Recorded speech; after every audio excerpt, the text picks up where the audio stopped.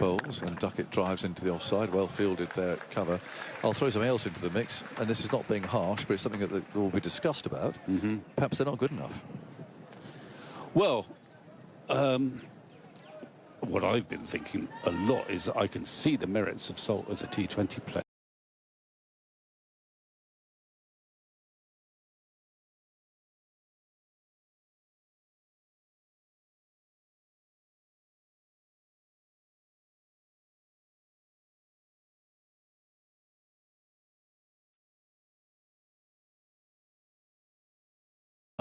That'll come for 4 because the man out of the leg side boundary is actually a deep square leg. The man inside the circle, actually just out of our view, the sight screen completely blocks out our view of the leg side field. But anyway, he obviously couldn't get near that one, which again was swinging even further into the pads.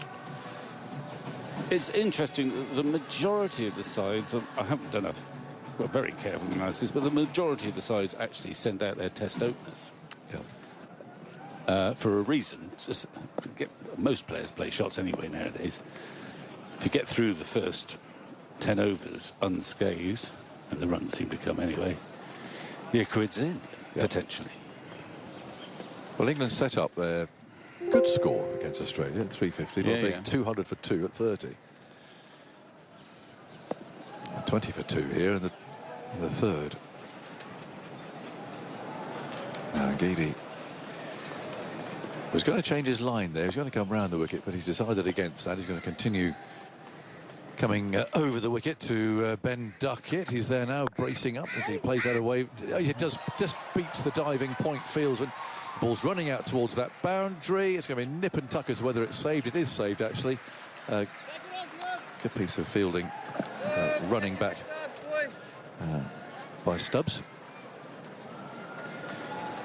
And they take 3 there. So Duckett goes to 17 from 9 balls. 27 for 2. On the evidence of what we've seen so far in this tournament, quite a lot hinges on this partnership. I mean, it's the 2 form players thrown together very, very early on in proceedings. No, I think it's a fair comment, Victor. 27 for 2. Ball was flying all over the place there, looking at the replay. Geeky's got a good sweat on it. It is a warm afternoon here. And Root, you hear him scratching away there, marking his guard. Not yet off the mark. Duckett 17 from 9. Root looks around the field. There's a slip and there's a gully. So there's a third man and there's a fine leg. Those are the 2 that are out. And Geedy runs in, bowls to Root on the back foot, plays that to that gully fieldsman that I was talking about there. It's fielded by Muller. It's 27 for 2 in the 4th over. England are out, but still the question of these semi-finals to be decided, and along with this match and the one tomorrow, India, New Zealand, which should be a really good game, actually.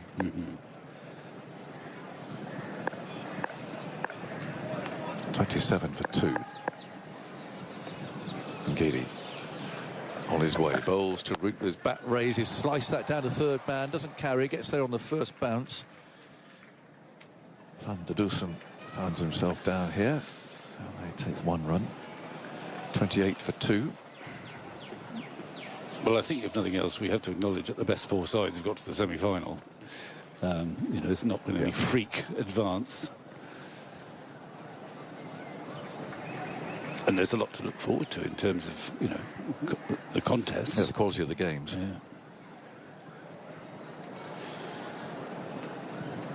Duckett looks around. There's 1 ball to go. In the 4th over, he's waiting now, and Geedy runs in a measured sort of approach, and he bowls. That's tucked away into the leg side. Wait on, shouts Duckett, as that's fielded at mid-wicket. And that ends the 4th over. So they're rattling along, 7 over, but they've lost those 2 wickets. Both Salt and Smith, the 2 you could argue in the batting lineup with the most to prove. Salt for 8, Smith for a duck, more from Victor, and then Simon Mann. I mean, the earliest suggestions are too, looking at what we've seen, is that actually it's not a bad surface on which to bat. The ball's coming on. We've seen some glorious shots actually from Duckett already. Jansen's got a bit of bounce, and that's dealt with both the dismissed batsmen. He got them on the splice, so there is a little bit of pace here, certainly by Pakistan standards. Hello, Simon. Hello, Victor. And good morning to everyone listening, and everyone listening around the world as well. Good afternoon, good evening, whatever. ABC in Australia, the ICC website. Live sports sector. Jansen bowls, open face, down towards deep third from Root, brings him a single, and takes England to 29 for 2. Start of the 5th over. If you want to have a look at those 2 wickets that have fallen so far. I wouldn't. Well, you've already seen them, Victor. So but people might want to make their own judgments before they, I don't know, pile in on social media. They're there on the BBC Sport website. There's also an article from Stephen Shumwell about the current situation with the England men and women's team, where he gets quite fired up as well. It's worth having a look at that, see whether you agree or disagree. 29 for 2. Duckett on 17 from 10. There's a slip in. And it's the left armour, tall left armour to the left-hander. Duckett bends at the knees. Jansen bowls to him. Duckett plays into the onside quietly towards Miller, rather, fielding it mid-on. Markram's at mid-off, the captain today. A bit of sickness in the South African camp. So a couple of changes for them. Stubbs is going to open the batting for the first time in his international career. Well, he's not batted above 4 in a list day game. So that's for later. South Africa in the field this afternoon on this it's a humid, warm day. It's not roasting hot by Pakistan or by Karachi standards, but it is pretty warm. Jansen bowls, forced away by Duckett towards mid-on, stopped by Miller wearing his green boots, and there is no run. Fair to say the prospect of England and South Africa hasn't exactly turfed them out of their homes in Karachi today. I can see lots of orange, purple, blue, green, yellow and red seats. A very colourful array of seats at this ground at the National Stadium. You stand at the far end since we were last here for England's 3-0 win under Ben Stokes a couple of years ago. Here's Jansen bowling, flicked away firmly by Duckett towards deep back of square legs. So firmly, in fact, and so accurately, it's gone away for 4. There is a fielder on the deep square leg boundary, but he could not get round. Nice stroke from Duckett. Takes him to 21 and England to 33 for 2. A mop of the brow from Jansen in the 5th over of England, winning the toss and deciding to bat first. It was on the pads and Duckett dispatched it. He dispatched it right out of the meat of the bat, because that absolutely, it's only a flick, but it sped across the turf. I mean, I think he's quite enjoying himself at the crease, Duckett, at the moment. He's timing the ball beautifully off his legs. And Jansen tries again and bowls to Duckett, and Duckett clips that one away nicely through mid-wicket. Probably get 2 this time. That fielder who's on the deep forward square leg boundary went to his left to start with, and now has had to go away to his right-hand side. It's Rickleton, Ryan Rickleton, who scored 100 in the last match. So 2 more to Duckett. England go to 35 for 2, end of the 5th. There have been a limited number of pluses for England to take out of this tournament, but one of them, without doubt, I don't want to put the mockers on him. There's no such thing as a commentator's curse, Victor. Has been the batting of Duckett. If he gets out, it's either the bowler's fault or the batter's fault, if you saw what I mean. Something to do with you. Okay. The big 100. He played pretty well the other night against Afghanistan. Jansen bowls. Duckett plays defensively into the onside. There we go, you see. Plays it up towards mid-on. Nothing to do with you whatsoever. End of the over. 5 gone. 35 for 2. Duckett has 23 and Root has 2. So it is a familiar tale in this competition. England have been 43 for 2, 30 for 2 and 20 for 2. It's coming down. And similar sort of shots. And the onus back on Root and Duckett again to try to repair the damage, which they've done, well, once very effectively and the other day reasonably effectively. In that Duckett got out just before the 100, but they did repair the damage. And Root played that really fine innings. I mean, England have actually been involved in 2 of the most interesting games of the competition. And that game the other day against Afghanistan was a gripping game. They have actually, played in the most watchable 2 games. There's a new over from Ngidi, guided away by Root towards backward point, and there is no run. I have to say, I think that one-day game the other day in Lahore was probably one of the best. The Afghanistan. Yeah, it was one of the best one-day internationals I've seen for a long time. Yeah, unless you happen to be a out-and-out England fan desperate for victory, but as a contest for the neutral, right up to the last over. What more do you want? Yeah, well, even for England supporters as well, it was, it was a really engaging day's cricket. Yeah, absolutely. And the Australian game was until the last 10 overs. Yeah. And Geedy bowls, Root drives, doesn't time it, goes bobbling out towards mid-off. And there is no run. I made this comparison the other day with one of those Indian World Cups when it was an incredibly long sort of qualifying period, and everyone thought, well, it's all done and dusted. We know who's going to get there. Until England lost to Ireland, then they tied with India, and it was a real scramble. And suddenly they breathed amazing life into their group, which everyone thought, well, we know who's going to qualify anyway. Well, they were involved in two belting games in that tournament. Well, earlier, those two games you talked about, but also games against South Africa and West Indies as well. Yeah. They've not got a great overall record against South Africa. South Africa have beaten them 4 times in their last 6 meetings. And that thumping in the World Cup in Mumbai, I mean, really stands out. And they were absolutely shellacked that day. Lost by 229 runs. 229 runs. 35 for 2. Root pulls that away. A low pull down towards fine leg. Not getting up there from Ngidi. It's Rickleton in action again. 1 more to Root. Root goes to 3. And England to 36 for 2. And actually, we're talking about net run rate today and what would need to happen for South Africa not to qualify. Actually, something similar to that, I think, would undo South Africa today. So, England getting, I'm not saying they will, I'm just saying England getting something like 380, 400, and South Africa being bowled out for about 170. I don't think that, well, even that might not do it. I think that might... get close. It would get close, I think, yeah. Yeah, it's not like unbelievably ridiculous, but it probably is extremely unlikely, based on the fact that South Africa would know what they need to chase. They have 2 scores later. And England are 36 for 2 as well, that's the other thing. Yeah. Midway through the 6th over. And Geedy ran the wicket now to bowl to Duckett, and Duckett plays quietly. Just a bit of grip in the surface there. Might have been a slower ball. I think so, and he has clipped the ball off his legs in the air, and therefore they've taken their slip out, and they've got a sort of shortest square leg to catch the ball off the meat of the bat, clipped off his toes. He nearly pushed it to that mid-wicket fielder. And I think there. That might have been a slower ball, but yeah. Where's our magic machine? Didn't tell me. 36 for 2. Something called the fruit machine that television usually use, and we've got one for our commentary in this series, all sorts of facts on it. Right? Not the speed of that delivery. It's normally up there.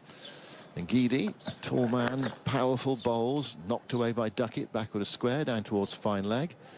That's Van der Dusen territory. And there is 1 more run to the total. Root has 3, Duckett has 24. We have had very nearly 6 overs. That's the last ball. Everyone was moving out there, so I thought it might well be the end of the over, but of course it's the left-hand, right-hand combination. Chris Wokes joins us. Hey, Simon. Salford. Yeah, nice to see you, Chris. I can see you actually on my screen in front. Hopefully you can see me as well. I can see you bright and clear, which is excellent. Nice to see. That's good news. We can be in sync. 37 for 2 as Ngidi walks back to his mark at the far end. Root settles over his bat. There's a slip and a gully in. And Ngidi goes in to bowl to Root. And Root is forward, playing that firmly away into the offside towards mid-off. There's no run. It is the end of the over, so 6 overs have gone. And England are 37 for 2. You are just joining us on a Saturday morning. Salt out for 8 on the pull, caught by Van der Dussen. And then Jamie Smith also out to a short ball, caught by Markram off Janssen for 0. So it was 20 for 2. It's now 37 for 2, Chris. What have you made of it so far? Yeah, unfortunately a familiar start, hasn't it? Losing early wickets in the power play has kind of been England's downfall, I suppose, in the last few games, particularly in this competition. Losing Salt and Smith early, puts the pressure on the guys coming in slightly down the order. It means Ben Duckett needs to kind of reassess a little bit and kind of rebuild, I suppose. And far too familiar position, I suppose, unfortunately for England this comp.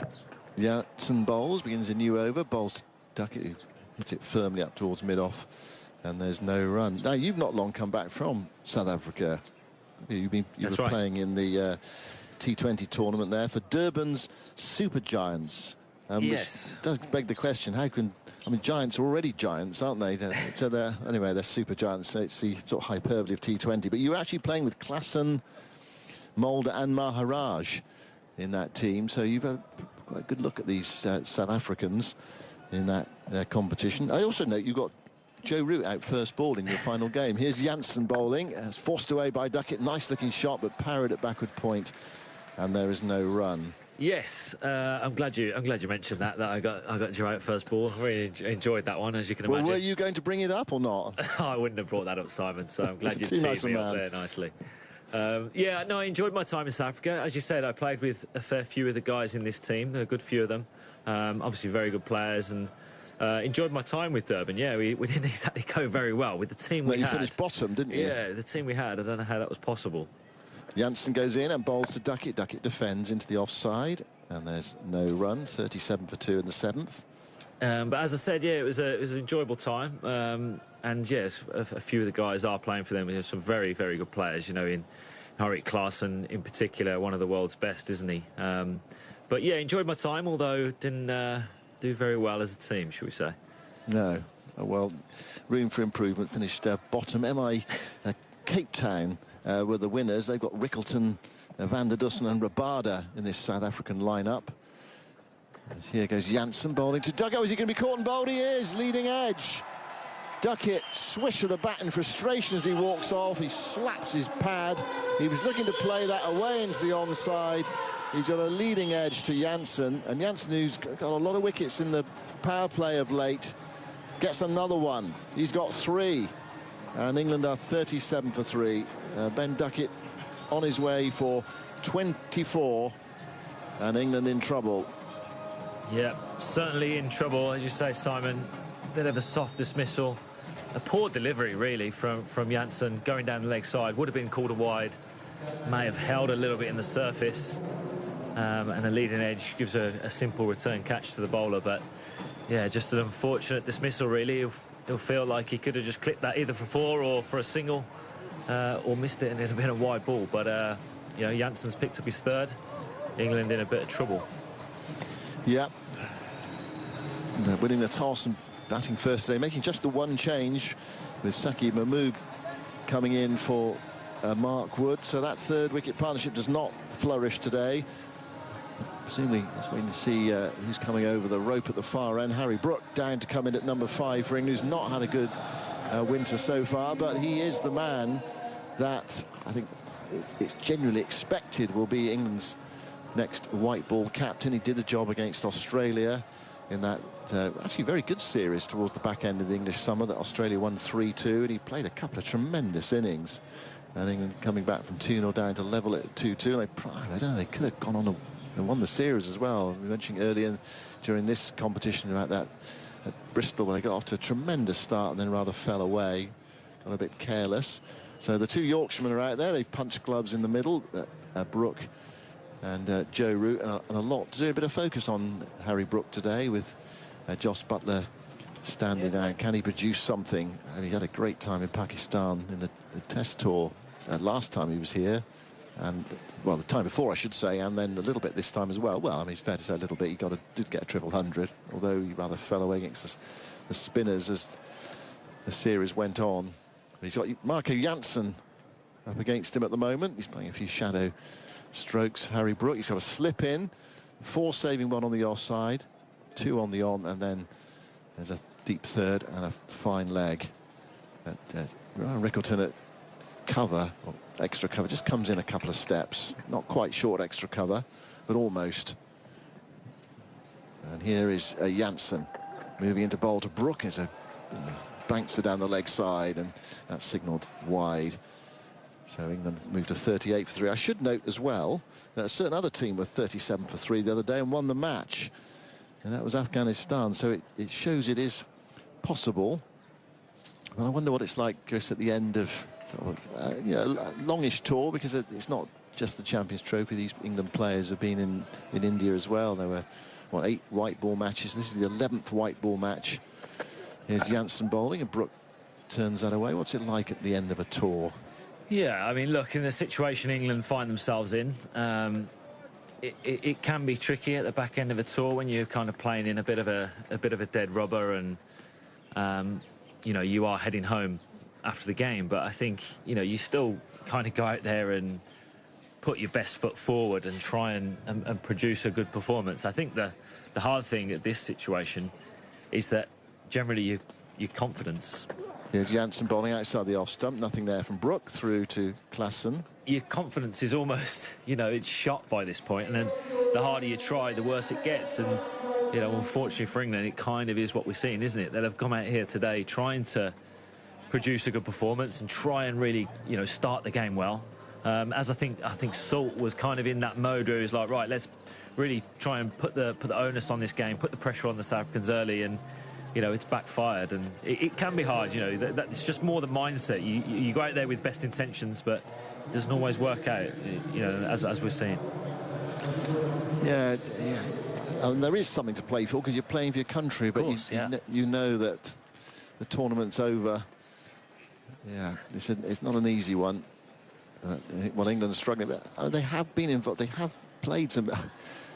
They batted reasonably well in this competition so far. Scores of over 300. The bowling, that's perhaps something to look at in the future. We talk about changing the captain, but there might be other structural problems as well. Selection issues to sort out as well. You think of football teams that change their coach, it doesn't necessarily make a radical improvement straight away because there are sort of problems elsewhere. Anyway, that's something to sort out in the future. 38 for 3.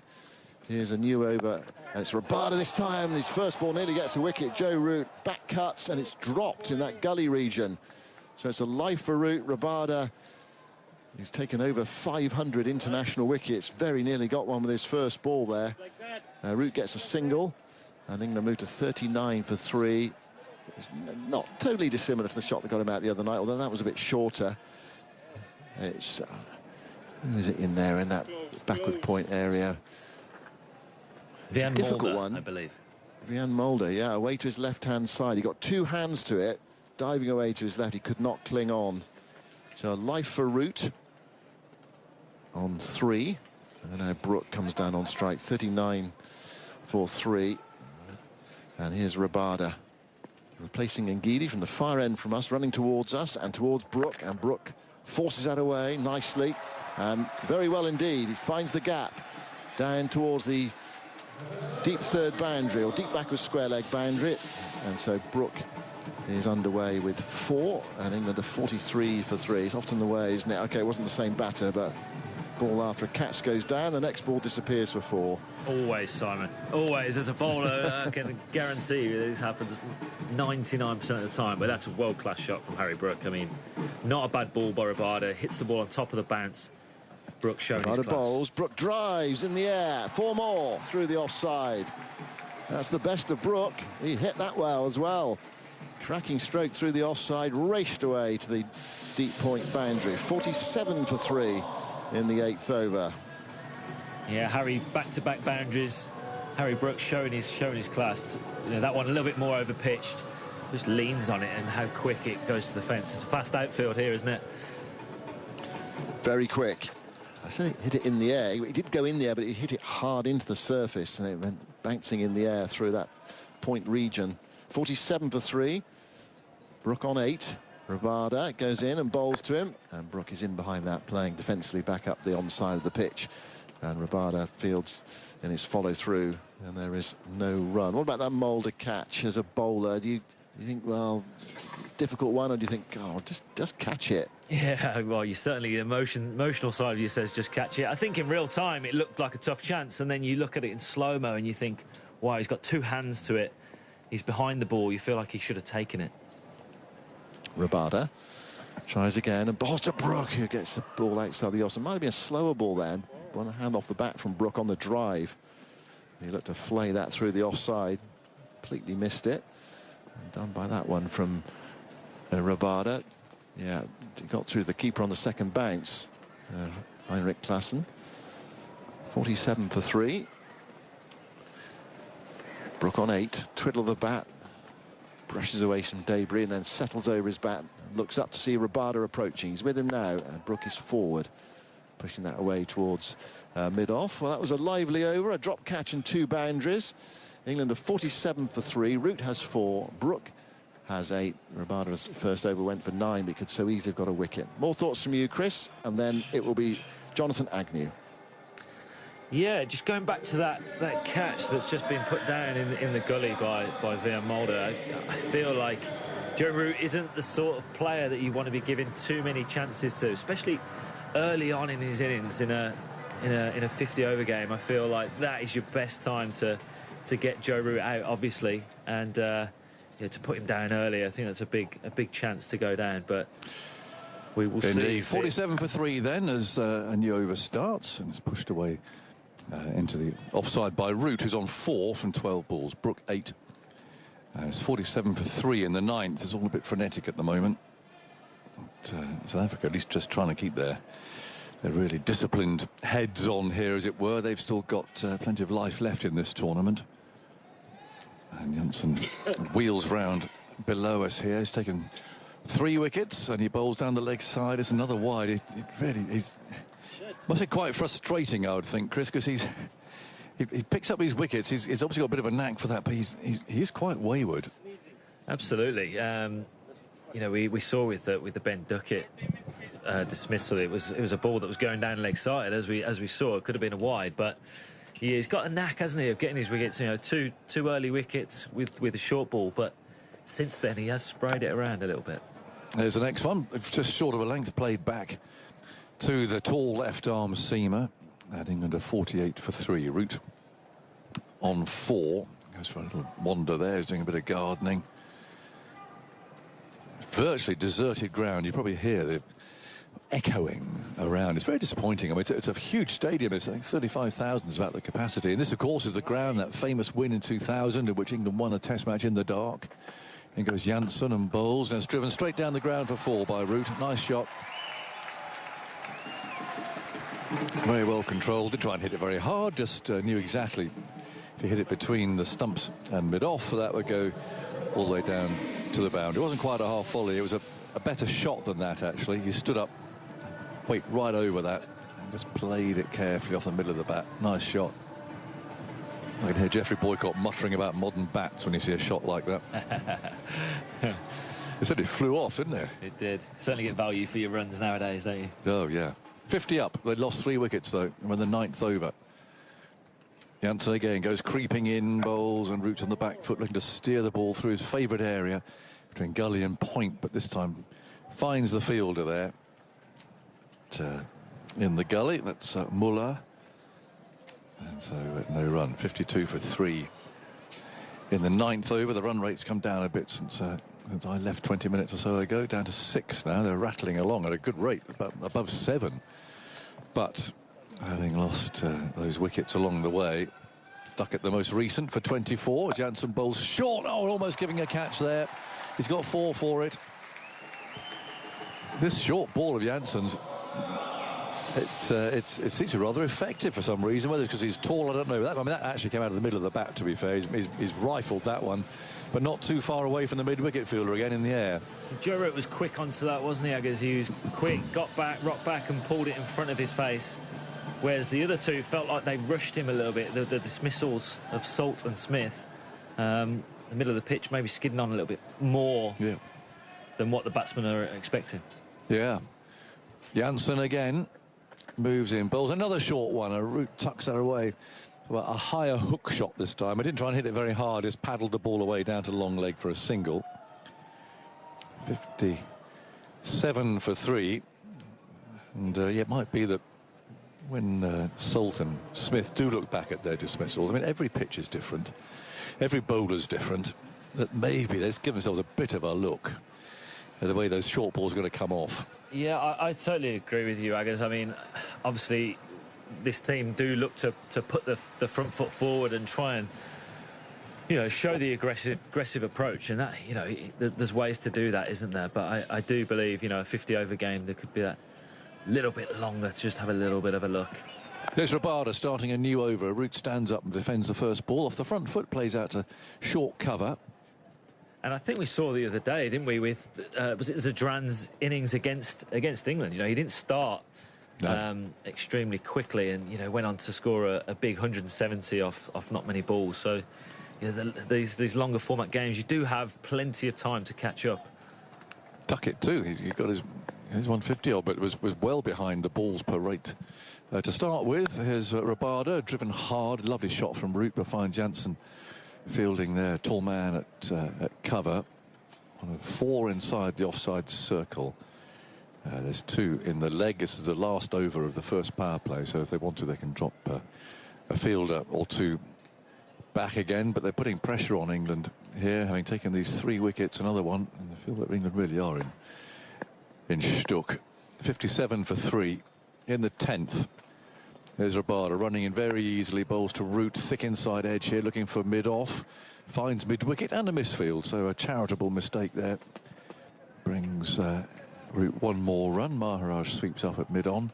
58 for 3, with 3 balls to go in this 10th over. So a small crowd, nothing like the teeming traffic outside, which is pretty chaotic actually. It's amazing how, I was saying to Khalid, who takes us around throughout Pakistan, of course, in comes Rabada, bowls and pushed away by Root into the offside. One of the big extravagances and waste of money in Pakistan are actually the white lines that create the lanes on the roads. Absolute waste of time, waste of money. Just don't bother with them. Certainly people don't take much well, none of them do. notice I mean, there are 2 lanes officially marked out on the way back, and there were 4 lanes, actually 4 lanes of traffic, and the motorbikes and everyone else as well. But just save yourselves some money. Here's Rabada, bowls. Oh, he's come down the pitch here and driven beautifully for 4, I must say. He's freed himself up there and played an immaculate square drive and broke through the offside. He's looked extremely powerful there. He just gave himself a little bit of room, opened it up, bang. Not much you can do as a bowler there, I don't think. No. Rabada's popped the ball on a really nice length. Harry Brook using his feet, but very late. Hits the ball under his eyes and smokes it through the offside for 4. Great shot. Yeah, really fine shot. 62 for 3. Here's the last ball of the 10th. He tries to do it again, but Rabada saw him coming and follows him and just drops the length a little bit as well. And that actually missed the leg stump with Brook playing an offside shot, so you can see how far he's retreated. 62 for 3. 10 overs gone. That is, you know, it's an opportunity here for Brook, isn't it? Everyone's talking about him being the next captain. Well, you know, let's see how you bat with that sort of talk going along, because you're going to have to do it when you're captain. Absolutely. It's also, you know, as we spoke about at the top, Aggers, is, you know, there's no such thing as a dead rubber when you're playing for England. There's always an opportunity to impress. And as you said, there's potentially be some changes moving forward. So it's a great opportunity for guys to put their hand up and want to be a part of that moving forward. Change of bowling at this end for the first time. So Janssen's bowled his 5 overs, 3 for 29. And we've got Mulder coming on now, right arm seamer, wearing number 24, not as tall as Janssen. Appeal flag before wicket, first ball. Rod Tugger's not interested. Just cut back a little bit there at Joe Root. Clarkson from behind the stumps is saying, oh, what do you think? It did nip back a little bit, but he was on the front foot, and I don't think they're interested actually after a short consultation in reviewing this. The DRS time is ticking away. 3, 2, 1, there it goes. So they're not going to do that, but I think we struck him outside the line. We'll have a look. He took a pace down the pitch. Funny, I guess the only person interested was the bowler. Well, that's usually the way, isn't it? Surprise, surprise. I mean, that was a very ambitious appeal, but yeah, he came down the pitch for a start. Root's on 14 from 21 balls, waiting bat raises. Mulder runs in again, bowls to, that almost bowled him. Short of a length and a pull shot. And I had to see if they just held that back a little bit or not, but it certainly went underneath Root's bat, who's lining up that pull shot. Was it a slower ball? Yeah, he just rolled his fingers over it, just a whisker away from hitting the top of off. 62 for 3 in the 11th over. Have they put another fielder out? Yes, they have. They put actually a deep square leg and a deep point. So deep point, third man, long leg and a deep square leg, all on the boundary. And then inside the circle, there's 5. Mid off cover, backward point, mid on and mid wicket. All walking in now. As now, what's going on there? There's some talking going on, because I heard it in my headphones. Root's pulled away. I'm not sure where that is coming from. It sounds like a strong South African accent to me. And Root's pulled away. we have a feed of the stump mics here, but someone was talking there literally as the bowler's about to let the ball go, so I'm not surprised that Root pulled away. 62 for 3 in the 11th, so bowler's got to come back and try again. 62 for 3.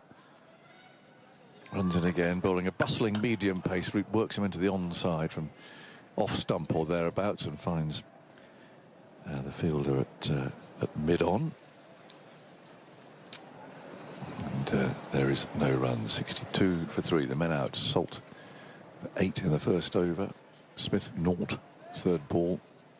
Both the pull shots mistimed. Duckett caught and bowled for 24. So what can Root and Brook do to try and salvage something here? And they can't get home having lost every game, surely. Bowled up over the wicket, bowls, and Root's got hold of this. Out towards deep mid wicket it goes, and it bounces off the fencing. So crowd protection fencing, if you like, and back, well, it rolls back in about 20 yards into play, so you can see how hard it went. Really got hold of that, just short of a length, really. And that's come out of the middle of the bat. He's smashed it over mid-wicket for 6. Not really a shot you would usually see from Joe Root, is it?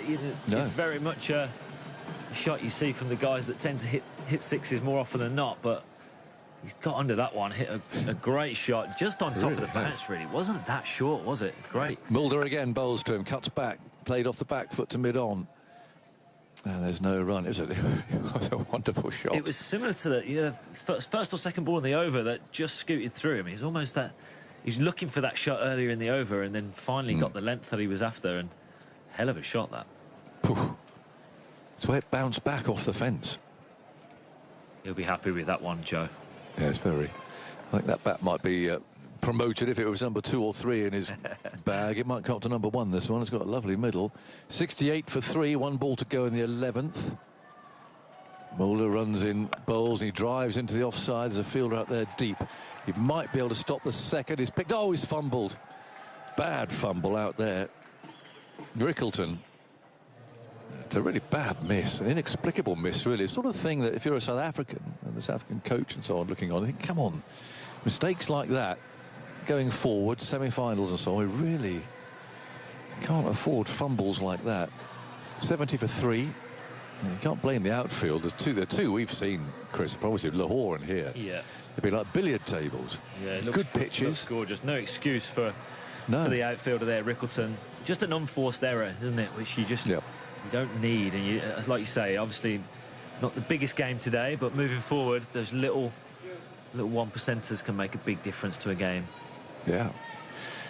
Well, South Africa are 8 minutes behind on the over rate at the moment. They'll make that up. They've got Maharaj to come on, but they are behind at the moment. And we've got Brook, who's played some handsome shots so far. Waiting for Rabada. Comes in from the far end. Oh, there's one that bounces. Really took him by surprise. And almost giving a catch into the gully there. The fielder not quite able to come in and catch that, but that was a fine delivery. Really climbed. Rabada just bending his back. Yeah. Really effort ball. Like you say, just lifts off the back of a length. Surprises Brook. And lucky that didn't balloon up to backward point.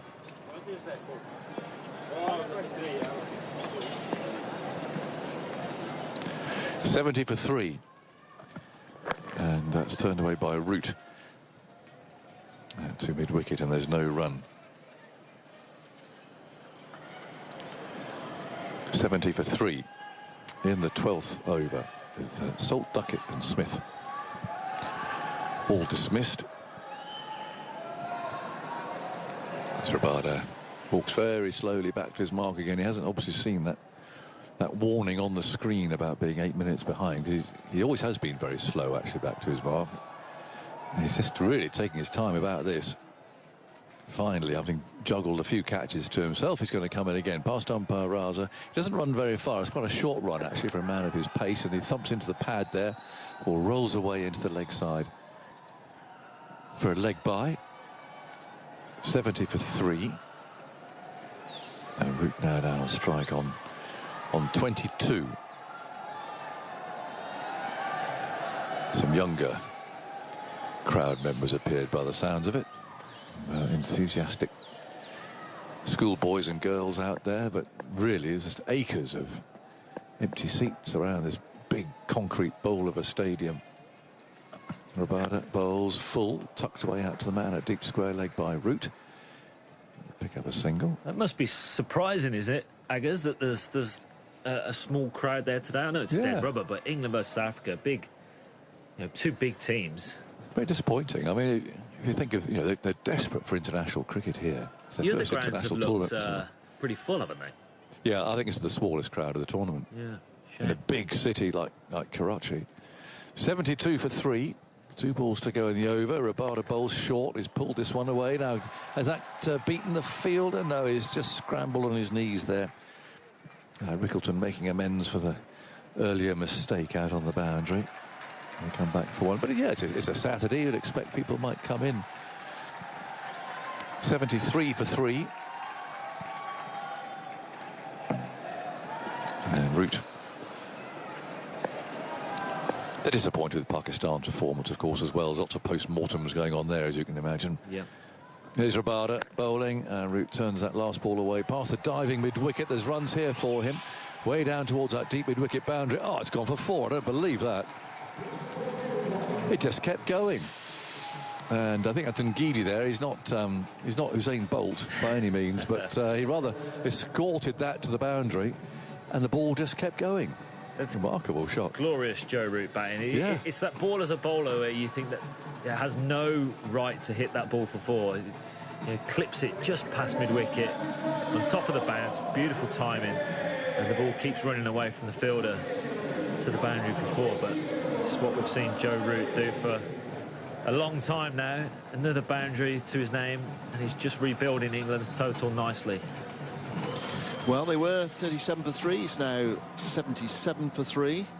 They've had 12 overs. Again, England scoring at a good rate, 6.42. The wickets column. That was what really undid them against Afghanistan early in the week. Here's Mulder moving into bowl outside the off stump, guided away by Brook towards Rickleton on that deep cover boundary. So 1 more to the total. 78 for 3. In terms of the crowd, I mean, it's what we did see a little bit in Lahore was people turning up later. Well, that was weekday cricket as well, but also the fact that you're sitting out in the warm sunshine in the afternoon. You don't necessarily want to do so, but there's no excuse for that here, because there's a lot of coverage of this ground. You get the protection from the roof. Mulder bowls now to Root. Right arm over the wicket, bowls a ballooning bouncer, and that's called wide. Root hoofed him away in the previous over for 6. That time he just ignored it. That was a bit higher, actually, that one. And down the leg side a bit high as well. So 1 more to the total. 79 for 3. There are a few spectators, though, sitting in the open at the far end of the Majid Khan enclosure and the Zahir Abbas enclosure away to the left-hand side. A couple of batters there that I'm sure Victor wouldn't have enjoyed bowling at. Certainly, you would have bowled at Majid. I'm not sure. You definitely bowled at Zahir, wouldn't you? I bowled at both of them. Yeah. They quite enjoyed it. I'm sure. Mulder bowls. Well, they were class players, both of them. Root comes forward and plays that towards mid-wicket. It's picked up by Janssen, and there is no run. Probably more at Zahir, who's played a bit longer. But whether he was playing for Pakistan or Gloucestershire, he didn't seem too threatened by my off breaks. How many times did Zahir hit you into the graveyard at Taunton? He used to hit it mostly along the ground. Yes, he did, didn't he? Yeah, that's fair. I mean, they talk of him playing against Derek Underwood, probably at Bristol. Just watch this. Yeah, here's Mulder. Bowling down the leg side. That's going to be another wide, I think. Yeah, signalled by umpire Rod Tuckey, yeah. And 80 for 3. Underwood would have, I'm plucking out Underwood as one of the best left-arm spinners England have ever had. And he would have possibly 5 or even 6 men on that offside, and he would still find the gap. So found the gaps fairly easily with me too, come to think about it. I did play against Majid, who was a gloriously graceful player, patrician sort of batsman. Shahid Afridi enclosure away to our left-hand side. Slightly different sort of player. Mulder bowls. Forward comes Root, playing that into the onside straight. There's no run. That one's collected. So 80 for 3, midway through the 13th over. Now this final game in England's group. There's one more group match tomorrow. We'll bring you that on 5 Sports Extra. India against New Zealand. It's significant for who wins what, or who plays where. Yeah. We know actually where India are going to play. We know where New Zealand are going to play. Come to think about it, we know. Yeah, we'll see New Zealand in Lahore on Wednesday, won't we? Come what may, but we don't know who against. Mulder bowls. Strikes the pad there of Root as it goes into the onside. Jansen's after it. At least felt like a leg by. Yeah, umpire Tucker is about to stroke his right knee. There we go.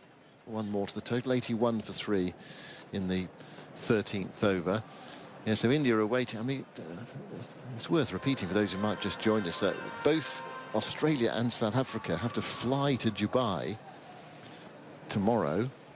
Well, Australia might have already gone, but South Africa have to go to Dubai and then might have to come back for Lahore on Wednesday. They have to wait for the end of that match tomorrow to find out which team they're going to be playing. Strikes the pad there of Brook as it goes into the onside. There's half a shout from Mulder. There might be an inside edge on that. No, umpire Tucker's ready to stroke that right knee again. There we go, 82 for 3. Coming to the end of the 13th over.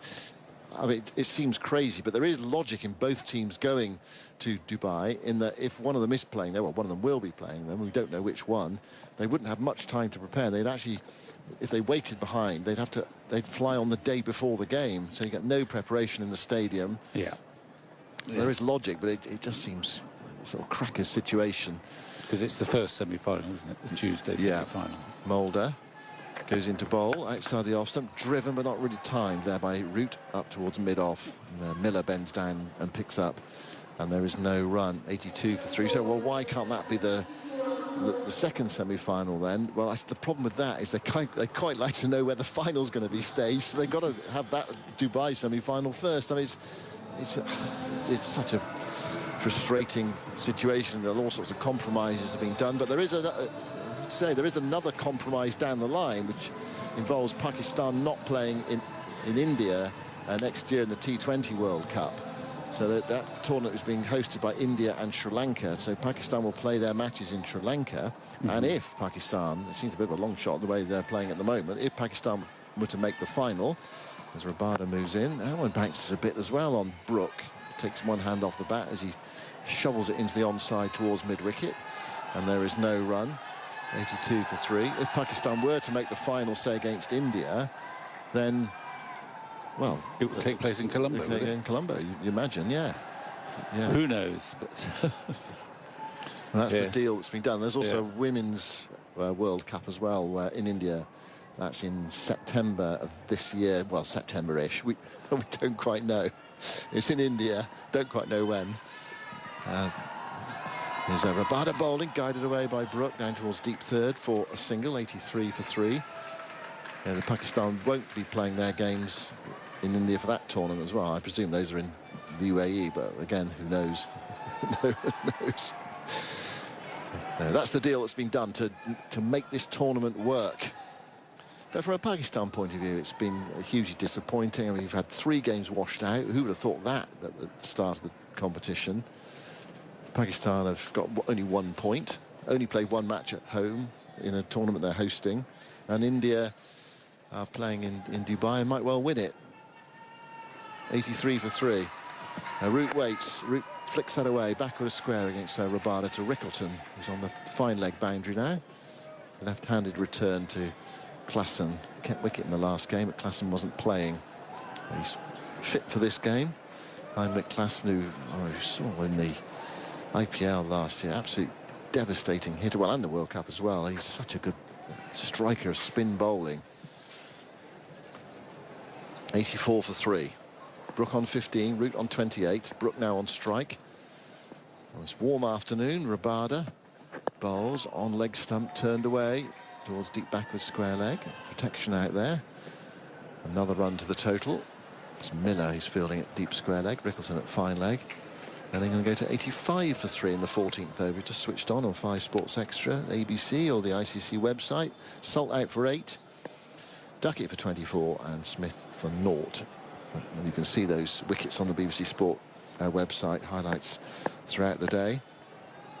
I'm not sure Jamie Smith and Phil Salt will be logging on. Rabada bowls, and not for the first time in this innings. Root pulls away at the last moment, then points out towards square leg. He's having a word with one of the fielders. I don't think he's the culprit here. But he's hearing something that's distracting him, whether it's the South Africans talking out there or I don't know, something in the stadium. I certainly didn't hear anything in the stadium that time. Jonathan said he heard something before when Root pulled away. But I didn't hear anything that time. Well, there aren't that many people here.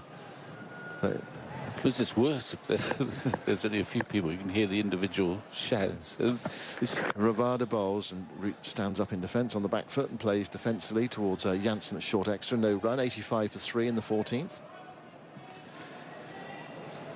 And he's girding himself, Root. I mean, he's just played a major innings 3 days ago, I suppose it is now. Hold the innings together, and glory be, he's got to do it again. Do it all again. Rabada. Oh, he goes into ball, and Root pulls away once more. Well, I'd like to be able to solve the puzzle for you. I can't solve it for myself at the moment. I don't know what's happening out there. And that's 3 times that's happened. And 3 times, just as Rabada was about to bowl as well. And no one seems that bothered. I think they've all accepted as if, they can all hear it. Whatever it is, they all heard it themselves. Curious. I mean, there is someone walking above the sight screen at the far end. Maybe it was that. Could have been that, yeah. But well, if that's the case, there's someone still doing it. And Root settled over his bat. Rabada moves into bowl, and Root again plays that as if it bounced a bit more than expected. Brooks done that twice now. Extra pace from Rabada. Picks up the ball, lobs it to the umpire, Hassan Raza, at the end of the over. 14 gone. England are 85 for 3, and it's time for the ground staff in their purple tracksuits to come on and remark the creases because the drinks are coming onto the field. So we've had an hour and 10 minutes cricket. 85 runs, 3 wickets. It's been an action-packed start again. Root 28, Brooks 16. Well, it's England's usual start, by hook or by crook. They've actually put together quite a handy partnership. 48 runs from 48 balls. This time it's Root and Brook, who's played 2 or 3 glorious shots. Brook through the covers. He's run down the wicket or given himself space to hit Rabada once or twice, and once or twice he's missed it. I think that spurred Rabada to bang a few in short to him to try and keep him honest. So, as ever, the run rate is ideal. It's over 6 runs per over at this relatively early stage. But the wickets column is a bit dodgy, 85 for 3. So much, therefore, depends on Root and Brook and Buttler to come to get England to the sort of total that you think might be competitive. And that total, from what we've seen, well, as ever, in Pakistan, it's another good-looking pitch. We haven't seen the spinner yet. I don't know whether it will spin much here, but historically, it's tended to spin a bit more in Karachi than Lahore. But you feel that the competitive total, well, it probably begins with a 3 again. England have got 300 plus in every innings. They'll do quite well to do that again today, given all the circumstances, but it's not impossible. They're going fast enough. Yeah. And 300 has been scored in the 2 previous games on this ground, in this competition, and it's been good enough to win the game. So the 2 matches that have been played here before, New Zealand making 300 against Pakistan in the opening game that really, we feel almost snuffed out Pakistan's chances of qualifying, simply because then they go to play India and Dubai, which is always going to be a tough assignment for them. And then South Africa against Afghanistan, they made 300, and Afghanistan fell about 100 short. So the recipe here is score 300 and win the games so far. And if England repeat what they managed in their previous games, they might come out with a victory. But it's a good South African side. They've got a lot of devastating hitters in that lineup. No Bavuma today, but they've got Tristan Stubbs opening the batting. Stubbs and Rickleton, Van der Dusen, Markram, Klassen, Miller. It's not a bad top 6, that, in terms of ball strikers. Nope. And then some useful all-rounders as well to come after that, Jansen and Mulder, and Maharaj, Rabada and Ngidi. So. Well, they're quite well equipped, aren't they, South Africa? They've got Maharaj, who's proven himself over the years now to be a very good international, calm, perfectly orthodox left-arm spinner. So we'll see him, and if they want him, in fact, we're going to see Maharaj now. Markham has bowled some handy off breaks as the sort of sixth bowler. And we'll probably see a bit of him as well. But let's see what Maharaj does. Let's see if he finds any spin. There's going to be a slip for him.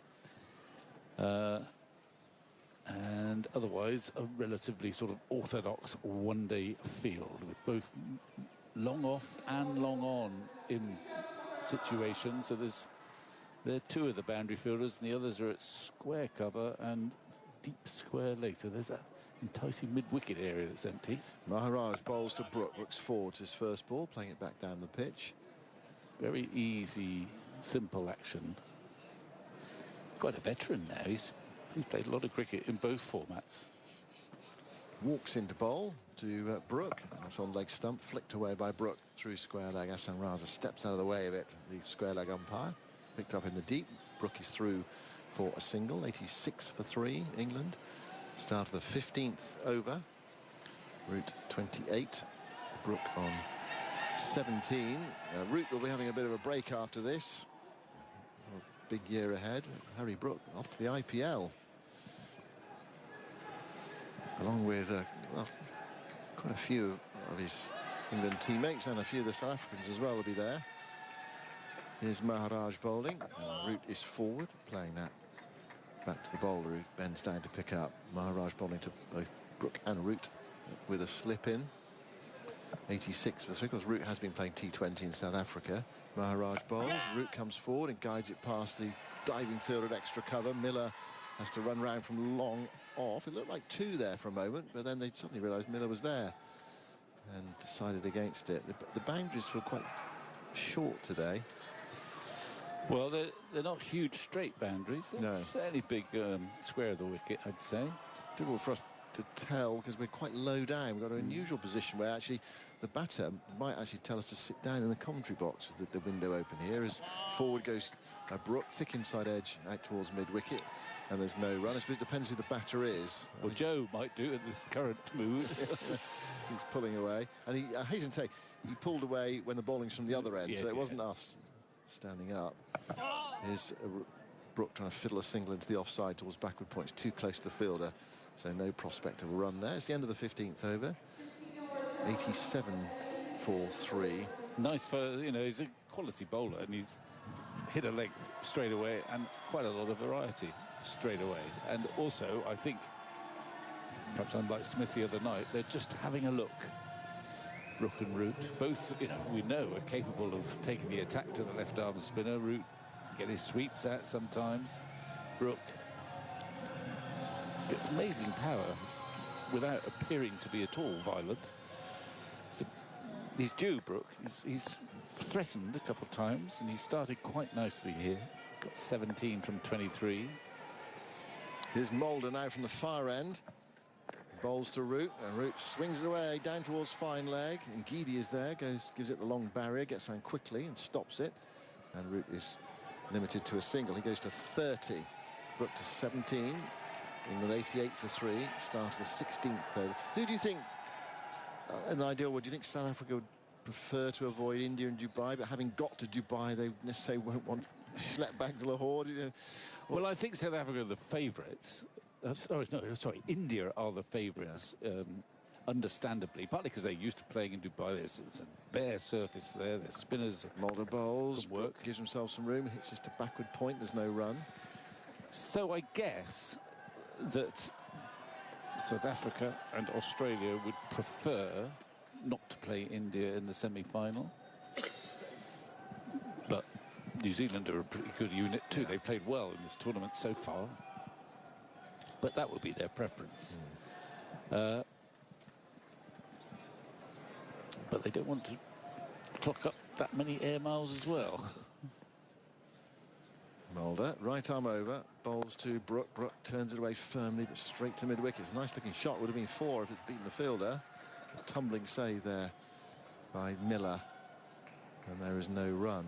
Just fancy against Mulder, both these players, not so much against Rabada, but against Mulder, they feel they can take him on. He's not. Yeah. Well, he's not so experienced. He's not as good as. He's not quite so quick either. Rabada, yeah, so it makes a difference. I mean, he's lively. He skids it on. He's not a huge man, but he's coming in at around about 138 kilometres.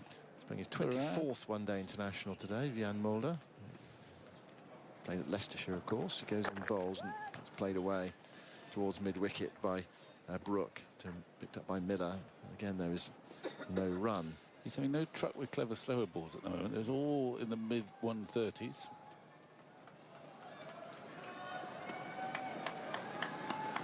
Where does that take us? To sort of early 80s, roughly, is it? Oh dear, I've asked the wrong person. Where's Agus?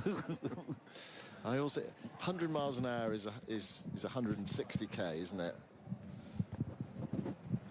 This is Mulder. Got quite a long run, moves in again. Brook goes leg side, anticipating a ball that he can hit through the offside, but Mulder follows him, digs it in, and it's too short for the umpire's liking. Flies through to Klassen, and a wide is signalled. I don't think Mulder was that enamoured with the umpire's decision there. Just for a moment, he sort of looked with his hands on his hips to say, come on, that's not a short ball. Our research team, we've got a research team here, and one of the youngsters has come up with, 135 is about 83 miles an hour. Right. So, yeah, probably lively, but 84 in this over then. 89 for 3 with that wide. Mulder bowls again. Brook goes leg side. He follows him. He slams it out to deep backward square leg. Goodness me, hit that hard. So Brook is going leg side, looking to hit him offside. The bowler's following him. And Brook trying to take it on through the leg side. It's a good battle, actually. I mean, it's clear they do think that Mulder is the bowler that has to go or could go. 90 for 3. Brook goes to 18. Root back on strike as I look over his left shoulder. I see where Ngidi is at fine leg, and also the deep square leg fielder. Brook very still, and he raises his bat. Mulder bowls to down the leg side. Brook, Root tries to swish that away, misses. It's another wide in this Mulder over. It's kind of a warm day to be bowling 8-9 ball overs. I guess I wasn't there, but it's not quite as warm as it was in Mumbai when South Africa batted first and knocked up 399. Well, that was one of the issues that day. Is you thought you were there, were you? Yeah, it's going to be so punishing today. Bat first, England put them in. Yeah. Had the analysts not taken in temperature? Well, 91 for 3. Flicks that through forward square leg, and they're through for a single. 92 for 3. And the thing is, it's always pretty warm in Mumbai, isn't it? It's always warm and sweaty. Anyway, they put them in, and they paid the price. 92 for 3 after 16 overs, just the 200-run defeat. More from you, Victor, and then Jonathan's coming back. Well, it's a significant partnership now. Normal cricket has resumed, if you like. They've got 55 runs between them. At a good rate. I mean, decelerated a bit, but the field's spread. Just got to find the energy to look to play a big innings, both of these guys. Maharaj then continues, and his first ball's tucked away into the leg side by Root, who runs the first one quickly, but they're not going to get a second. Fielder's already picked that up, coming in from the deep. And so it's 93 for 3 in the 17th over. And everyone's wondering, yes, we shall be remaining here, of course, for the semi-finals and the final, wherever that may be. Lots of contingency plans. Well, Dubai is at least on the way home. 93 for 3. Maharaj bowls, and he's down the pitch here. Brook driving him out to point. And they take one more run. 94 for 3. It's been quite quiet in Lahore for a couple of days, though. You got much lined up, Victor? Well, I know you've got to go to your tailors to see whether they've done what you've asked them to do. Don't say it quite so sniffily as Maharaj. That's a reverse sweep, very well played by Root. He does play that shot well. It doesn't look frenetic or rushed or uncontrolled. It looks like it's part of his normal repertoire, which indeed it is. He just plays it so easily. He goes to 36. He just got it fine enough too. He middled it, raced away, and it beat the guy who was at backward point, which came square leg once he turned round. He's still so balanced, isn't he, when he plays it? That's the point. He's fidgeting around a bit and losing their balance and so on, but not Root. He does it again. It's in the air. Shannon catch it, but that might have been a very low chance to Rabada. at that sort of reverse sweep backward point position. I think there's disappointment expressed in the South African was camp there. I think our pitch microphones need turning down. I think it's Mr. Klaassen. That was a low chance to Rabada's left. I think goes Maharaj, tossing that up. He's hit it high. He's going to be caught here, I imagine. Is he? Or has he got away with it? Let's have a look. Oh, it's an excellent catch. Excellent running catch by Marco Jansen. That was in the air for ages.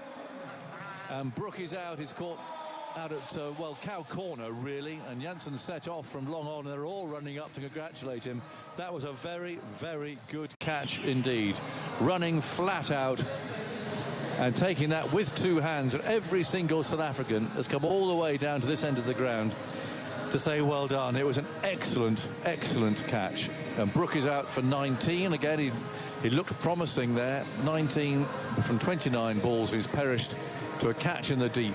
And England are now 99 for 4.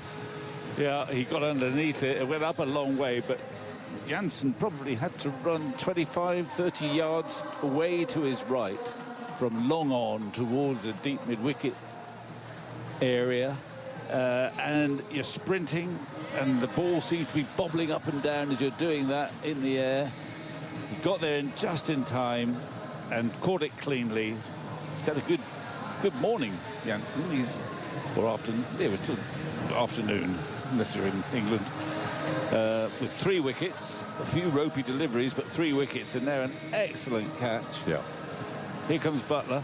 It's not his last innings by any stretch of the imagination, but it's his last innings as captain. Let's see how he goes.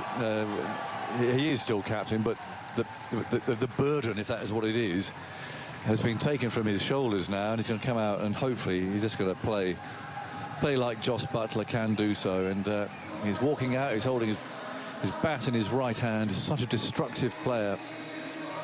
As ever, he's coming in with a tricky situation. Yeah, facing him. 44 is ranking place. I mean, he should be so much higher than that. Yeah. Should be the top 10. Certainly top 15. Well, he has been. I mean, he's been an incredible one-day player, but there's no reason why he shouldn't touch those heights again. What a great catch that was. Yeah. He had to keep sprinting, keep going. Yeah. Really good catch. And sprint like that, but without ever taking your eye off the ball, obviously. No, it was excellent. Just showing how far he ran. He ran 30 metres, full tilt, while watching the ball up on a pale blue sky. And grabbing that catch. So really, really good catch from Jansen. 99 for 4 in the 17th. And we've got Butler facing his first ball, which is tucked away to long on. Jansen again fields. And Butler's off the mark. First ball. 100 up for England, but they've lost 4 wickets. 17 overs gone. But the tailor, Victor, really, I've been encouraging you all these years to try and freshen up your wardrobe. And if you really don't want a made-to-measure shirt for £16, made to measure, £16.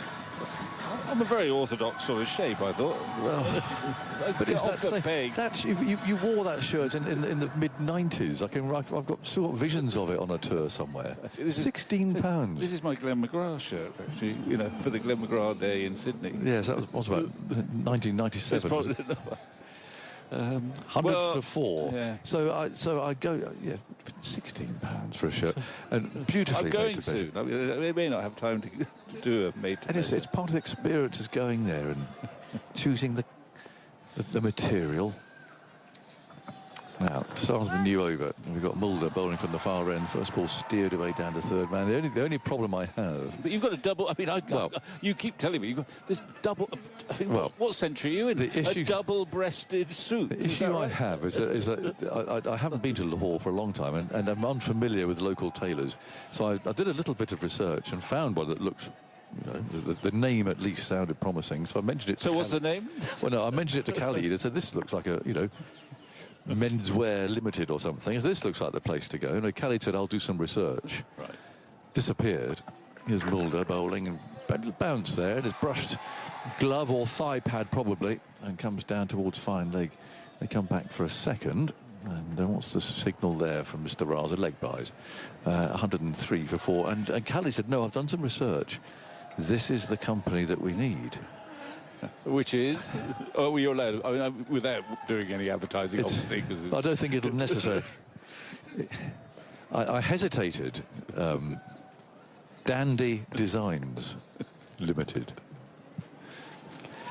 So you're still confident then? Well, we went to Dandy. I said to Khalid, look, I don't know what Dandy means here in Lahore, but 103 for 4. Oh, he's bowled him.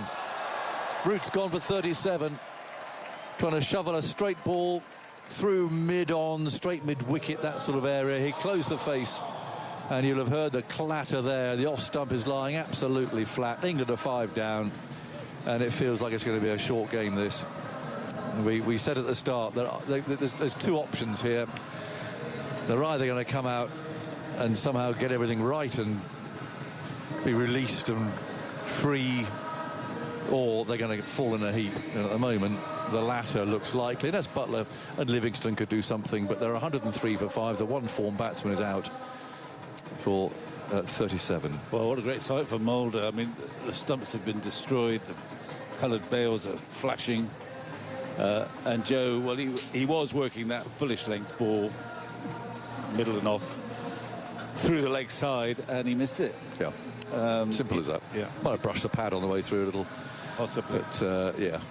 So, I mean, he was trying to dig in.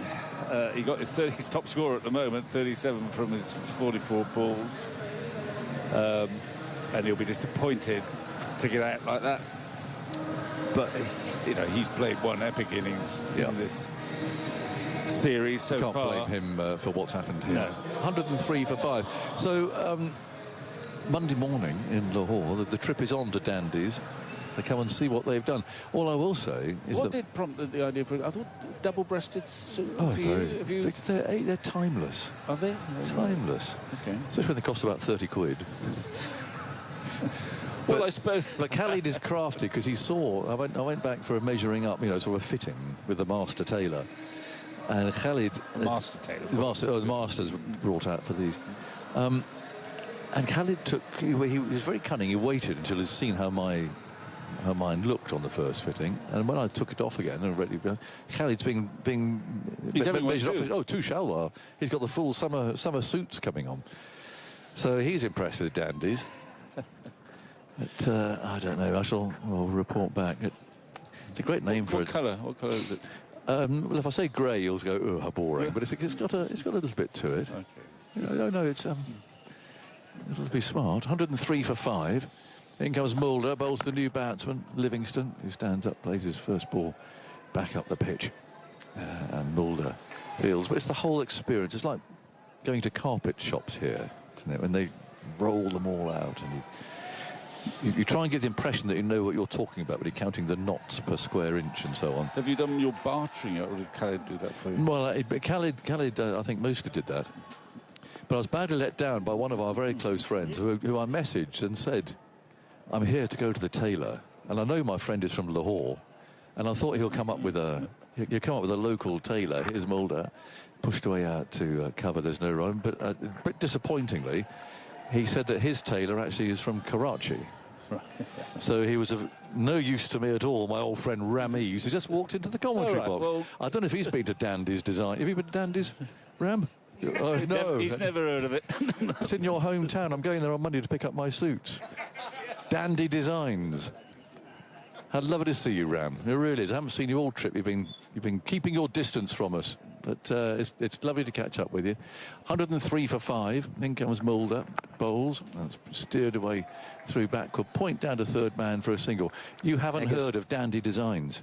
Dandy Designs. Well, I know when you wear one, whether you look dandy or not in that.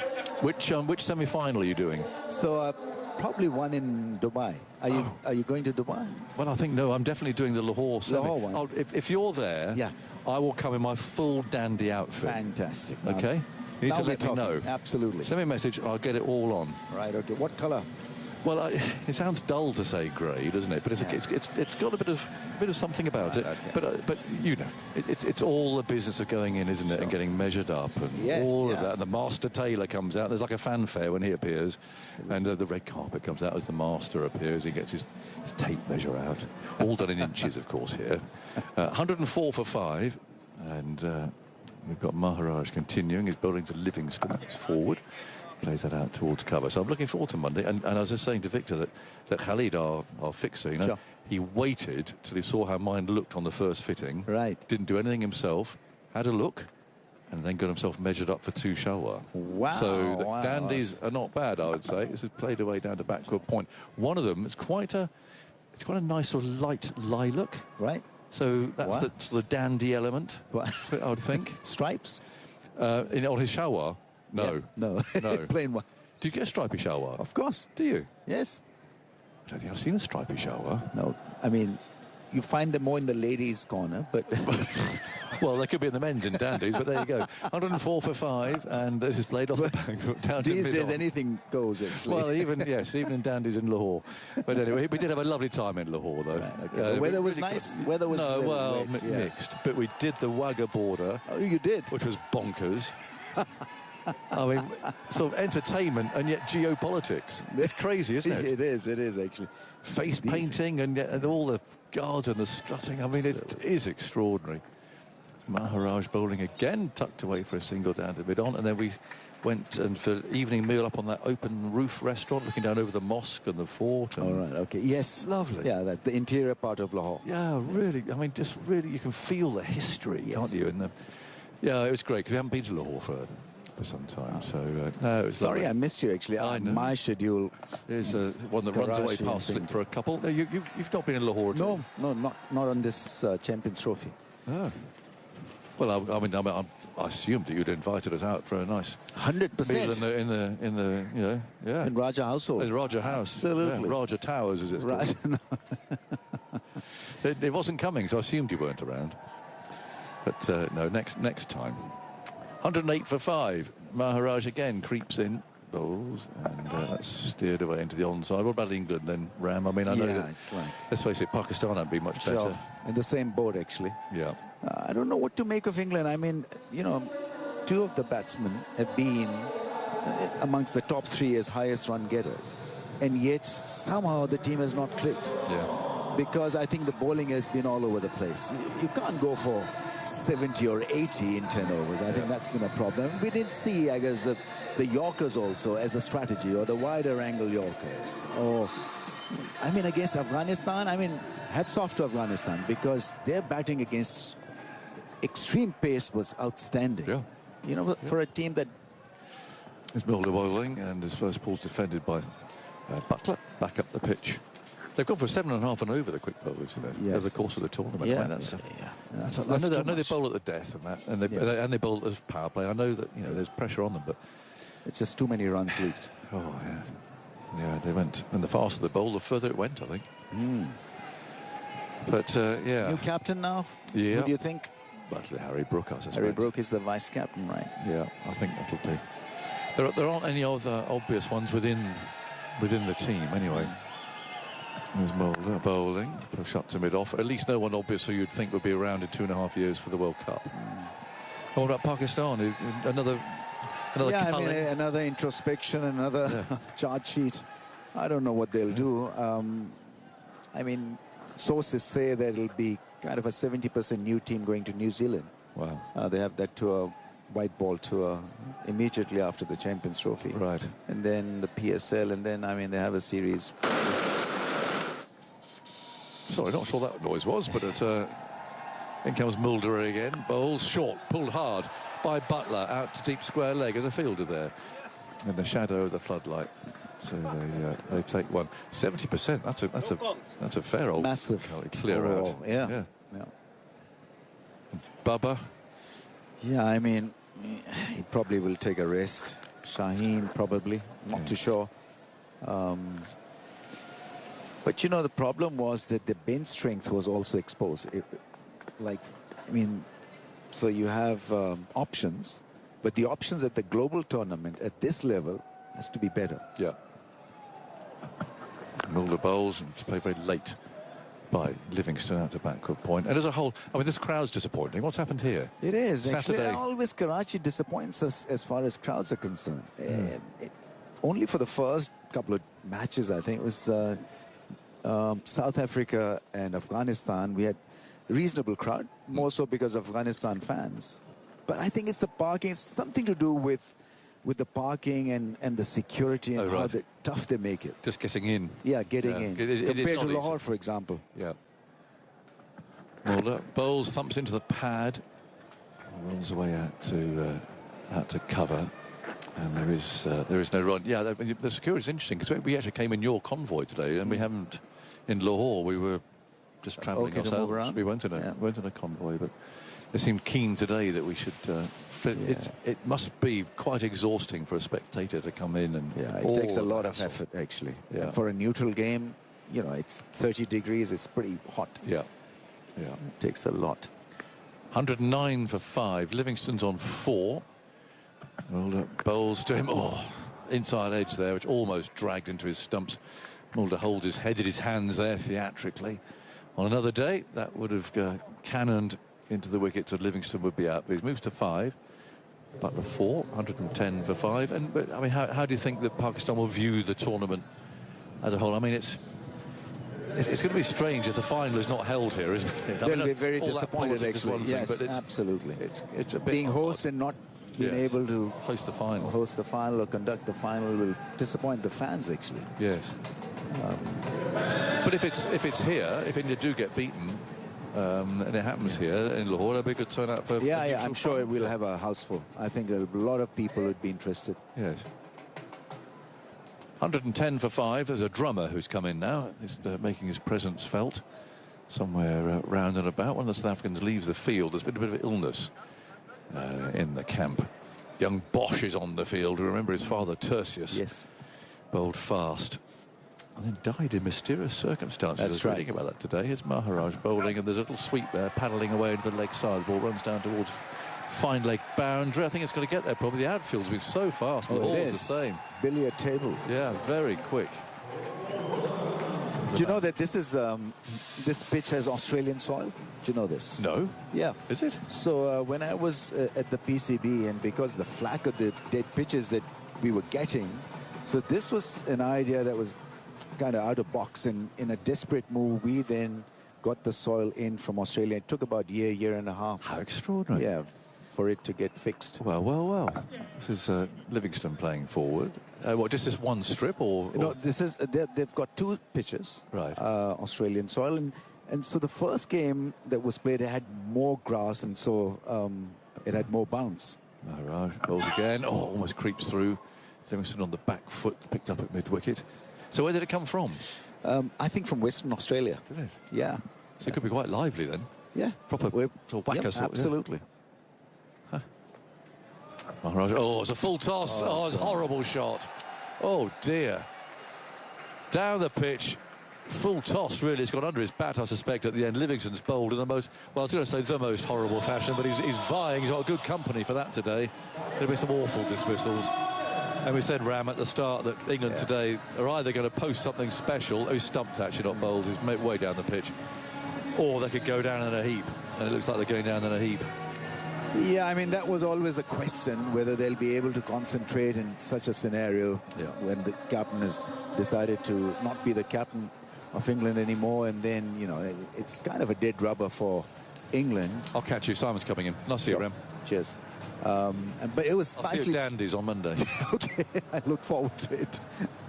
It was nicely bowled by Maharaj also. He flighted it and bowled at a lesser pace also. We're talking about 74 clicks compared to 91.3. And so he clearly beat him in the flight and lack of pace.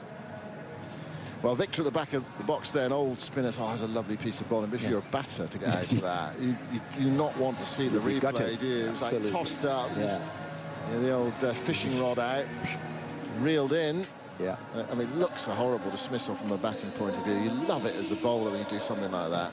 Just felt, this level just felt a bit too easy, really. Yeah, absolutely. Santner has done such a great job with sort of slackening the pace and holding the ball up more in the air and dipping it on the batsman. This was pretty similar to that ball at 74 clicks. Well, England in big trouble here. 114 for 6 in the 21st over. This is such a good batting surface. It doesn't have any grass. It's pretty solid. I don't know what's happening. It's just not in mood really to be competitive.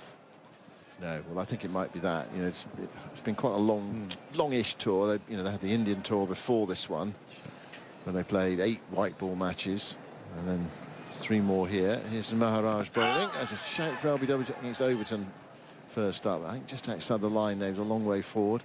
Goes out towards cover, and there's no run. 114 for 6. I'm not making excuses, I'm just saying, when you've at the tournament as well, I know how do you get yourself up for it? And it's a confident and a good side. Overton plays that way towards extra cover, and there's no run.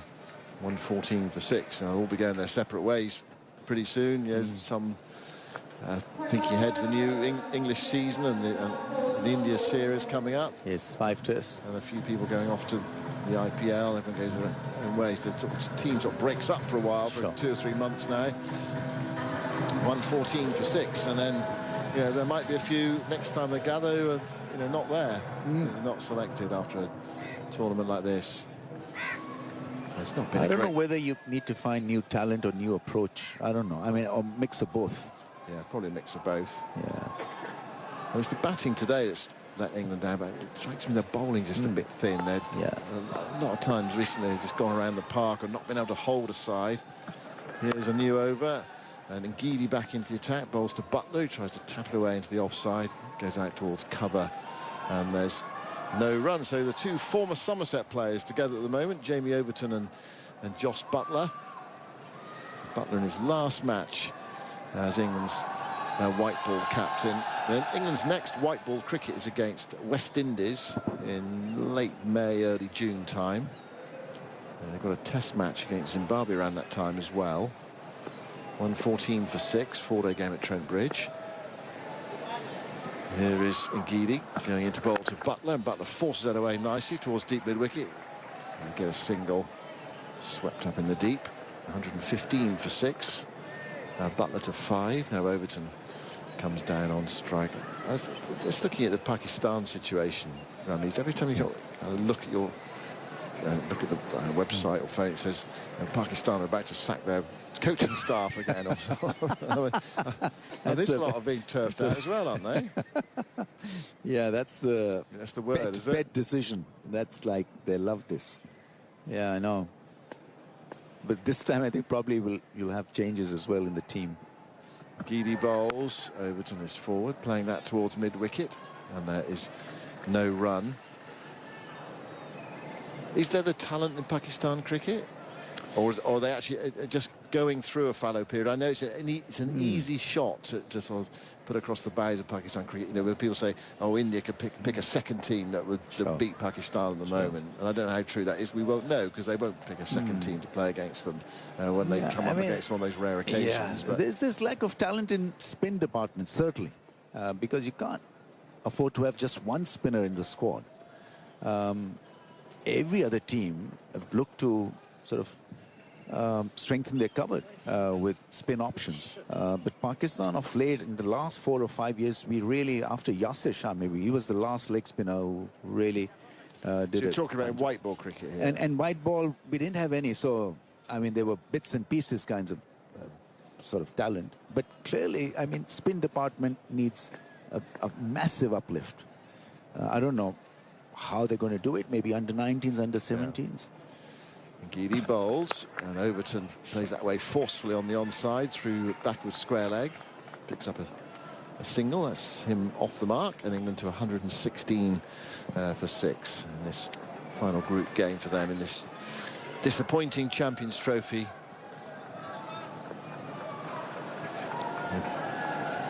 Focus for Pakistan on that. Pakistan Super League schedule was announced early this week, wasn't it? So they're fitting in a New Zealand tour before then. Yeah, they're going to New Zealand, and so it's another month before they start PSL. So there's a little bit of gap. Time, yeah. Forward goes Butler, drives that way into the offside towards cover, and there's no run. Of course, the PSL this year is up against the IPL. That's right. Yes. It'll be interesting, actually.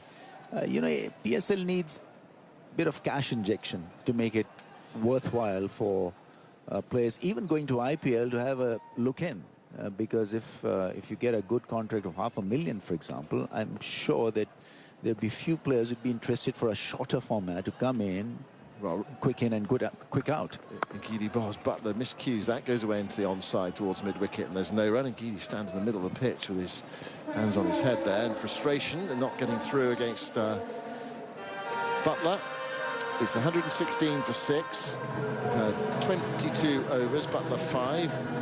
And Overton 1. Oh, yes, it's actually an interesting point, because the IPL does go on for a long time. Yes, 2.5 months or something like that. So this is a 3-week gig. Yeah. You want to be on a 3-week gig, which is, and there's less pressure on you from franchisee point of view.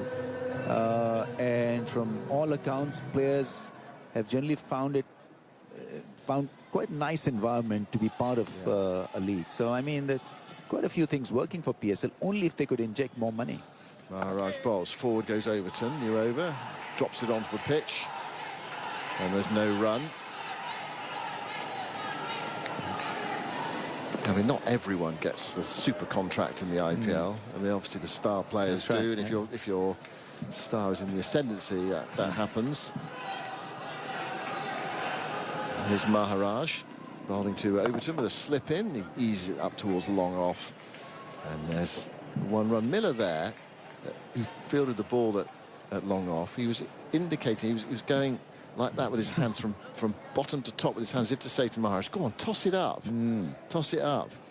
I think that was the implication. I'm not sure. Anyway, I just try to interpret his body language, but as he went to field it, he was going like that with his hands. He was on 2, Butler on 5. That one is tossed up, more by Maharaj. And it's driven up towards Miller, but all the way along the ground. I think they were just hoping one of these two would knock it up in the air, as Brook did. A really fine running catch from Janssen. Brilliant catch. Superb catch, isn't it? Picked up 3 wickets earlier as well. A fine catch. For a guy who's 6'10", to be so athletic, I mean, and he approached it as if it's his. Maharaj bowls, Overton sweeps, controlled sweep, taking the ball from outside the off stump towards deep back with square leg. Van der Dussen sends in the return to Klaassen. 119 for 6. Overton moves to 3. Overton stroked the other evening, Wally, out towards long on, just perhaps deceived by a slower ball, going hard at it. Butler goes back in defence and plays the way into the offside. He had the chance to win the game for England, but of course some of the which got England back in the game, but they had an opportunity when he was there in that partnership with Archer, as Butler pokes that one back to Maharaj, who's away to his right to pick up, and there's no run. It's the end of the over. Maharaj on 5 overs, taking 2 for 21. England are 6 down for 119 for 23 overs. Overton 3, and Butler there on 6.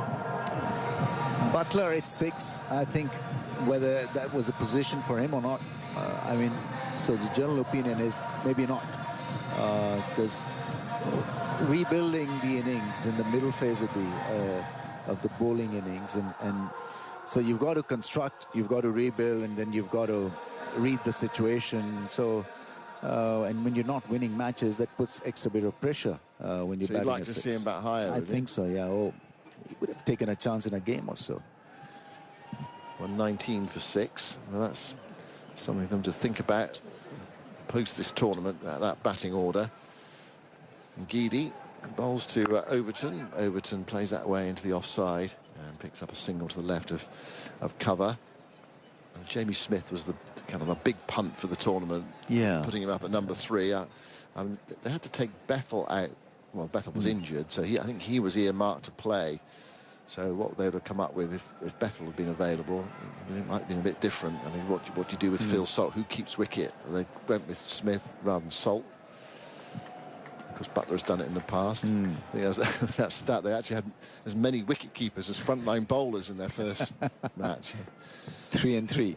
Well, there's 4 as well. I mean, if Duckett can keep. Here's a full delivery, driven up towards mid-off. It's a nice looking shot there from Butler, but it's a good piece of fielding as well. Prevents it from going for 4. Butler gets a single. It wasn't cleanly stopped, but the point was it was stopped rather than going up to the long off boundary for 4. So Butler goes to 7, and England to 121 for 6. Root leading scorer so far with 37. Duckett making 24. Brook 19. Salt 8. Smith 0. Livingston out for 9. Archer, Rashid and Mahmood to come. So this is the last serious pair together as dug in short and swatted away by Overton out towards mid-on. And there's no run. It inspects the bottom of his bat. He's just a curious cricketer, Jamie Overton. I don't know how much you followed his career or otherwise, but I mean, fast bowler who batted at number 11 for Somerset, but you saw his potential as a batter. And he went to Surrey, and Surrey said to him, well, we think you can bat as well. And so they've given him more responsibility, pushed him up the order. He's won or helped win white ball games for them. And so England have picked him as an all-rounder in that lower middle order. He's on 4. He plays that away quietly into the onside for a single. He's a dangerous hitter. He is actually. He almost won the game against Afghanistan. It's that moment when he was deceived by that slower ball, because he went hard at it. I mean, he just couldn't sort of pull it back. Yeah, he went hard at it, hit it out towards the long on, because that shows what a powerful man he is, that he was able to just not check the shot, because if he'd dabbed it into the onside, he probably would have got 2 actually, 100%. wouldn't he? But he went at it, deceived slightly, and powered it out to long on, and that was the game as it turned out. Grim faces on the balcony. You've probably seen the photographs of Root and Butler, stony-faced on the England balcony watching that. Geedy bowls, played away by Butler, goes down fine for another single. Butler to 8, and England to 123 for 6. So a bit of regrouping from these two at the moment. So much time left, only 4 wickets left. Yeah, it's the difficult part in the middle phase to construct a partnership. Never easy, because you've got to be sensible. You can't be yourself. Butler 8 from 15. In normal circumstances, he would have absolutely laid into the bowling. Back with Overton, and Geedy runs into bowl to him, and Overton hits that away in the air towards deep mid-wicket. It will be picked up in the deep. Strong shot from Overton. The ball seems just ping off his bat. He does, when it hits the middle of his bat, it does fly away.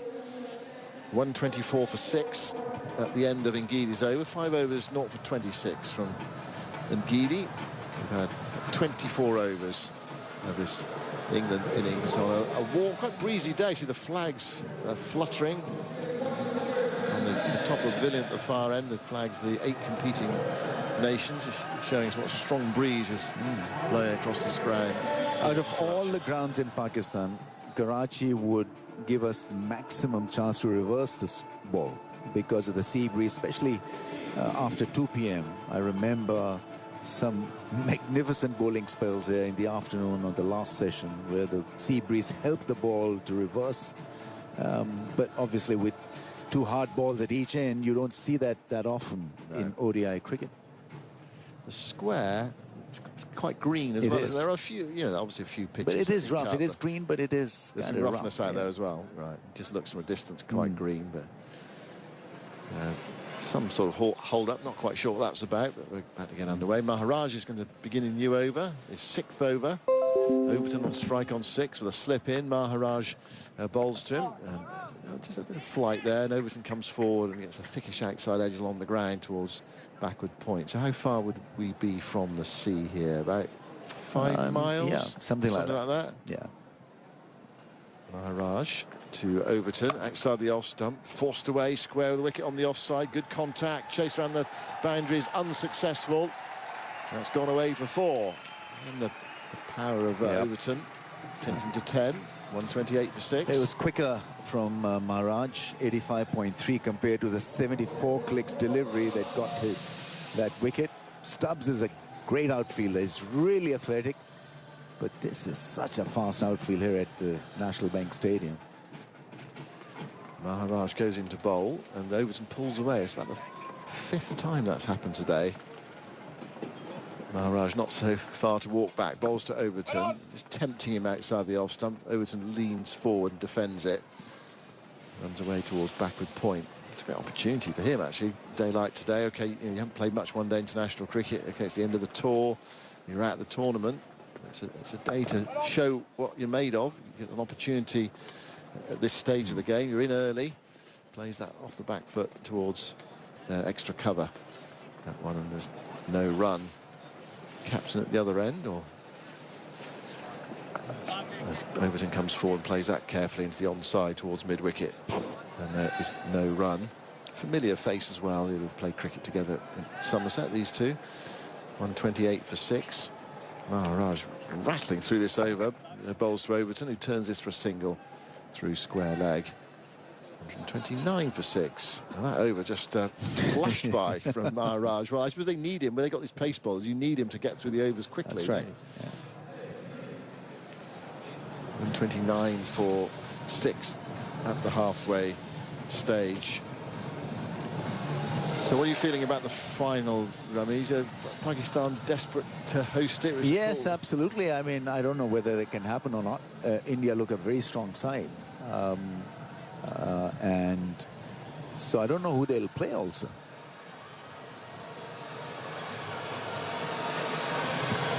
Well, yeah, that's to be decided, isn't it, in the next couple of days, actually. We'll find as Ramesh departs for his TV duties. Thanks very much, Ramesh. See you later. 129 for 6. Halfway stage then of the England innings. Well, in theory. Rabada goes in and bowls to Overton, who drives the ball outside the off stump. And it goes through almost on the second bounce to wicketkeeper Heinrich Klaassen. Rabada back into the attack. Yet to take a wicket. Start of his 5th over. Overton on 11. He walks away, then settles, ready to go again.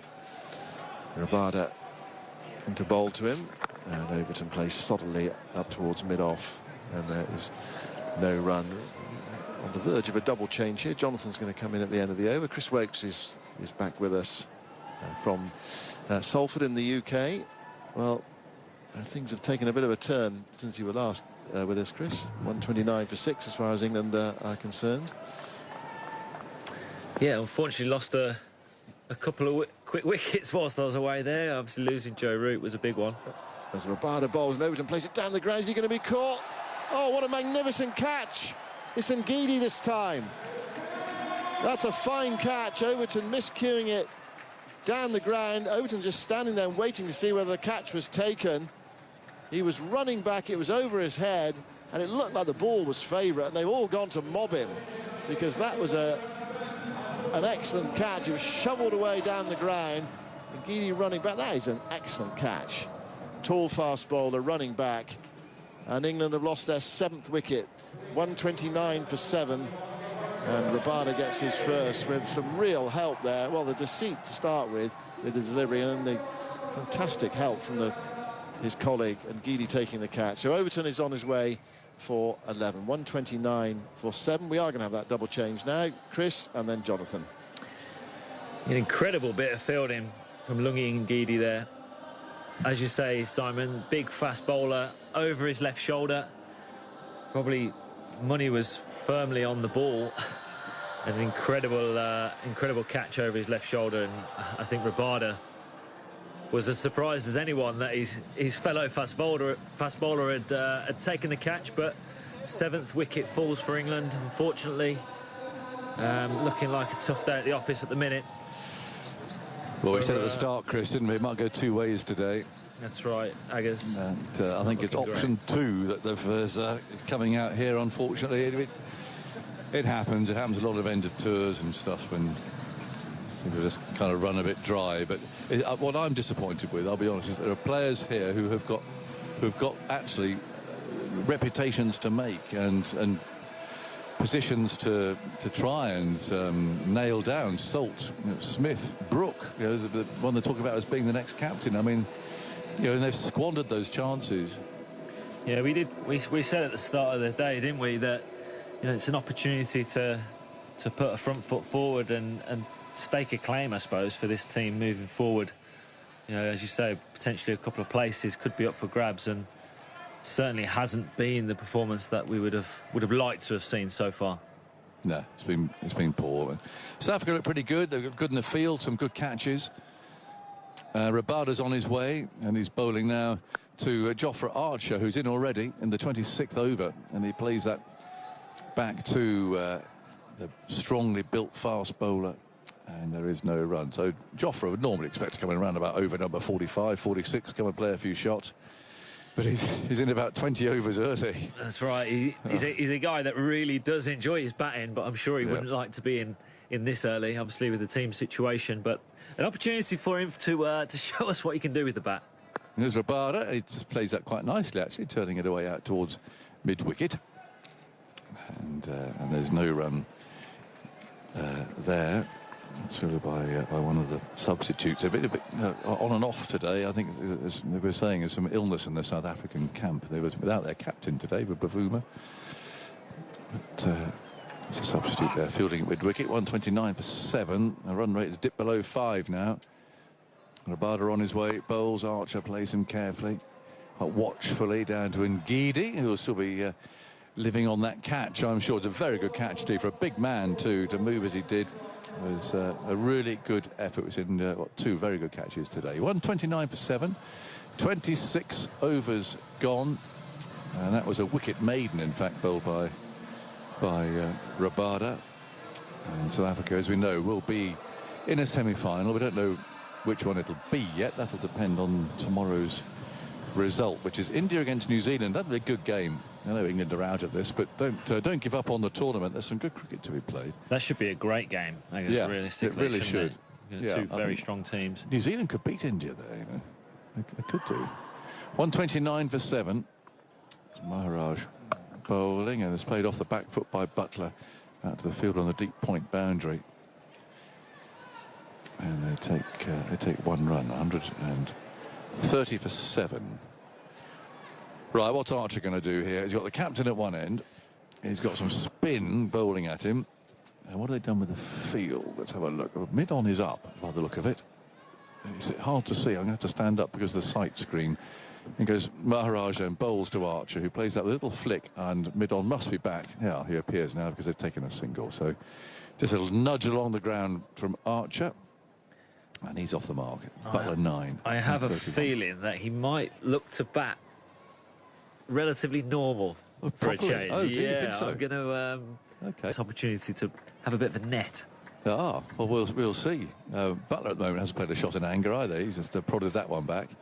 Oh, well, we'll see. I've not seen Jofra in that mode before. I'm not sure I have either, to be honest with you, Agus, but today could be the day. There's Butler driving hard to cover. Well, he might as well. But yeah, he does like his batting, doesn't he? But he normally goes out there. He batted well against Australia. He put some good blows together there. He got 20 odd. 131 for 7. Maharaj, breeze tugging at his shirt. Bowles, and Butler defends it. Pats it back up the pitch again. Warm day. The flags fluttering on top of the newsstand at the far end. There used to be a big scoreboard down there. This is played away down the ground to long on. 132 for 7. Did you play here, Chris? I can't remember now. Did you play here when the Test match a couple of years ago? This is in Karachi, right? Karachi. Yes. But when did we were there in October, wasn't we? We played 2 in Multan. We didn't play here. We didn't play here. No, right. No, so I wouldn't have done first tour back we played. I'll tell you where we did play there. We played the T20 series before going to Australia for the World Cup. Yes. We played at this venue. Karachi, yeah. But you wouldn't recognise the far end. In fact, the players have changed ends too. They're all. Is that right? There's new stand down there. Yeah, there used to be an old scoreboard down there, and it's all gone now. There's a big white and green stand there. Here's Butler standing up and driving Rabada to Ngidi, fielding at mid-on. They take a single. So Archer, there's got 5 balls to face here. What's he going to do? They haven't got a slip with it, I don't think. It's, again, looking at a peculiar range at this. We are so far behind the arm that the sight screen has been extended in height. Actually blocks off half the field. So no, they haven't got a slip. I thought they might for Oh, What they might do. It's a no-ball free hit, is it? Come on then, Jofra. We might see Jofra open the arms here. Have a proper swing now. It's a change of batsman, so they can change the field. So fine leg third man come up, and I think Ngidi's going to be pushed back there at mid-on, surely. They've got a long off. Ngidi's waving at Clarkson, saying, "You sure you want me here?" No, he's being dispatched. He'll have to go. So what's he going to bowl? He can't really bowl short with this field. Long on, long off, back they go. And in comes Rabada. Oh, bowls really well, right in the boots. Terrific free hit delivery, that. Full leg side. Archer inevitably backing away a bit to give himself some room. A terrific ball.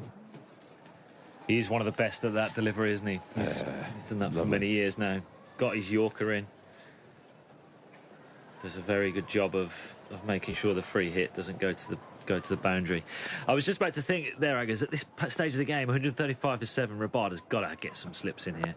Well, I thought so. He's turned away to mid-wicket now, and by a substitute to take a single. What do you think for Archer, surely? Especially to Joffrey, yes. Yeah. 136 for 7. Archer back on strike on 2. Two lone cries from the crowd echoing round this near empty stadium. It's got a roof that runs all the way around. I guess makes the echoing sound even more hollow, as it were. 136 for 7. Rabada's on his way. Bowls to Archer. He's gone for a slog, and he's got it away through deep mid wicket. He's gone for 4.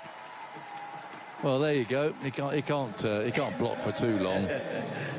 Was a bad shot, actually. It was perhaps not absolutely out of the manual, but he's got it away over mid-wicket. Yeah, although it was slightly agricultural, it was still well controlled by Jofra Archer. Hitting it flat over mid-wicket for a few bounces and rolling into the fence. A nice shot off, obviously a very good bowler in KG Rabada. Yeah, good shot, Archer. Rabada again. He won't like that very much. He bowls. He's got another one. That not quite so pretty.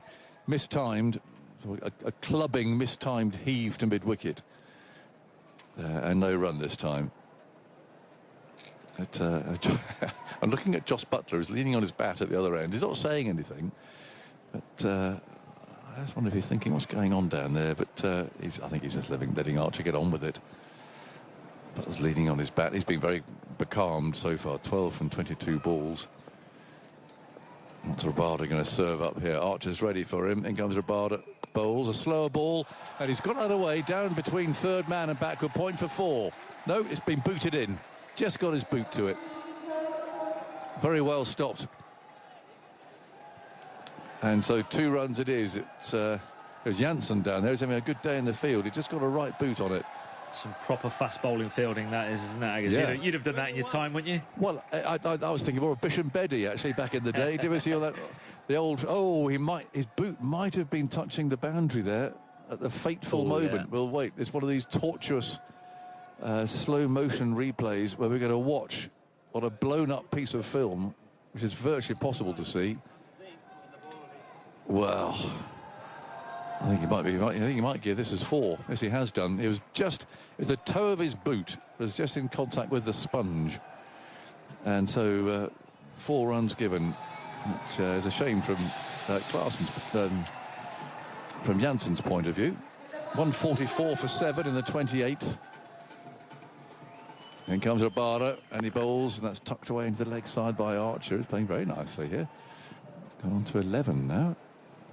At 145 for 7. If you watch the footage of Bumble, David Lloyd getting his double 100 at Edgbaston, you'll see some outstanding 1970s fielding from India at the time, especially Bishan, who would be cruising round the boundary. I mean, it wasn't Bishan's thing to sprint. I'm not sure that he could really anyway. But then he would just stick out a left boot, which would miss the ball by 5 miles and roll into the boundary for 4. I imagine the bowlers were extremely happy with those. Well, I don't think they were really. It's just the way that they seemed to do it then. But I say Bumble played very nicely that day, however. 145 for 7. Archer on strike. He's even stolen the strike there. And Butler still leans on his bat as Maharaj bowls to him, and he's opened up his shoulders there a bit and then clipped the ball along the ground to long on. just for 1 run. So I wonder if Butler might be tempted to play a few shots now. He's watched Archer having a go. They're both on 12. Archer from 10 balls and Butler from 22. So Butler waits. Maharaj bowls to. Oh yes, he comes down the pitch, but then Maharaj saw him coming, so fired the ball in a bit, and Butler just defends it, plays out to mid-wicket. And there's no run. 146 for 7 in the 29th over. Maharaj bowls. Butler just punches that back at him. And there is no run. What's going through Butler's mind here? He's resigned as captain, but he is still captain. His team's 7 down in the 29th over. Apart from obviously crushing disappointment, but I wonder what he's thinking about the sort of innings he's going to play here.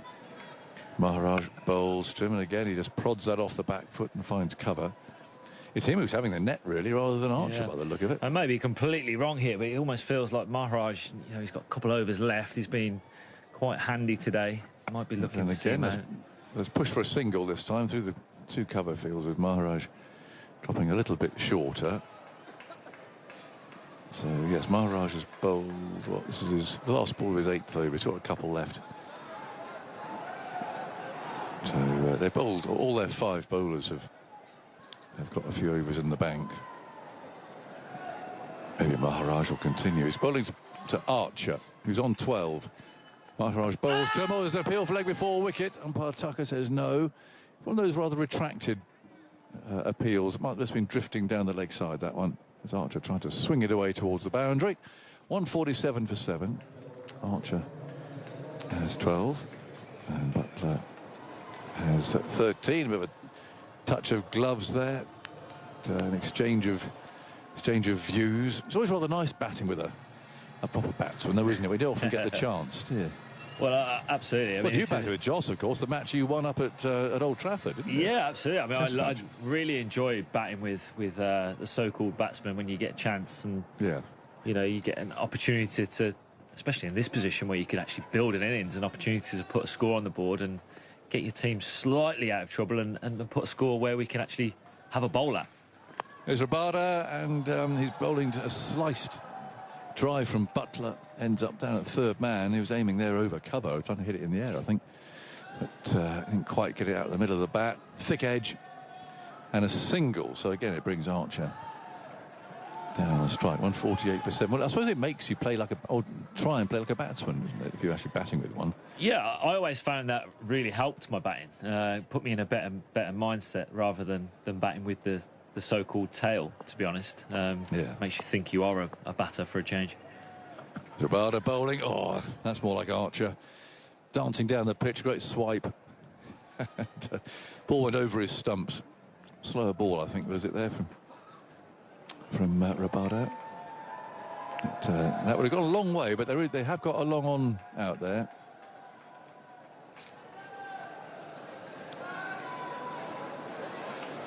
Archer settles over his bat again. Rabada on his way once more, bowls to him. Oh, that's very, very nicely played out towards extra cover. Nothing wrong with that.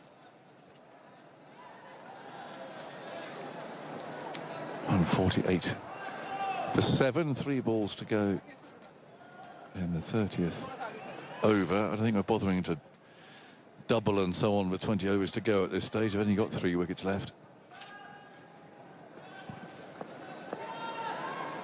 Rabada bowls, very wide. He saw Archer stepping away there, so he fired it wide of the off stump. But umpire Raza's not letting him get away with that. Signals that as a wide. Nearly missed the cut strip there. He did. He saw him stepping away, didn't he? 149 for 7. Rabada waits for the ball to be returned to him. Now he's ready again. What's Archer going to do here? Is a long on. Rabada's on his way. He comes in, bowls to him, and he's pulled that, and he's pulled it quite firmly too. And there's a fielder who's racing round that boundary. I don't think he's going to get there. The ball disappears into the shadows. And that was not a bad pull shot. That bit of a short arm variety. He's poked it through mid-wicket. He gives his fair share of short balls out when he's got the ball in hand. Yeah. He was probably waiting for that one. Great shot. ball's in front of square. I think there's a bit of a misfield there, isn't there, at mid-wicket? Yeah, it was. Maybe he didn't quite see the ball. It almost looked like a sub-fielder. But a great shot from Jofra Archer. Quite enjoying himself out there. Now, the next one, not quite so elegant. A swipe that's hit him, the edge of the bat, they seem to have hit him on the arm. A bit of a stinger. Robaldo looked a bit cross about everything there. Bowler, rather, the ball was more intent, shall we say. And that was on to Archer before he was ready, really. He's got a nasty bruise on his arm. Again, trying to hoik it out to the leg side boundary. And, yeah, bat, arm, then up in the air. That'll hurt. Barder again. Here he comes. Bowls. But he gets well behind that and just pushes that away out to cover, almost exaggeratedly. And there's no run. 153 for 7. 30 overs gone. So normally you'd be doubling the score and working stuff out and so on. But doesn't really feel like that sort of situation here today. England have had a very disappointing outing. Salt 8. Duckett 24. Smith 0. Root 37. Brook 19, Livingston 9, Overton 11, all dismissed. And that with what, about 25 overs to go. I think I'd make a note of that last wicket, but about 25 overs, 7 down. Maharaj then will continue from this end. It's put to Buckler, who goes on the back foot, plays that hard, hammering it away out towards deep cover. Chase for the fielder, who does well to keep that in. Double hands there. And thrown back gets Tristan Stubbs out there in the deep. He's playing because there is some illness in the South African camp. It's taken 2 down. Maharaj rolls, tucked away by Buckler. Just be 1. So the deep square leg rushes in and fields. Butler to 17, Archer 16. He's still got on 27 now. And 31 balls. It's a good pitch. Interested in that business about the Australian soil. I must say, I didn't know that. Ramiz, of course, well, the time but 1 ago was chairman of the board. Now he's back to commentating again. We've got a slip. It's Maharaj bowls and Archer comes forward, drives him down the ground to long off. Never quite know what's happening in the topsy-turvy world of Pakistan cricket, but I think there'll be a few who'll be culled after this latest outing. Yeah, I think we're used to things happening after ICC events with Pakistan. Definitely. Maharaj again, and Butler gets that leading edge. Might just have held its own there a bit, just perhaps turned slightly. But the ball runs out to point rather than to mid-wicket. Yes, I think Akib Javed might be struggling. He seems to be have a target on his back, certainly in the media. He took over from Jason Gillespie, of course. There's Maharaj bowling, played off the back foot by Butler, finds a cover fielder. Jason resigned after the Test series with us because he wasn't allowed to do his job, basically. Couldn't select the team, had no input in selection. There's a selection committee of about 30 people, which didn't include the coach. Here's Butler, pushed away up to Maharaj, and there's no run, 157 for 7. Yeah, that didn't sound like it was the job he'd signed up for, had it? No, it wasn't. No, they could hardly get all the selectors. They showed a photograph of the selection panel missing, and they could barely squeeze into this enormous conference room, and there was no sign of the coach. So, Chris, give us some thoughts. Yes. They're going to have a drink, actually, as well, because 31 overs have gone, and Simon Mann's coming in here at 157 for 7 with 19 overs to go. Yeah, the last drinks break before the innings finishes, England at 157 for 7, creeping towards something which they're going to be able to bowl at, hopefully. It's not been their best day out, but hopefully with Butler at the crease and Archer playing okay, hopefully they can get up to a score where they can at least have a bowl at and give their bowlers an opportunity to maybe get a win on the board in the last game of their competition. Yep, both players on 17 at the moment. Still 19 overs to go. And they do say, look at the 30 over score and then double it. Well, I suppose it depends how many wickets you got left, really. Yeah, I'm not sure that's happening today, is it, Simon? No. It's a shame, isn't it? I was just looking at some of the reactions on their faces as they lost wickets. They did a little little piece on the television monitor not too long ago, and it just looks and strikes me that they were desperate to perform today, really come out here and put a performance in. It just hasn't happened for them. You know, we spoke about the end of tours. When it goes like this, it can be difficult to, you know, to find a performance and put in a strong one. But it just looks like they're, you know, desperate to do it, and it just hasn't quite worked for them. You know, it's just on the back of a bad run, confidence is low, and they're finding ways to lose their wickets at the minute. You've played plenty of white ball cricket, Chris. Do you fancy being captain, interim captain or something? Are you looking for a headline here, Simon? I was asked to ask you by the producer. Yeah, I think he was Cheers, looking. Adam. Yeah, I think he was looking for a headline. Yeah, no, I think that isn't something I would be looking to do. Absolutely not. But you know, I do feel for Joss. You know, he does wear his heart on his sleeve, and he's put everything into the job, and it obviously hasn't quite worked out. And having said that, you know, he is a T20 World Cup winning captain, isn't he? You know, so he's obviously done something right, and that was a hell of an achievement. I'm grateful to be a part of that win. And you know, it's more probably the ODI format where it hasn't gone as well as he would have liked, and that's probably down to many different reasons. Taking over England's best ever white ball captain in Owen Morgan was always going to be a difficult thing to do. And, you know, I also think, look after the 2019 World Cup, you know, that team never played together again, and probably has never actually had his best team on the field, well, particularly, you know, leading into competitions. Once you get into the ICC events, you get probably your best squad, but you never really got the team together to be able to produce some form, you know, leading into these competitions. Right, play's about to resume after the drinks break.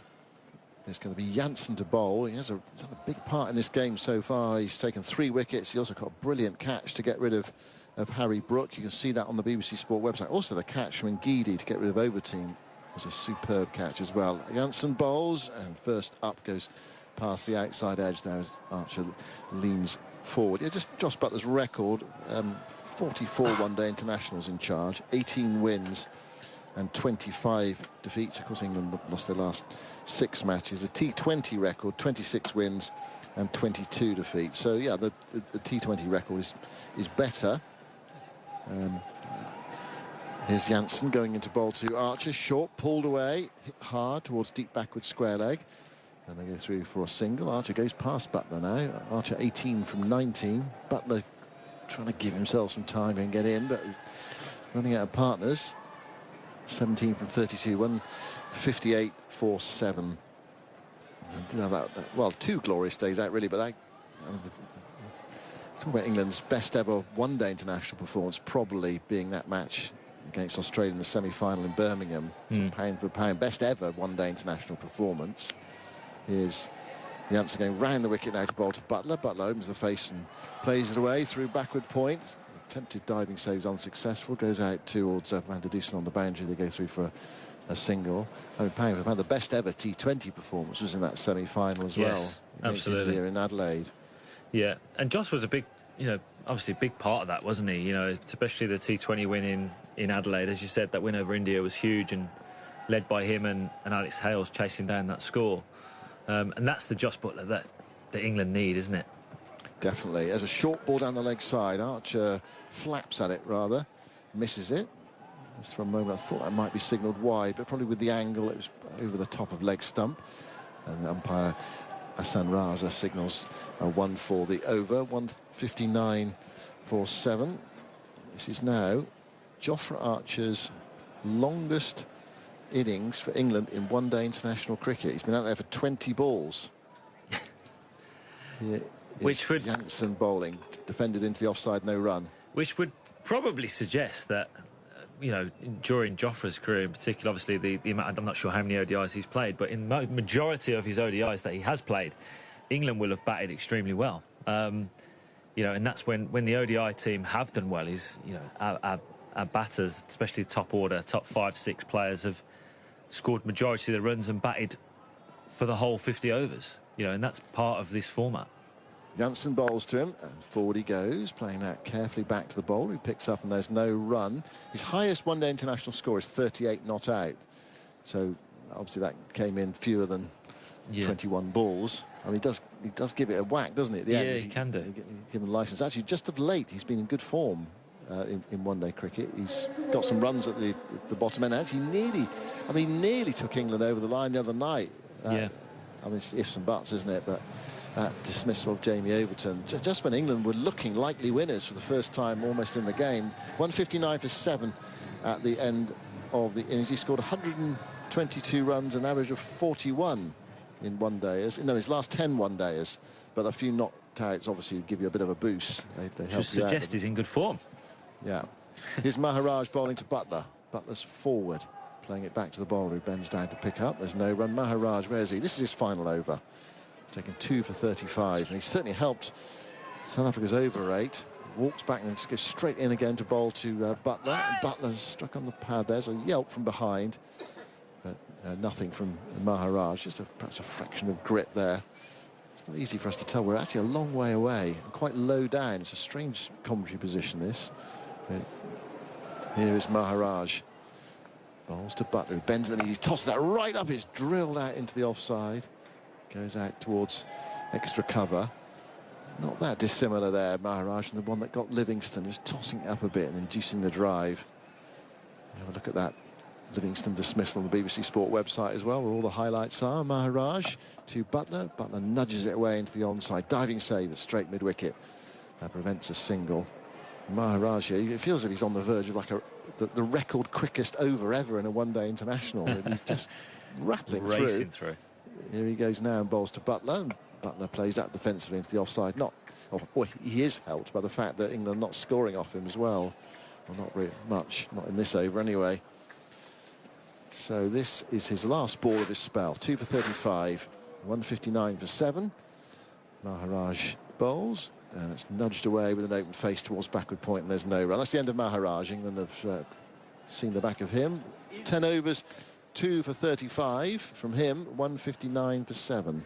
He's bowled beautifully well there. Plenty of control, and England have struggled to, I suppose, find a boundary option off him. And obviously with wickets down, it's hard to take that risk. But Simon, I'd just like to touch on the point about you saying that, you know, England obviously nearly got over the line the other day against Afghanistan. And it's amazing, isn't it? Particularly in these Champions Trophy events, whereas you can't afford a loss. Well, you know, okay, you can't afford 2 losses, but you just need that one little bit of shift of momentum. I feel like England, I know we haven't been in great form, but I just felt like if they'd got over the line against Australia, we'd be in such a different position right now. It's Janssen beginning a new over. Bowls to Archer. Takes it away into the leg side. Down towards fine leg. Fielder runs around. They're going to look to come back for 2. Yes, they've gone for the second one. The throw's over the head of the wicketkeeper. It's backed up at cover. I think score goes to 161 for 7. Yeah, I just look at that Australia game really in particular and thinking, you know, if we had them in such a good position, you know, at 140 for 4, and them going on to chase 350 was just real, I think, soul breaking really for the team and their confidence going into that Afghanistan game. Janssen bowls. Archer drives, miscues it. He was looking for extra cover, hit it up towards mid-on, and there's no run. I just feel had we have managed to sneak over the line there in that game, you know, coming off the back of India and obviously taking a bit of a battering there, I feel like, having spoke to a few of the guys in camp, they were actually quite excited about coming up against a new opposition, obviously in different conditions. And I think that first game, had they got over the line, the confidence would have been through the roof and would have really helped. Janssen bowls down the leg side, tries to flick it away there. Archer misses, but it's a wide signal by Hassan Raza, taken by Klassen. Well, you score 351. I mean, yeah. You win many more one-day internationals than you lose. In fact, absolutely. I think it's the 9th highest successful chase. It was a flat pitch and a very quick outfield. And the other thing I think slightly frustrating about that day was that you feel as though England left a few out there. Yeah. Probably 20, 25 out there. You know, 375 was certainly possible at one stage. Janssen bowls, a sort of clubbing stroke from Archer that gets him nowhere. Somehow manages to get it behind square on the onside, straight to the short fine leg fielder.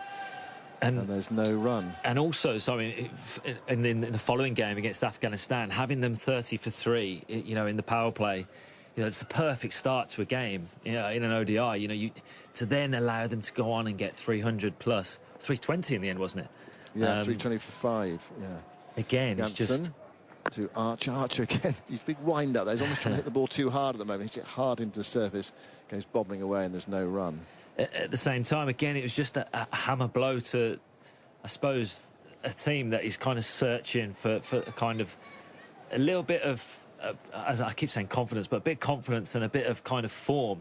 To find that sometimes you just need that little bit more. You know, we just let games slip away from us rather than grabbing them by the throat.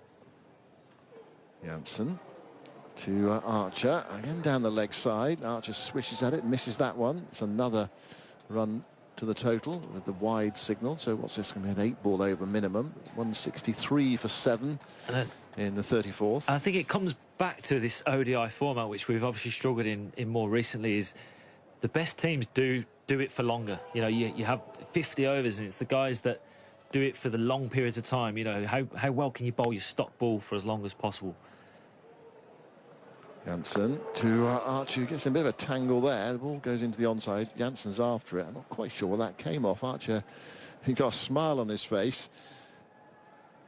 And he managed to play that away somehow into the onside. 163 for 7. What did this come off? Let's see the replay. Oh, he actually came off his bat. It was a swishing shot without looking at it. And he was tiptoeing down the pitch and then onto his pad, and it went into the onside. And there was no run. Not the most conventional way to play a shortish delivery. Janssen bowls, and Archer gets this over the keeper's head. That's not the conventional way either, but it's going to bring him 4 runs. Top edge over the keeper. And Jofra Archer moves to 24 at the end of the 34th over. 167 for 7. A little bit of a wayward over from Janssen. We were talking about this earlier, how he's got a knack of taking wickets and finding ways to get wickets, which is obviously a huge skill, but in between that, he does bowl a hell of a lot of extras and bowl plenty of loose deliveries. So, yeah, interesting over that one. Bit of a highlights package. Definitely. What about this, the idea of, you know, England players not playing 50-over cricket because, you know, the 100's on at the same time as the 50-over competition? Is that, I mean, is that a valid observation? I mean, of course, naturally you'd like guys playing 50-over cricket, but at the same time, I do believe that, you know, all the other nations are only doing exactly what we're doing. You know, Indian players certainly don't play any 50-over domestic cricket. The South Africans, very, very few would. Australians, the same. So, you know, it's a bit of it's an easy thing to point at that, but I don't think that really is the big thing, personally. I think that this team needs to get used to playing ODI cricket better. Mulder is back into the attack, replacing Maharaj. His first ball is driven away into the offside by Buttler for a single. Miller throws at the stumps. Buttler had to get skates on there to get through. The throw missed. 168 for 7. And I believe, I look back to, you know, obviously 2015, 2019, there was a more of a focus on ODI cricket, and we kind of took bilateral series extremely serious. We tried to win them. We tried to play a certain way, and picked around a similar squad to try and get used to the rhythm of ODI cricket, and that worked for that period leading into the 2019 World Cup. England played a lot more games, definitely, in that period as well. Here's Mulder bowling to Archer. Archer takes this off his hip down towards fine leg. Another run to the total, 169 for 7. And there's also the other thing as well. I saw Michael Vaughan make this point. It's a valid one. England played a lot of 50-over-ish, 40-over cricket in the 90s and the 2000s, and they didn't get anywhere in the World Cups. You know, after 92, they had a terrible time until 2019. It was a real fallow period. So that, you know, the fact they played a lot of that sort of cricket then didn't help them then. So I mean, I don't know what you make of that, but it's, you know, it's something to throw into the pot. Just a hold up here where Mulder gets his fine leg a bit finer. Josh Buttler's on 19, Archer's on 25. Butler's been there for 40 balls. Mulder bowls to Butler's a short ball. He doesn't really get hold of that either. A bit like Archer in the previous over against Janssen on a couple of them. But somehow, again, gets it down fine. Helping it on its way. A slower ball into the pitch. Trying to miscuing it down towards fine leg. Anyway, Buttler to 20. 170 for 7. I suppose the other thing, how much can you focus? They got 3 formats, and the other thing, when you were doing well at one-day cricket in the after 2015, it did feel as if the focus had shifted onto the one-day cricket because the World Cup was coming up, and away from Test cricket, and it felt as if the Test team was a bit denuded and undermined, or not undermined, that's not quite the right word, but the focus certainly wasn't on it during that period as Mulder bowls and Archer plays defensively towards extra cover. Yeah, I always look, you obviously naturally look back to tournaments when we went well and when we've done well, and to be quite honest, it comes down to clarity of roles as well, doesn't it? Guys know their roles within a team and have performed well performing those roles. That that breeds confidence within the team to then be able to know what's required in certain situations on the field. And this team haven't probably been together that much in these situations, in these competitions. Mulder was another short ball, short slower ball into the pitch, and gets it wrong again. It's another wide. 171 for 7 going down the leg side. Archer ignoring it, and I don't like to think that as the excuse, because other teams are in similar positions as well. I think we've just got to, I think it purely in this format we need to get better at producing better performances in this format in major competitions, and the way to do that actually is by having a settled team, I believe, because I'm not sure we've had that leading into the last 2 ICC events. Mulder bowls to Archer, low pull, and he's caught at mid-wicket. Low down at mid-wicket, and Archer turns and departs out for 25. It was Janssen there, I think, who took the catch. He's slightly obscured by the scoreboard. Archer making reasonable contact. Janssen away to his left-hand side. Another good catch, falling away to his left, but Archer not really getting hold of that. And England have lost their 8th wicket, 171 for 8 in the 35th over. Jofra not quite getting hold of that one. We saw him hit some lovely shots in his innings of 25. But that one just a bit of a cloth, really. Didn't get high up on the bat, near the stickers, and a good catch by the diving Janssen at mid-wicket. A nice innings of 25 from Jofra. He's obviously helped build a partnership with Joss Buttler. But England 171 for 8. It'll be interesting to see how Joss tackles this moving forward. Yeah, because it's probably time for him to go now. 20 off 41 balls. Thanks very much to Chris for now. He'll be back with us later. So Butler's 20 from 41. With Adil Rashid walking out to bat at 171 for 8 and still 15 overs left. And he has played very carefully, trying to cobble something together. He's taken his gloves off, his helmet off, and he's come to meet Adil Rashid now. Big Marks alongside me. Yeah, well, actually he played quite well, Archer, didn't he? And he hit that one quite well too.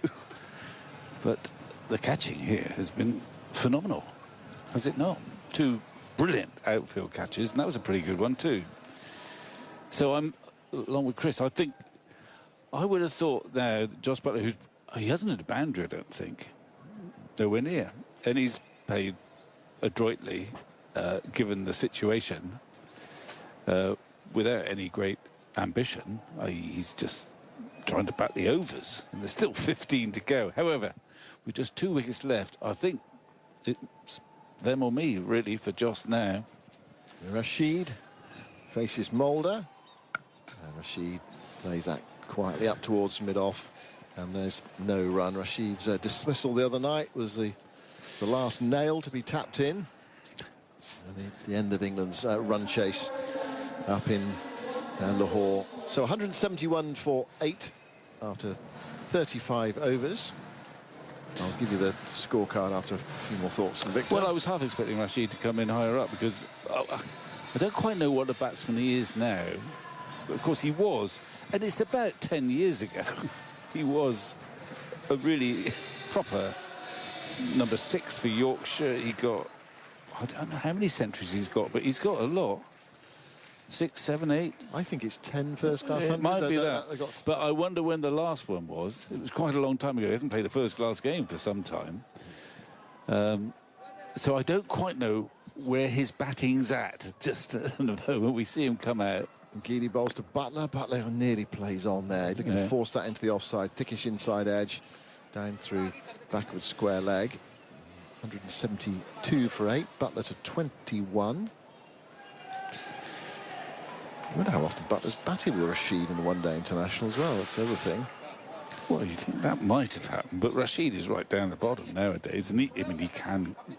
Obviously, he had great skill as a batsman. He was prolific for Yorkshire for a while, but it is a long time ago. And Geedy in his 6th over. Goes in now and bowls to Rashid, who plays a lovely wristy flick. I know. I think he may still have it. Goes to deep square, get a single. That shot the other night as well, he hit it pretty well, didn't he? That just needed an extra club to take it over the rope. For a moment, I thought it was going for 6. Out to long off. He didn't quite have enough on it, and it was quite comfortably taken by Ibrahim Zadran, rather appropriately, actually. Take the catch after that brilliant innings earlier. 173 for 8. 36th over.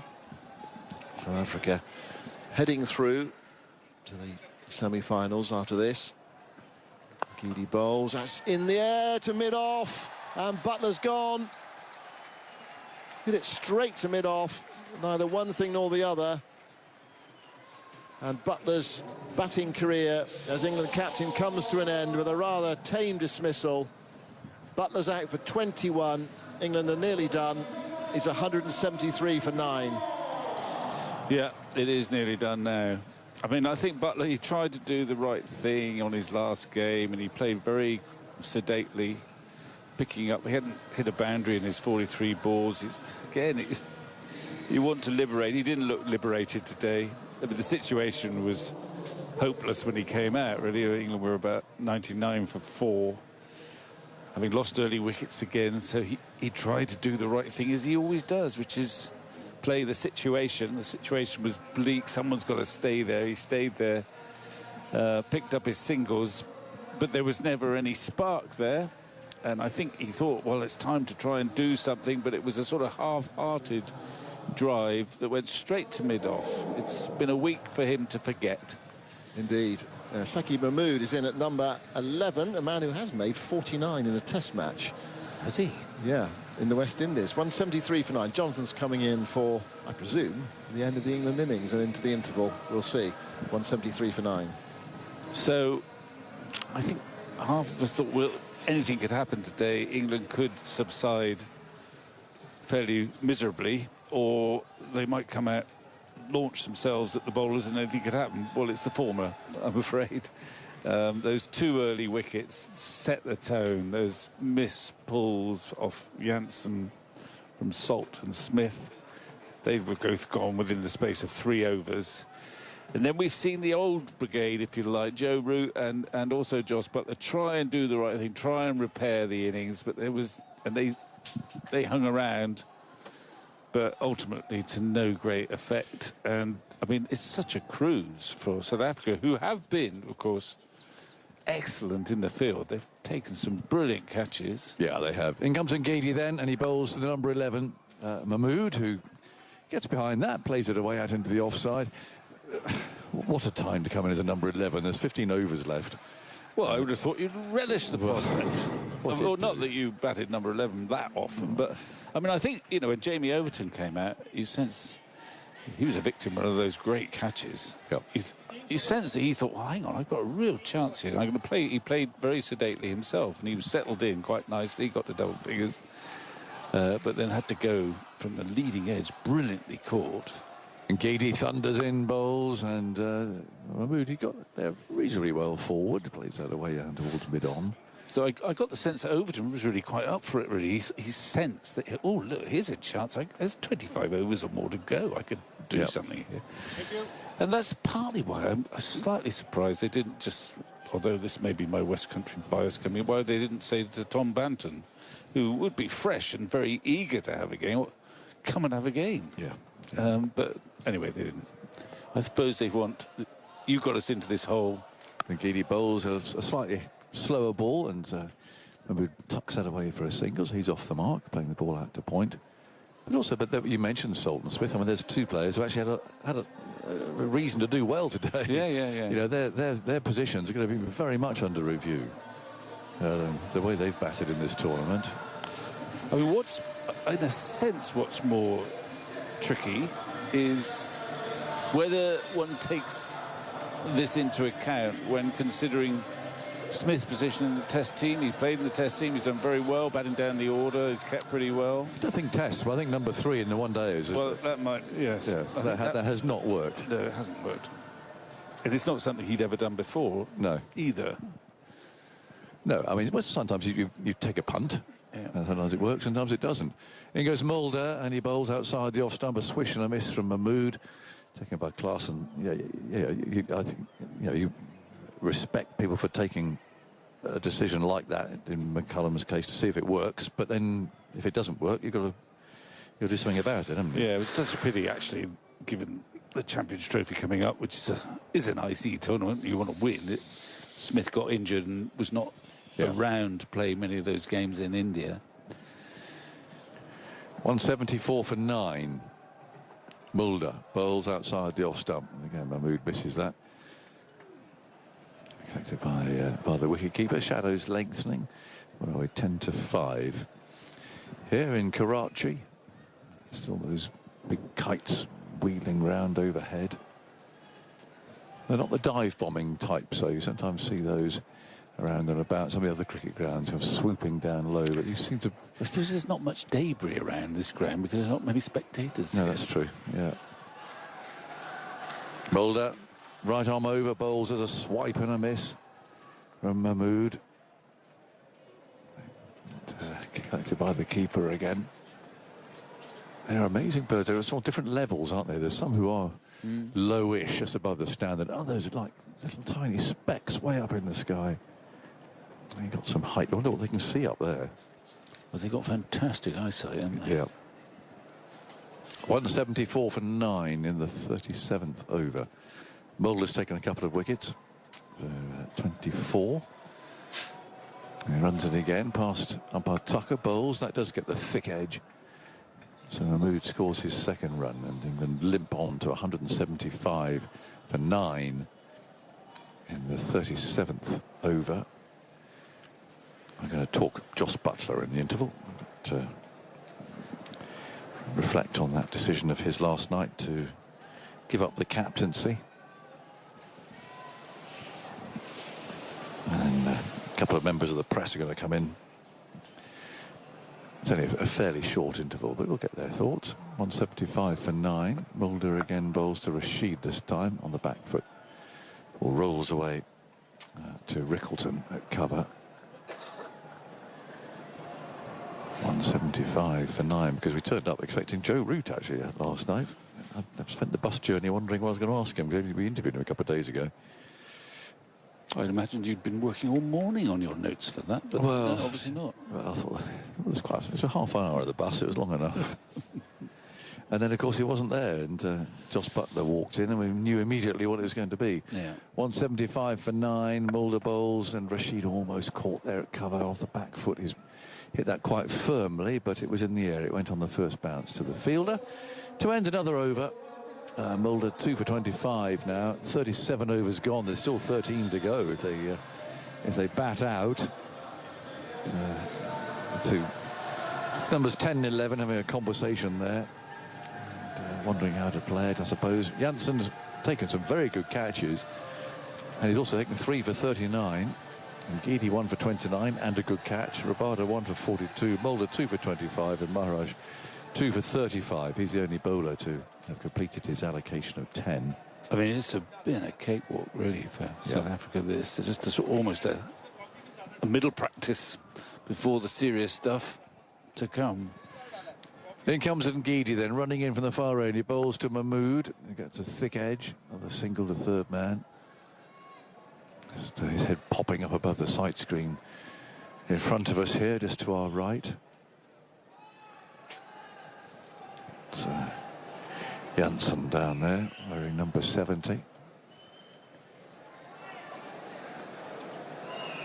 And Geedy wanders back, the flags fluttering up on that new stand. He wheels around in the distance. Comes in again with a heavy tread that he bowls, and Rashid plays that straight back at him quite firmly.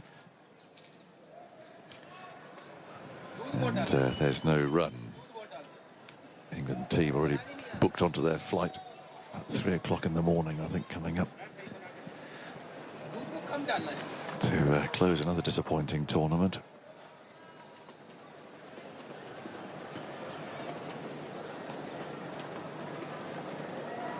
Indeed, he swings round up there at the far end. In past the umpire, long stride is there, and he bowls, and Rashid squared up, ball pops away out to cover. In the meantime, back to Lahore we go, Victor. On, I think, a new airline. Have you ever been on Air Jinnah before? I don't think so. No, I don't think I have.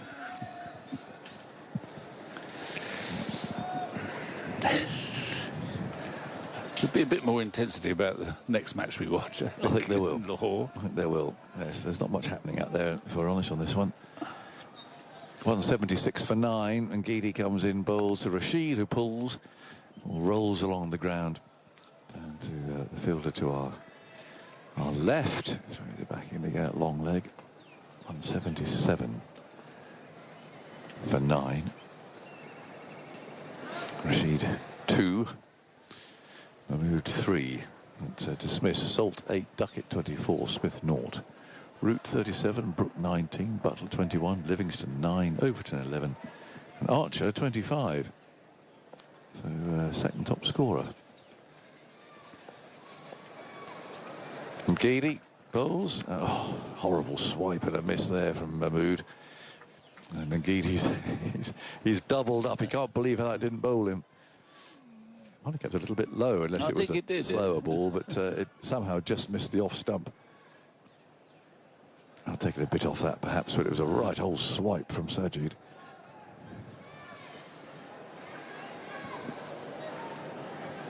On 77 for 9.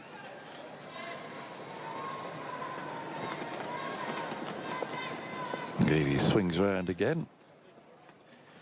What's Sajid going to do to this one? Geedy comes in, bowls straight, he tucks that away neatly into the leg side. He's almost bisected the field there, but he'll get a couple.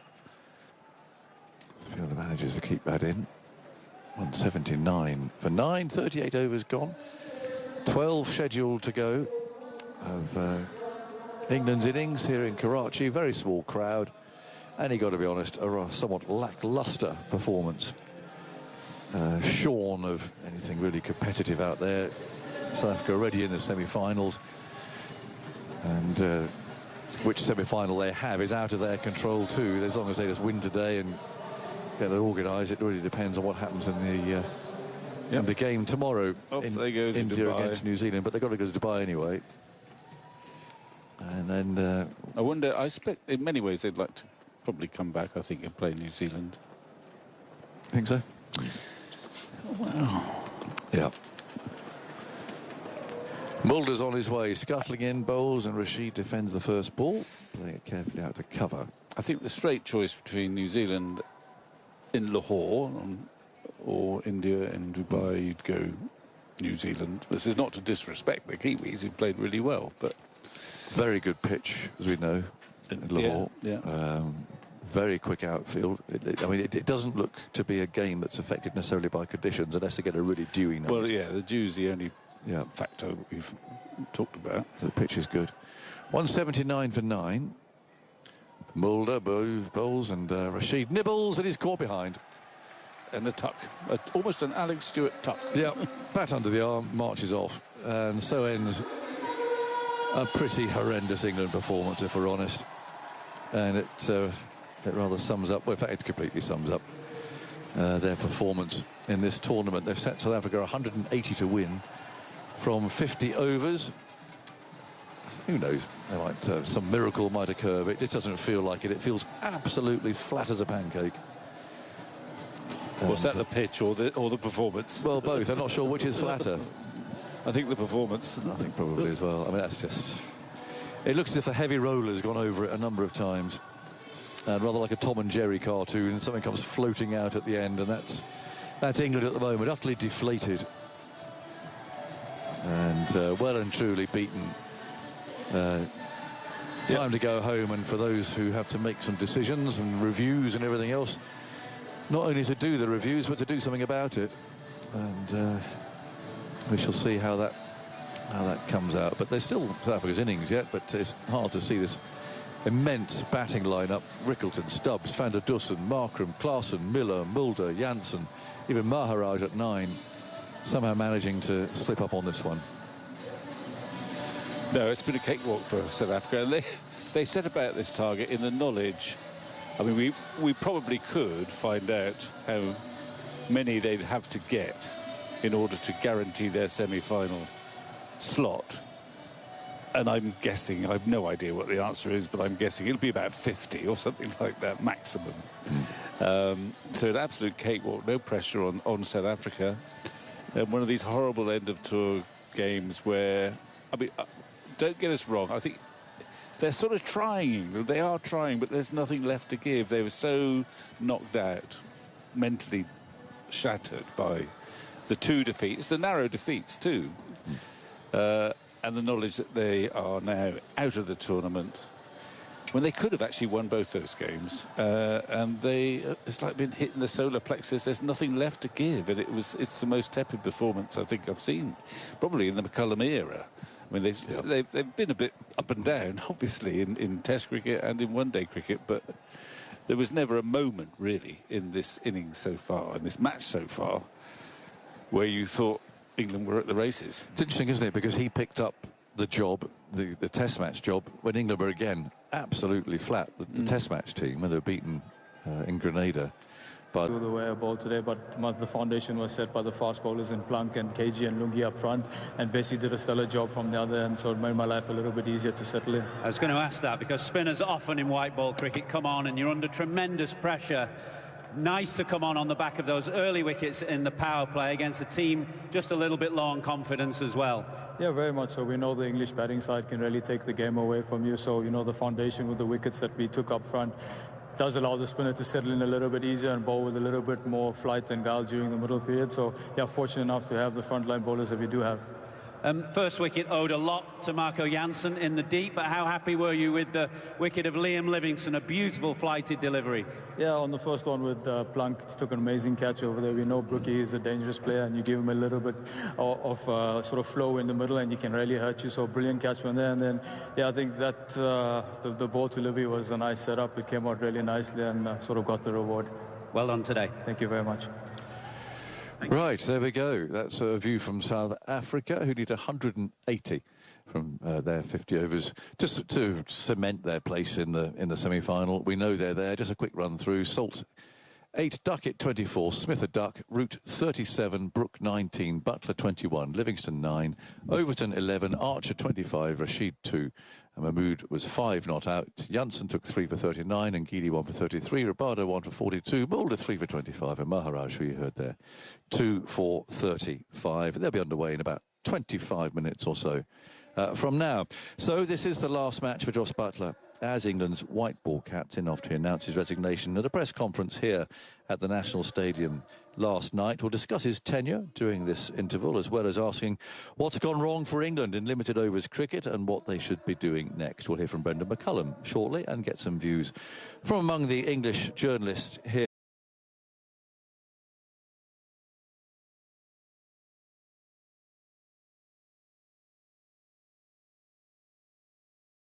And they come back for a couple. So the first run's off the bat in South Africa's innings. 7 for no wicket. It's a good inside edge, that. I mean, very nearly went for 4, and you nowhere near middled it.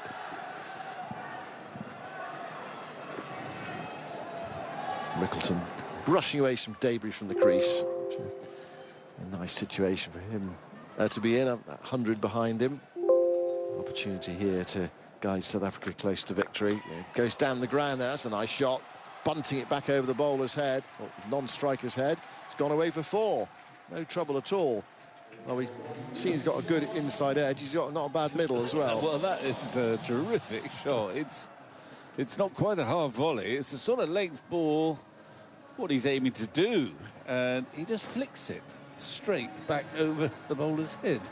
Out the meat of the bat. Economy of movement. He barely followed through. One-handed as well by the end. I mean, it was, remarkable shot. He played like a man who's got 100 already recently. 11 for no wicket. Got that 100 in the match against Afghanistan. Mahmood into bowl to Rickleton. Outside the Austin, just a fraction of a way movement there, and Rickleton flicked at it and missed it, and it went through to Jamie Smith. If South Africa to win this game, and it looks likely that they will finish top of the group, and they might think, therefore, avoid India in the semi-finals. Because you'd think India would be favourites to beat New Zealand tomorrow, but nothing's guaranteed, so that everyone will have to wait and watch on to see how that match between India and New Zealand works out tomorrow. If India win, they'll top the group, and they'll play the second place team, which you'd think would be Australia. So a repeat of the World Cup final as Mahmood bowls, Rickleton up on his toes, pushes that away into the offside towards short extra cover, and there's no run. Although England are out, we will bring you the rest of the tournament on 5 Sports Extra, the ABC and the ICC website. We are going to Lahore for the second semi-final as our team that's in Dubai tomorrow, Dan and Henry and Alex and Atif, they will be doing India's game tomorrow, and the first semi-final involving India on Tuesday. We'll bring you those matches from 9:15 in the morning on 5 Sports Extra.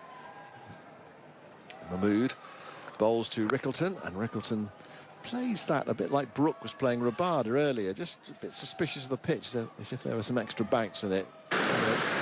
Anyway, he rode it okay. He went to backward point, and there is no run. So at the moment, I think, if you were thinking what's most likely to happen, you'd probably think South Africa, New Zealand in Lahore on Wednesday, India, Australia in Dubai on Tuesday. That's how it feels. Well, that's nothing guaranteed. We're making only really one assumption there, which is that India slightly favourites to beat New Zealand. Mahmood bowls, played away by Rickleton into the onside towards mid-wicket. There's no run. There's no need for any assumptions here. No. 11 for no wicket after 2 overs. South Africa require 180 to win this match. Of course, teams have lost in one-day matches, chasing scores like 180. You think the game's in the bag, and then the team comes out and bowls well, but it doesn't have that feel about it from England. Well, the pitch, it's not one of those.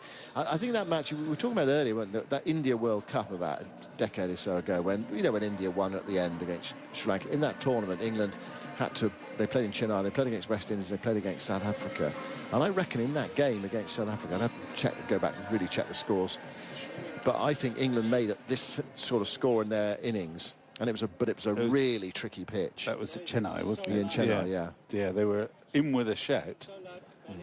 But the point is, too, that in this contest... Here's Archer beginning new over, bowls to Stubbs. Stubbs is bowled, he's played on the back foot. Well, there's one of them. No great celebrations from Jofra Archer or the England team. A few pats on the back, but they've got through the first one. Stubbs, makeshift opener. He has not lasted long. He's gone to his 5th ball, and South Africa are 11 for 1 in the 3rd. Yep, well, that'll cheer Jofra Archer up. He got a good bounce on it. It almost came off the meat of the bat. He was a little bit late on it, playing defensively. And I think that slid off the face, which was late coming through, or coming down, and straight back onto the stump. So the experiment of having Stubbs, enforced experiment because of a bit of illness in the South African camp, has not worked. And Archer's got a wicket, and he's got a smile. Haven't seen many of those lately. He could be England's leading wicket taker in this tournament. But we should reinforce what we were saying earlier on. I think that South Africa could lose this match quite comfortably and still qualify. No great hopes for Afghanistan, though. But it obviously would change the equation about who comes top of the group. I don't think they are going to lose this match, but they are 11 for 1 in the 3rd. And we've got a new batsman, Van der Dussen, coming out. Yeah, I've just got that match up in that World Cup in Chennai. England 171 all out Right. from 45.4 overs. And South Africa, in reply, 165 all out in 47.4. Who bowled him out? Stuart Broad. Stuart Broad took 4 for 15. Jimmy Anderson took 2 for 16. Graham Swan was playing. Michael Yardy was playing. Tim Bresnan was playing. That was England bowling line. Actually, Kevin Peterson bowled 8 overs. It's not for 30 as well. England's leading run scorer that day was Ravi Bopara with 60. Is Archer bowling wide of off stump. And that was a thick inside edge there onto the pad there from Van der Dusen. Ball rolls away into the onside. And the other man who made a half century in that game for England was the man who orchestrated their demise in Lahore in midweek. Jonathan Trott. Jonathan Trott made 52. Yeah, Strace, Peterson, Trott, Bell, Bopara, Pryor, Yardy, Bresnan, Swan, Broad, Anderson. That was England's team that day.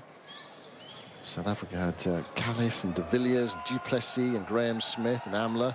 Archibald, and remarkable ballooning bouncer there. We saw a few in that first innings. That was the biggest wide of the day for a short ball, well over Van der Dusen's head through to wicketkeeper Smith. So how many wides is that now? 6 wides from Archer. But 1 wicket. But 1 wicket. It's a good ratio. That 12 was, for keep 1. going with that. Yeah. Yeah, I mean, look at that South African side. They had Steyn and Morkel as well. Imran Tahir.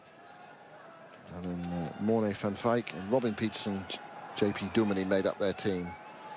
And winning that game by 6 runs. To stay alive in the competition, Archer bowls. Van der Dusen turns away into the onside. Good diving save. So it's right at mid-wicket by Overton. Prevents a single or even indeed a 4 off the bat. I think it would have gone for 4 actually if he'd not stopped it. 12 for 1 South Africa in the 3rd over. Archer with that wicket. So it shows you what is possible in a one-day game. You think it's going to go one way, and it has a habit of surprising you. I mean, this is kind of random in a way, but probably it might have been a game if you played in it. Here is Archer, played away by Van der Dusen towards mid-wicket, and there's no run.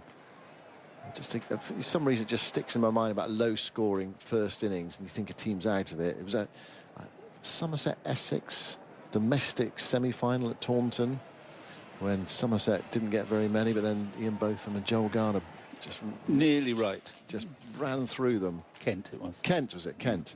Yeah. That's right. Sorry, Essex supporters. Did you play in that game? No, I was 12th man. 12th man. There was a marks out of 11. Yes, yet again. Archer bowls, dabbed away by Van der Dusen into the offside, and there's no run. If anyone wonders what that reference is about, actually, it was a book that Vic once wrote called Marks Out the 11. He's a very self-deprecating man, rather than Marks in the 11. Yeah. Actually, it's a better title, isn't it? Marks Out of 11. Anyway, you're out of the 11 that day, but well, it's the right decision then. Your team won. Yeah. Well, they were. I think Somerset were. It's a long time ago, but Somerset were defending about 170, and they did well to get there. Yeah. Thanks to Graham Burgess, who got half a century, and then Joel bought a slight speed of light, didn't he, that day? And the Kent players got paler and paler as they came out. Archer bowls, Van der Dusen forces that away, square of the wicket. That's a boundary. He's found the gap there. Very similar to some of the boundaries Archer was conceding against Afghanistan the other day. A bit of width outside the off stump and just using the pace, eased away towards deep point. And so 16 for 1 after 3 overs, South Africa. And Van der Dusen is there on 4. Van der Dusen played, I think, one of the most physically demanding innings that I've seen in that anyone who's there that day in Durham. A very hot day in 2022. I think it was the 19th of July. It really sticks in my memory when it was about 40 degrees in Durham. And he made 133, and he had to run quite a lot of them. He hit only 10 boundaries. There's a lot of running there, and he had to run a lot of others as well, you know, with runs at the other end. He didn't have to run any there. No. It was a beautifully timed punch off the back foot. Here is Mahmood. Bowling to Rickleton, full. Rickleton drives. Oh, a misfield at mid-on, but no damage done. Butler, the captain. He then picks the ball up and hurls the ball into the surface on its way back to Jamie Smith. 16 for 1 South Africa, needing 180 to win this match. Just trying to work out if they were to lose. Yeah, they would be the runners-up, wouldn't they? So Australia have 4 points, South Africa have 3. Yeah. Mahmood bowls. That's clattered away by Rickleton. Fine stroke on the up. Not much foot movement, but very good hand-eye coordination. Cracked through the offside for 4. Takes him to 10, and South Africa to 20 for 1 in this 4th over. And sort of stand and deliver stroke from Rickleton, just leaning on the back foot, allowing the ball to come to him. Yeah. Almost played with a vertical bat off the back foot. Rickleton into double figures then. England have got no slips. They've got a short mid-wicket and a short extra cover for Mahmood, who's coming round the wicket now to bowl to Rickleton. Mahmood bowls, and he's up on his toes again. It's a nice looking shot, stroked away, square with the wicket, but this time he picked out the fielder at point, and there is no run. Archer getting the 1 wicket to fall so far of Tristan Stubbs playing on for naught. It was an unusual dismissal because it hit his bat in the middle of the bat, but it was still coming down. It hit the top of the bat, but it was off the face of the bat and then onto the stump. So he surprised him with the pace. I mean, he's not been in the team up until now. Forward goes Rickleton and plays it back past the bowler. They've gone for a quick single. Butler hurls the ball at the striker's end, and Van der Dusen there suddenly realised he was in danger, and there were a few arms in the air. If he'd hit the stumps, you can see where he was, Van der Dusen. It was a very sharp single. It's one of those, as a batter, you think, oh, I'm running to the danger end, but it wasn't like that. Let's have another look at it now. Yeah, Butler runs behind the umpire. Van der Dusen he would have been all right, I think, but not by much. Let's see, we're seeing the side on replay now. Yeah, he'd been home. Yeah. But as a non-striker there, your inclination is to go back into your crease. Well, he did, yeah, and that's what he did, and he had a long way to go there for. 21 for 1. Van der Dusen on 4, faces Mahmood, short ball, another one of those ballooning bouncers. We've seen a few of those on this surface. There's another wide. I'm not sure Jansen's were ballooning bouncers, though, that got the wickets. They were a bit quicker than that. Yeah, he picked up a couple of wickets from short balls, Salt and Smith. He also had Duckett caught and bowled at the leading edge. Van der Dusen, right-handed, waits for Mahmood, covers up, ball runs away towards a point, and there is no run. The crowd has built up a bit since the start, but it's not a big crowd. Imagine under the roof here, if Pakistan were playing and they were going well, there'd be a real din on this ground, because the noise just stays in, because of the low roof around this ground. That's not quite a smattering of spectators, probably a few more have come in. Yeah, it's 3,000 in the ground, something like that. 2,000 to 3,000. Saki Mahmood bowls, played away by Van der Dusen. He's found the gap there, back of a square, so chase out towards the boundary. I think it will be stopped inside the rope. Indeed it is. Salt was after it, sends in the return, and they have time to come back for 2 runs. 24 for 1 at the end of Saki Mahmood's second over. 2 overs for 14 from him. 4 overs gone. South Africa need a further 156 runs to win from 46 overs. More from Vic, and then Jonathan Agnew's coming back in. Well, England doing their level best, but it's not going to be enough, I don't think. And they were pleased to get the wicket, but there was no great jubilation. It's that end of tour, end of term feel to it. They know they're on the flight tonight. South Africa, though, well, they're going to be hanging around and doing a few more flights in this tournament. Trying to think if South Africa have ever won the Champions Trophy, but I'm looking to... Archer's bowling is tucked away from leg stump down towards deep back, good square leg. That'll go for 4, I think. 2 fielders giving chase, but he's perfectly placed that. And Archer has taken the wicket, but he's been a bit wayward, certainly, in his opening spell, and that was on the leg stump, and very easily picked off for another boundary. So 28 for 1. We're in the 5th over. Just 152 runs needed now by South Africa. England just looked flat, as you can imagine. Even when that wicket fell, quite a bit of energy for the high fives to shake hands and that sort of thing, but nothing more celebratory than that. 28 for 1. Rickleton waits. This is short of a length, played away up towards Bidon. Nicely taken single there as Butler throws at the stumps and hits them, actually. Flashing Bales there, lying on the ground, but Van der Dussen was in his ground. 29 for 1. It's vital that South Africa actually just finish this off and do it. If they do this at a canter, do it well, do it positively, it'll all set them up nicely for a semi-final. Oh, I thought you were thinking of your buffet supper. No. No, of course not. They want to forget what happened to England. They've just got to do this game and do it ruthlessly. And then set themselves up. And not get into any bad habits as well. I don't want to grind to this target in 35 overs or something. They just need to get there, get it done, and do it with a lot of confidence. In goes Archer, bowls on the off stump. And Van der Dussen carefully plays that into the covers off the back foot. I'll just answer my own questions about have they won the Champions Trophy. South Africa, and Simon's helped me out with. They won what effectively was the Champions Trophy, maybe called something different. It's called something else. Yes. Yeah. It was a while ago. 29 for 1. Well, they've got this reputation, of course, of choking, haven't they, when it comes down to the crunch? Well, that's not an issue today. No, not at all. Archer glides in, bowls a good delivery, which beats Van der Dussen outside the off stump. Looking to guide the ball towards third man, but that went past the edge. South Africa 29 for 1. They bundled England out for 179. They have lost Stubbs, bowled by Archer, without scoring. Floodlights are coming on, one by one. The one that's shining directly at us. It's very bright, isn't it?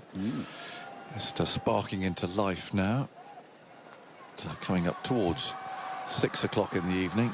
Archer again kicks up his heels, bowls. Van der Dussen defends that resolutely. Archer picks the ball up in the follow-through. And there's no run, so 29 for 1. Archer walks thoughtfully back to his mark. Once again, Van der Dussen, right-handed, fine player. Twiddles his bat. I mean, they've got some excellent batting, haven't they, South Africa? Exciting and exhilarating batting. Archer bowls it short, steered off the back foot, only as far as point, where it's fielded by Salt. To end Archer's over, 5 overs gone, it's 29 for 1.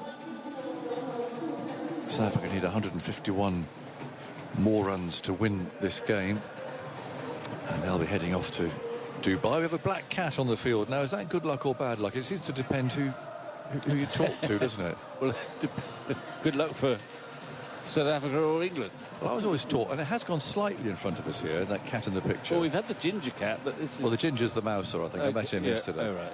This is a black cat. I was always told if a black cat walked in front of you, it's good luck. But then some people say it's bad luck. Well, he's walked off the field. Well, no, if you look at the screen, he came across the screen in front of us, so I'm counting that as walking in front of us. Dandy designs are going to fit. In comes Saki, bowls round the wicket, bowls keeps a bit low, and played off the front foot by Rickleton. Well, I've been hearing that they don't need good luck. It's absolutely guaranteed. They need a bit of good luck. As long as they hold together. They're quite tight, the picture you showed me. Well, they're quite tight, actually, weren't they? Yes, a little bit of weight to come off. 29 for 1. I did go to the tailor that Andrew Flintoff's lot went to in Calcutta. Oh, yes. On his programme, the master tailor of Calcutta. Did that go well? Well, it actually, yes. Saki bowls, and he's dropped it. A return chance, hit firmly back at him in the follow-through, but he had both hands. It bounced out again, just short of Duckett coming in from cover. More than just a half chance, that. It was firmly struck at him. Straight back at him. Yeah. He's still in his follow-through. And it did go quite a long way after it hit him. It's one of those that on a replay, I'm not sure actually got a hand to it. I think it went straight through, hit him on the shoulder. Yeah. Awkward height.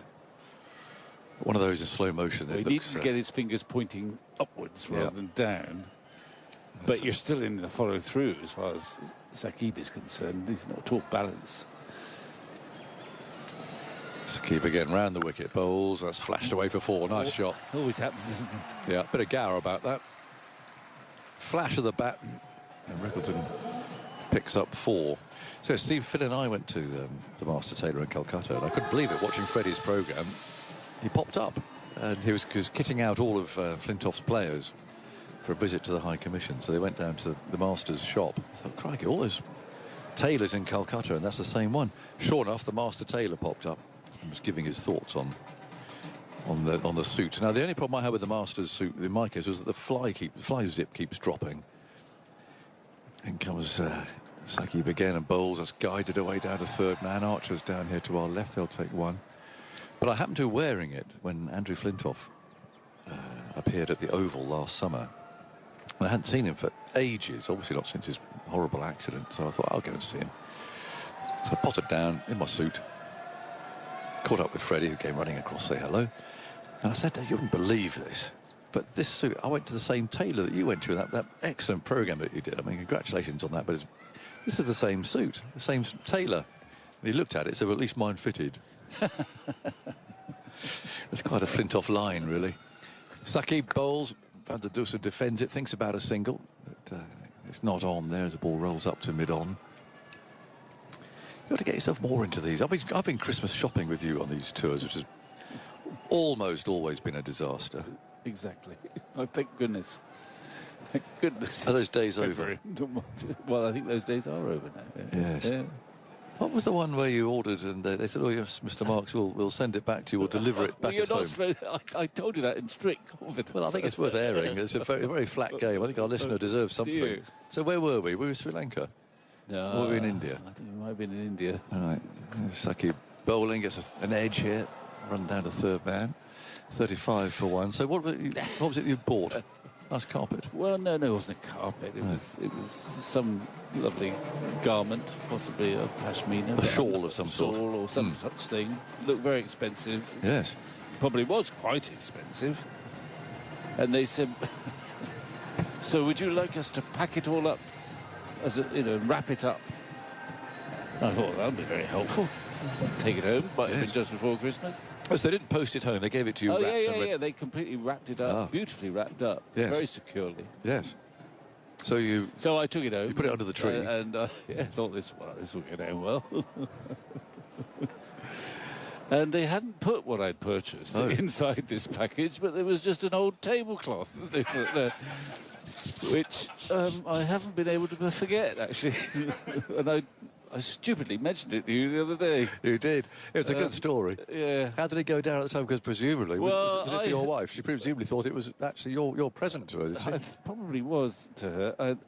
Well, she hasn't forgotten that, she said things like, actually, I won't tell you what she said. No, I think I can imagine what she said. 35 for 1. You've bought some, jewellery you've been purchasing from there. Here's Archer starting a new over. Van der Dussen picks up a single, driving it firmly back. And 1 run taken. You were sent out. I think you were sent out to buy some quite specific jewellery. That worked. That was the one that worked well because I had very, very good instructions. Right, but we covered some miles finally. We walked all around something like Cuttack or something. It was a snake necklace, I think. That's right. That was the solitary success story. It all comes flooding back. Anyway, it's probably time for me now to disappear. That's a nice story, though, Victor. Nice story. 36 for 1. Rickleton 21. Van der Dussen has 8. He's at the non-striker's end. And Rickleton, left-handed, looks around the field. We're still in the power play here. We've still got 4 overs to go in this power play. So that's not so much gaps, but there's opportunities out there at the boundaries. Archer around the wicket, bowls, and Rickleton tucks him into the leg side, finds Duckett at mid-wicket. And there's no run. Chris Woakes listening to that unfortunate story of one of Victor's shopping expeditions. Chris, it's always very tempting as part of the world, though, isn't it? Go out shopping for things, especially we're often round here just before Christmas. I can't hear you at the moment. We need Chris is on silent mode. We'll find him in a minute. I can see him, but I can't hear him. 36 for 1. I believe you've got me. Is that right? I've got you now. That's better. Here's Archer bowling short down the leg side. It'll be a wide, I imagine. There's a lot of wide so far. I've lost count. But there's another one. Yes, have you had any unfortunate experiences while shopping around here? I haven't. That's one of the better ones, to be honest with you, Vic. You're expected to come back with something, though, aren't you, when you've been away on tour like that? Absolutely. Oh, no, you are. But it's fun. I've spent days walking the streets around India and Sri Lanka with Victor, looking for his all-elusive Christmas presents to take home. 37 for 1. Archer again, bowls short this time, quite lively, tucked away to third man, who's on the edge of the circle, where Rashid fields. 37 for 1. Well, England trying here, but they've got to do the basics right, haven't they? Just do it. Yeah, running hard.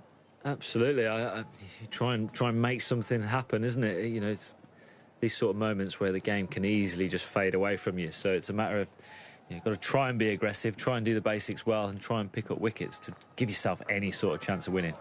Archer bowls again. Now, he got a rather way with that one. I thought it was short and leg-side-ish, and Umpire Tucker's been fairly ruthless with the wides so far, but he's let him off with that one, rather. And flew down over the... Well, perhaps it's over the batsman's shoulder rather than missing the shoulder. Yeah, it's one of those, isn't it, Agus, where you turn around and look at the umpire and just kind of hoping he's not going to put his arms out wide. And he's a good man, Umpire Tucker, though. Yeah, he's certainly one of the better umpires, and I enjoy a bit of a chat and a bit of a chinwag with him at the end of it. Here's Archer, moves in, bowls, driven up to mid-off. And to take a single there, he has to move a few yards to his right-hand side. 38 for 1. I played grade cricket with him, club cricket in Sydney. With Rodney. Did you? Where was that, you say? That was in a place called, well, it was Cumberland, which is basically Parramatta, so it's way out west. Okay. And Chris Cowdery was in the same side as me, and out we went as youngsters, go and play. John Benno, so Rich's brother, John, was captain. Yep. Yeah, really, really good experience. John, completely different to Richie. John's a big extrovert, and it was good fun playing under John Benno, who did play for Australia. I think I'm right in saying, someone will correct me. Goes Archer bowls, and that's steered away towards third man. Doesn't reach there, goes to backward point. I think that the gap between Richie Benno and John Benno playing for Australia is the biggest of two brothers in Test cricket history. Really, that big? So John's much younger, yeah. But he fell out with the selectors because he refused. He was insisting on wearing the half-track shoes. Oh, right. I don't know if you wear those or not. No, spikes in the front, a bit rubbery on the back. They were in for a while. Yep. Yeah, half-spike shoes. And so, but the selectors, Australian selectors, basically banned him from wearing them. So John got very cross about it, insisted on wearing them. So they seems a bit him, extreme to drop someone on the shit on their footwear. Yeah, and he got a score. I'm getting Adam to look up John Benno's. I think he got a bit of a score in the last Test match. He didn't play that many Test matches, but I think he got a good score. And then and there was dropped because he refused to wear full spike boots. Wow. Those were the days. You wouldn't have got away with your beard. Let me tell you, that would have had to come off. Bring them days back. There'll be no one playing. No, I know. That is true these days. Here's Saqib bowling, and that's driven out towards cover. I'll take a single. That wasn't very well timed, but the field had to move rather to his left. I mean, tattoos, you got no chance. Yeah. So that's half the team gone as well, I suppose. But no, they had a thing about designer stubble, as it was called. And you couldn't, I mean, Graham Gooch, you couldn't possibly bat with having not shaved. If he got told off, he was captain. Oh, no. How times have changed, I guess, eh? Well, I think so. I mean, most people have got a beard now, it seems. But Saqib certainly has. And so's Phil Salt, I've just seen on the screen. 39 for 1. Here comes Saqib. Bowls, quite full. Van der Dussen on the front foot. Or rolls back up for Saqib to field. And there's no run. So John Benno, come on. I think he got at least 50 in his last Test match and was dropped. But I'm happy, as usual, he proved completely wrong. He might have got more than 50. Let's have a look. He got 142, did he? No. Wrong. I'm looking at the wrong column. That would have been a hell of a drop after that, wouldn't it? Well, it would be. I'm sure he got a score. 39 for 1. He got 36 and 70. 36 and 7. No, hang on. I'm looking at the wrong sheet. He got double figures anyway. So, but he was dropped. Anyway, that's the John. But did he score 100 for Australia? He did. He did. And he only played how many tests? 3 tests. He scored 100 and still got dropped for wearing the wrong boots. So I'm almost got there. It's a sort of a seniorish moment, but you know there's an element of truth there. Yeah. Never let the truth get in the way of a good story. Well, no, but there's an element there. Yeah. So in 3 tests, he did score 100 and got dropped for wearing the wrong boots. Yeah. So 39 seems for 1. Pretty hard done by. Well, I think so. Saqib comes in and bowls, and that's driven firmly. That's a lovely shot from Van der Dussen. He's a good player, this fella. Remember, when he first came into the South African Test side, it was against England. In his early games, we weren't quite sure, but crikey, he's really developed well, isn't he? He is a very good player, and this sort of situation is kind of tailor-made for him. You know, he's not a guy that's going to strike, 150 strike rate, for instance, but he will bat long periods of time, make it hard for you to get him out, and he'll wait for a ball like that, which is just over-pitched, and he shows the full face of the bat and a great shot down the ground. Yeah, perfect placement there. It was a nice half volley, but he's just played that very carefully, making sure he didn't hit mid-off. He's down to the boundary it goes. Prickly character to play against. He tends to rub people up the wrong way, just from the way he kind of carries himself, really. Not necessarily vocal, but... Yeah. Here's Saqib bowling to him. Short, doesn't get that pull shot at all. And the ball bounces away to the offside. Well, there's been a little bit of colourful language out there. We've turned our microphones down. Because... we heard a few bits and pieces. Was that when he came to the crease? No, it's when they were fielding. Oh, okay, right. That's the one drawback with pitch bikes. You've got to be careful because you've never utter an oath. No such thing. I guess. But what I'll do. It's nice to hear Nick. So it's nice when you're commentating and hear a nick off the bat or whatever, or a double sound if there's an LBW. But sometimes you can pay the price if the wicketkeeper's standing up to the stumps. 43 for 1. Van der Dussen on 12, just waits for a moment. I think there's an adjustment to the field. Anyway, he's twiddling his bat. And Saqib again moves in, bowls, pushed away by Van der Dussen up to mid-off. They've got third man up on the edge of the circle. And the 2 deep men are on the leg side there for fine leg, a deep square leg. But that ends that over. 43 for 1. Nice to see Saqib running in and fit again. He was very promising on that West Indies tour that he went on and played in the Test matches. Then, of course, he's had injury after injury. Just getting himself back now. But again, rather like Mark Wood, when you see him in shorts out there, he's got a lot of tape strapping his knee up. Yeah, I mean, strapping is part and parcel nowadays. He kind of... Guys do strap up, sometimes just as precaution. And other times, obviously, it's a little bit more of a reason behind it. But yeah, as you say, Saqib has had his fair share of injuries, and it's good to see him back fit and playing a big part in, I'd imagine he'll be a big part of this England ODI team in particular. I think he's a very good ODI bowler. Going forwards. Yeah, absolutely. Here's Archer around the wicket, bowls, and that's very well played by Rickleton. From round the wicket, that's angled in at him, but he's still managed to force that square through the offside from, well, hard to tell from our angle, but I don't know, middle and leggish, maybe even leg side-ish, but it's that angle from Archer as well, bringing it in, but he's really played that well. He's a beautiful placement. Tough guy to bowl at, Rickleton. He's in good form at the moment, coming off the back of a good SA20. And he's kind of burst onto the scene for South Africa over the last couple of years, and really is a strong player for them in all formats now, but he's just a bit awkward. He's hit that through backward point and the ball's on middle stump. Nice. Bowled him now, though. Bowled him, playing all round it. And Archer takes his second wicket. And Rickleton looks very disappointed. He can barely drag himself off the ground, but if he looks to his right, you'll see his middle stump leaning back. And I'm not quite sure how they got through. In fact, maybe that was what Rickleton was saying to himself. How on earth, what happened there? How did I miss that? He just played a lovely shot to the ball before.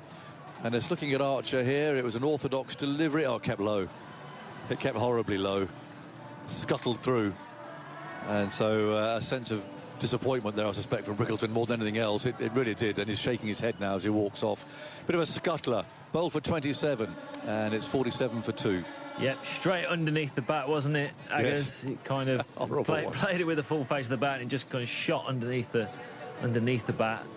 Jofra Archer really happy with that one after you know, the ball before not being a bad ball, getting hit to the fence. You feel like he's got kind of his just rewards there with that wicket. But yeah, unfortunate for Rickleton, but just gives England a little sniff of a window of opportunity. Well, a few more of those. Absolutely. And you think maybe 250 might have been a good score, but we haven't seen too many misbehave. There have been one or two keep low in the course of this innings. Heinrich Klaasen is coming out. We know all about him. Hard hitting, right-handed. He smashed England all around the park the last time that we saw him in Mumbai, and so he strides out. We've got the hard-hitting Chris Wokes giving his thoughts, and then the even more hard-hitting Simon Mann coming in to pick up commentary. It seems appropriate. Hard-hitting, that's probably the first time I've ever been called that, Aggers. But yeah, Henrik Klaasen walking to the crease for South Africa. A big player for them. Everyone knows his capabilities. Obviously gave England a hard time back in the 2023 World Cup in India.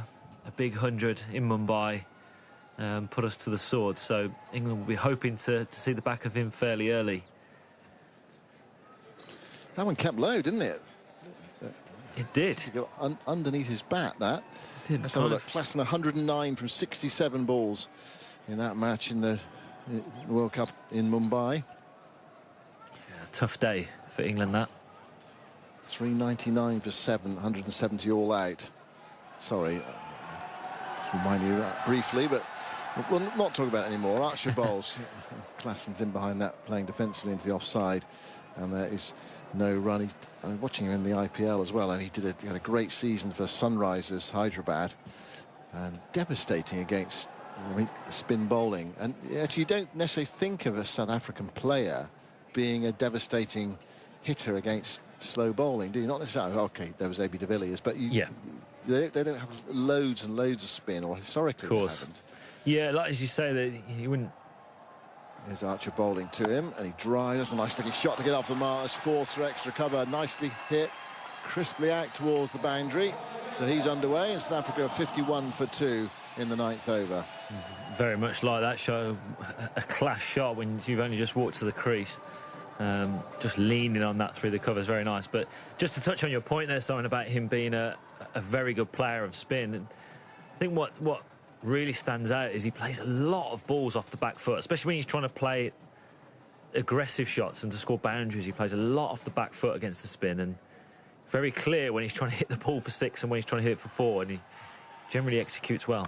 Archer bowls to him, he stands up and punches that away wide of mid-off. Butler fields to his left-hand side, sends in the return, but not before they are home for a single. 52 for 2 South Africa in the 9th over. They need 180 to win. The two teams are neck and neck in terms of where they were at this stage of the power play, although England lost that extra wicket. 62 for 3. Where are we?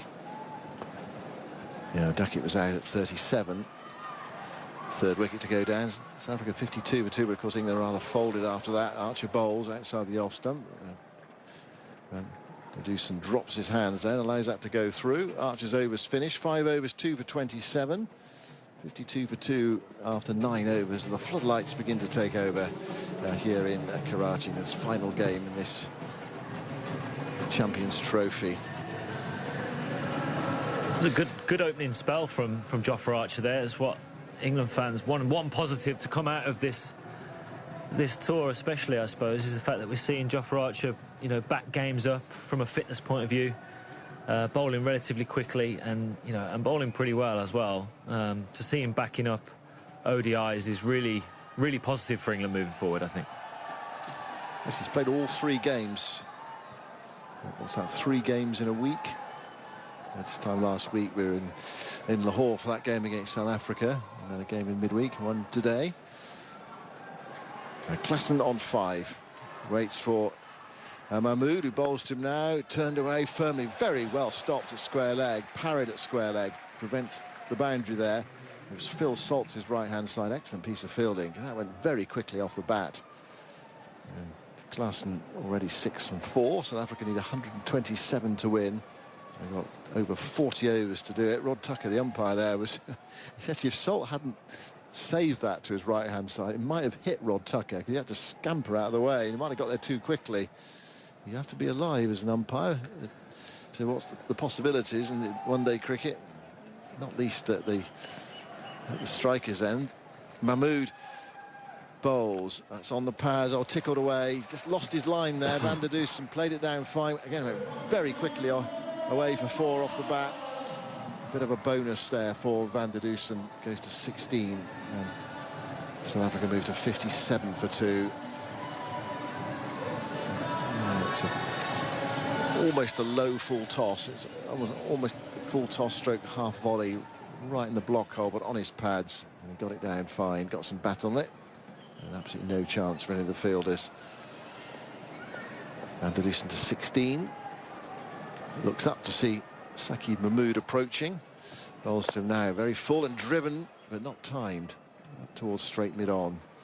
And there's no run. What's the agenda for you now, Chris? Are you in some kind of pre-season training, or are you having a rest after T20 in South Africa? Yeah, very much a bit of a rest period for me, Simon. It had been a pretty busy one, really. You know, obviously last summer, busy Test summer, into Test tour of Pakistan, into Test tour in New Zealand, and then obviously had SA20 just gone in January. So I was always looking forward to February, March, to be brutally honest with you. Bit of downtime, bit of time at home, and a little less travel. And yeah, just trying to stay fit, obviously, keep up with some fitness, but just have a little breather from the cricket side of things. Ready to hopefully hit the summer running, probably mid-April onwards, I'd imagine. Yeah, there's just a problem at the moment with the bowlers' foot marks, I think. So we might need the ground staff out there to come on and do something or other. So do you have to keep ticking over? Do you have to just so your body is, you know, still slightly in the groove? That do you have to bowl every week or anything like that? Yeah, so I try, to be honest with you, Simon, it's probably a better place for me now when I kind of don't stop bowling as such. You know, if I have longer breaks off bowling, it kind of makes it more difficult to come back, and that's when you kind of pick up a niggle here or there. So, you know, it's very much that, really. Just tick over weekly, maintain the fitness side of things, and keep gymming. And it's actually quite nice to be able to bowl less and gym a little bit more, and actually be in a better opportunity to probably, you know, improve your strength, improve your mobility, improve your fitness. Because actually during season and during performance, it's more a matter of just, you know, trying to keep yourself on the park and making sure you do the right things to stay on the park, rather than windows of opportunity to, you know, improve things from a fitness point of view. So, yeah, quite a nice little change, really. Can't remember the last time I actually had an opportunity to do this. Yeah, I mean, could you say, it's a break? The ground staff are out there actually hammering away at the crease at the moment. Anyway, that's... So obviously Saqib Mahmood's complained about something on his follow through, so a bit of a halt to the game at 57 for 2. So you say a rest, but actually you still have to maintain your fitness. You can't, it's not like, no.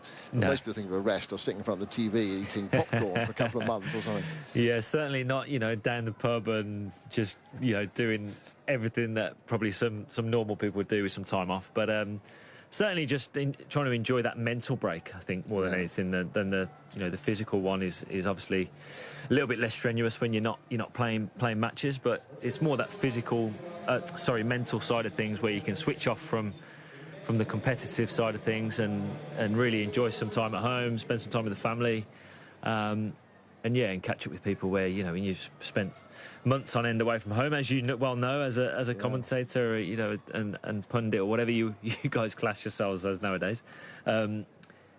It is nice to spend that sort of period at home, and certainly enjoying that at the moment. Well, I think play is about to resume. The ground staff have done their thing with the hammer, and we are back with Saqib Mahmood bowling to Van der Dusen. He's on 16. 180 to win for South Africa, 57 for 2. Last 3 balls of the power play. And Van der Dusen waits for Mahmood, who bowls to him now. And he gets a straight ball. This keeps, again, it seems to keep a fraction low the way Van der Dusen has played that. Goes up towards mid. I was talking to Vic actually off air, Vic was saying he didn't feel this was absolutely perfect batting pitch. You know, It's not absolutely perfect today. We've seen one or two banks a bit, and that one keep low. Anyway, it's probably not a 179 all-out surface. And South Africa clear favourites to win the game.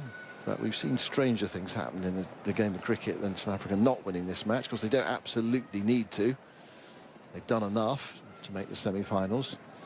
Mahmood bowls. That's outside the off stump. Forward goes Van der Dusen out towards cover. And there's no run. With England needing wickets and Adil Rashid being one of their sort of main threats in theory, do you see him coming on straight away, or do you think actually with Klaassen, you think, well, not quite sure what we do here? Do we just hold him back a bit and hope we get Klaassen out? I mean, yeah, obviously Klaassen's obviously very strong against spin, but anyone is susceptible. You've still got to bowl your best bowlers, I believe, when you're chasing a game and not many runs to defend. Sati Mahmood back to the top of his mark to complete his over, and the power play bowls. That's flicked away in the air. One bounce down to Jofra Archer. That fine leg. He's fractionally to his left. It's a low pull, half a top edge there from Van der Dusen, but very quickly off the bat. He goes to 17, and South Africa 58 for 2. England's power play was 62 for 3, so actually quite similar. Obviously, England losing that extra wicket. South Africa 5 fewer runs, but what happened afterwards has been really the key to this match. Obviously, you don't want to lose 3 wickets in the power play as well, but England rather subsided. 179 all out. Yeah, we were just touching there. Would you bring Adil Rashid on now to try and make that breakthrough and put some pressure on the South African players? And I know Klaassen is a world-class player against spin, but I still believe you need to try and get him out early. If he gets in, this game is dead and buried. So I would like to see Adil come on fairly soon. I'd imagine Jos Buttler will be thinking that he'll want his magician of Adil Rashid's leg spin to try and work some magic, weave some magic in this middle period. Well, Archer's continuing and bowls a straight ball, which is fiddled away by Van der Dusen into the offside in defence. He goes to extra cover, and there's no run. I mean, the fact that Archer's bowling into a 6th over here, I mean, it shows that England are thinking, well, this game is probably not going to go really deep. Actually, do we need necessarily to use much of our 5th bowler today? I mean, can we just use our main frontline 4 for as long as possible and keep them going? Jamie Overton to come as well, and Adil Rashid. I wonder if you'll see Livingston. I mean, if the pitch spins a bit, then we might see Livingston, as that one's on target from Archer and played away by Van der Dusen in defence, and there's no run. You sometimes see captains sort of gamble, thinking this game's not going to go the distance. We've got to bowl them out. He's probably thought if he can get Jofra another 1 or 2 here and he can get us another wicket, then all of a sudden it looks a little bit, you can get a deal in and try and apply pressure to a new batsman. Yeah, definitely. 122 to win. Archer bowls to Van der Dusen, and a straight ball defended by Van der Dusen away into the offside, and there is no run. The crowd quiet, a smallish crowd for this match in Karachi. You do feel a bit sorry for Pakistan, the way this competition has panned out for them, both on and off the field. There's that huge enthusiasm for the tournament now. They're sort of looking forward to it. They played their opening game here against New Zealand. That felt like such a decisive game for them, when they had to win. They didn't, and well, they are out. It's like England and Afghanistan. As Archer bowls, guided away by Van der Dusen up on his toes, out towards backward point, and there is no run.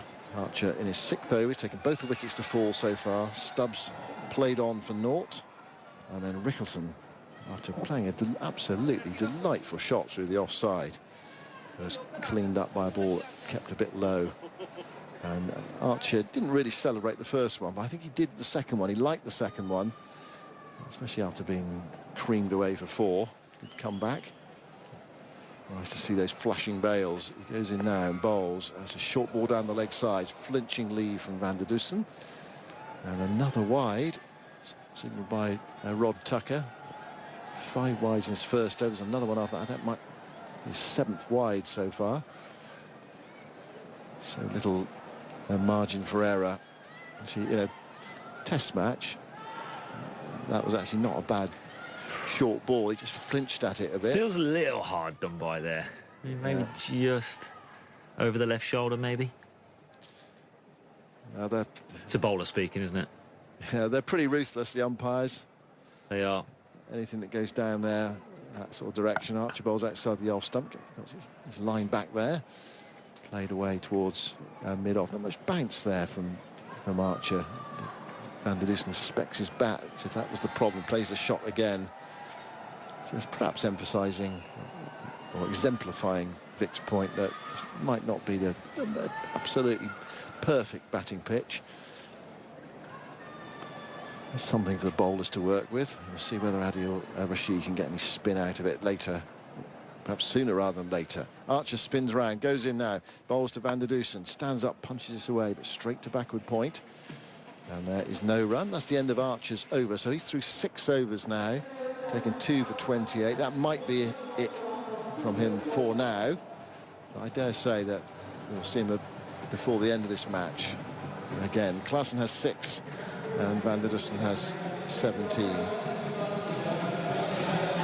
Very much a good over from Jofra Archer. He's bowled nicely with the new ball here. 2 for 28 off his 6.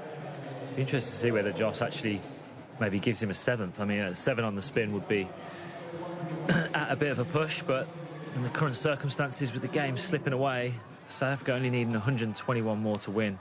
2 down. Klaassen at the crease. He's gone to his pace bowler in Jamie Overton by the looks of things, rather than Adil Rashid. Maybe thinking along the lines that you mentioned, Simon, the fact that Klaassen is so good against spin, maybe holding him back, but you want the game to disappear before your best bowler hasn't bowled a ball. Overton bowls, low pull, cracked away by Klaassen towards deep forward square leg. Another run. Well, I'm sure Jos Buttler would have. Well, he saw him at close hand in that World Cup match, but he also has seen what he created in the IPL last year as well. Yeah, I played with Heinrich at Durban Supergiants in January for the SA20, and to see him up close and personal in practice and how clean he hits the ball it's quite something. He hits a ball as well as I've ever seen. Overton bowls to Van der Dussen, knocked away into the onside towards mid-wicket, picked up by Joe Root, and there's no run. I mean, there's many players that I've played with and against, and you can tell how they strike the ball is very different to other people. Joss being one of them. When he's in full flow, he hits the ball so hard and clean. But I reckon Heinrich Klaassen is certainly up there with one of the best I've ever seen in terms of ball striking. Overton bounding in to bowl to Van der Dussen, who pulls a guided pull to the left of Archer. Although the original striker there, Van der Dussen, was very keen on 2, but Klaassen said no, don't bother. He ran half the way down, half the way back again. So they're going to have a quick chat in the mid-pitch. Maybe they didn't hear him initially. He was coming for the second. He was running to the danger end, Van der Dussen, but Klaassen didn't fancy it. Of course, you think you're running to the danger end. Not always the case with the arms that fielders have these days. Or perhaps have always had. Could be run out the non-strikers. 61 for 2, middle of the 12th. Overton goes wide of the crease, bowls. It's driven back and he half stops it. He was looking for a single there. Klaassen through mid-on, but Overton got across and parried it up towards the mid-on fielder. So there is no run. What's he like as a teammate, Klaassen? Yeah, he was very much, he's in his older years, shall I say now, towards the back in his career. I think he's around about 34, 35. So he's an experienced campaigner now and clearly liked to lead, so to speak. Spoke well and liked to speak within the dressing room. Overton bowls, pulled away by Klaassen. That's a fine stroke. Bit short from Overton. Swivel pull well in front of square to the left of mid-wicket. Raced away towards the deep mid-wicket boundary. 65 for 2. Klaassen already into double figures. 11 from 7. No-nonsense shot from him and a no-nonsense start.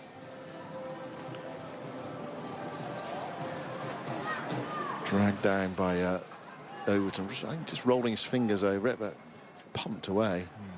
Well controlled as well, wasn't he? Yeah, beautiful exactly stroke. where he wanted to go. Overton bowls that one to Klaassen, who pushes it up towards mid-on. There's no run. It is the end of the over. We've had 12 now. South Africa are 65 for 2. They need 180 in all to win. I wonder whether we are going to see Adil Rashid and when, actually.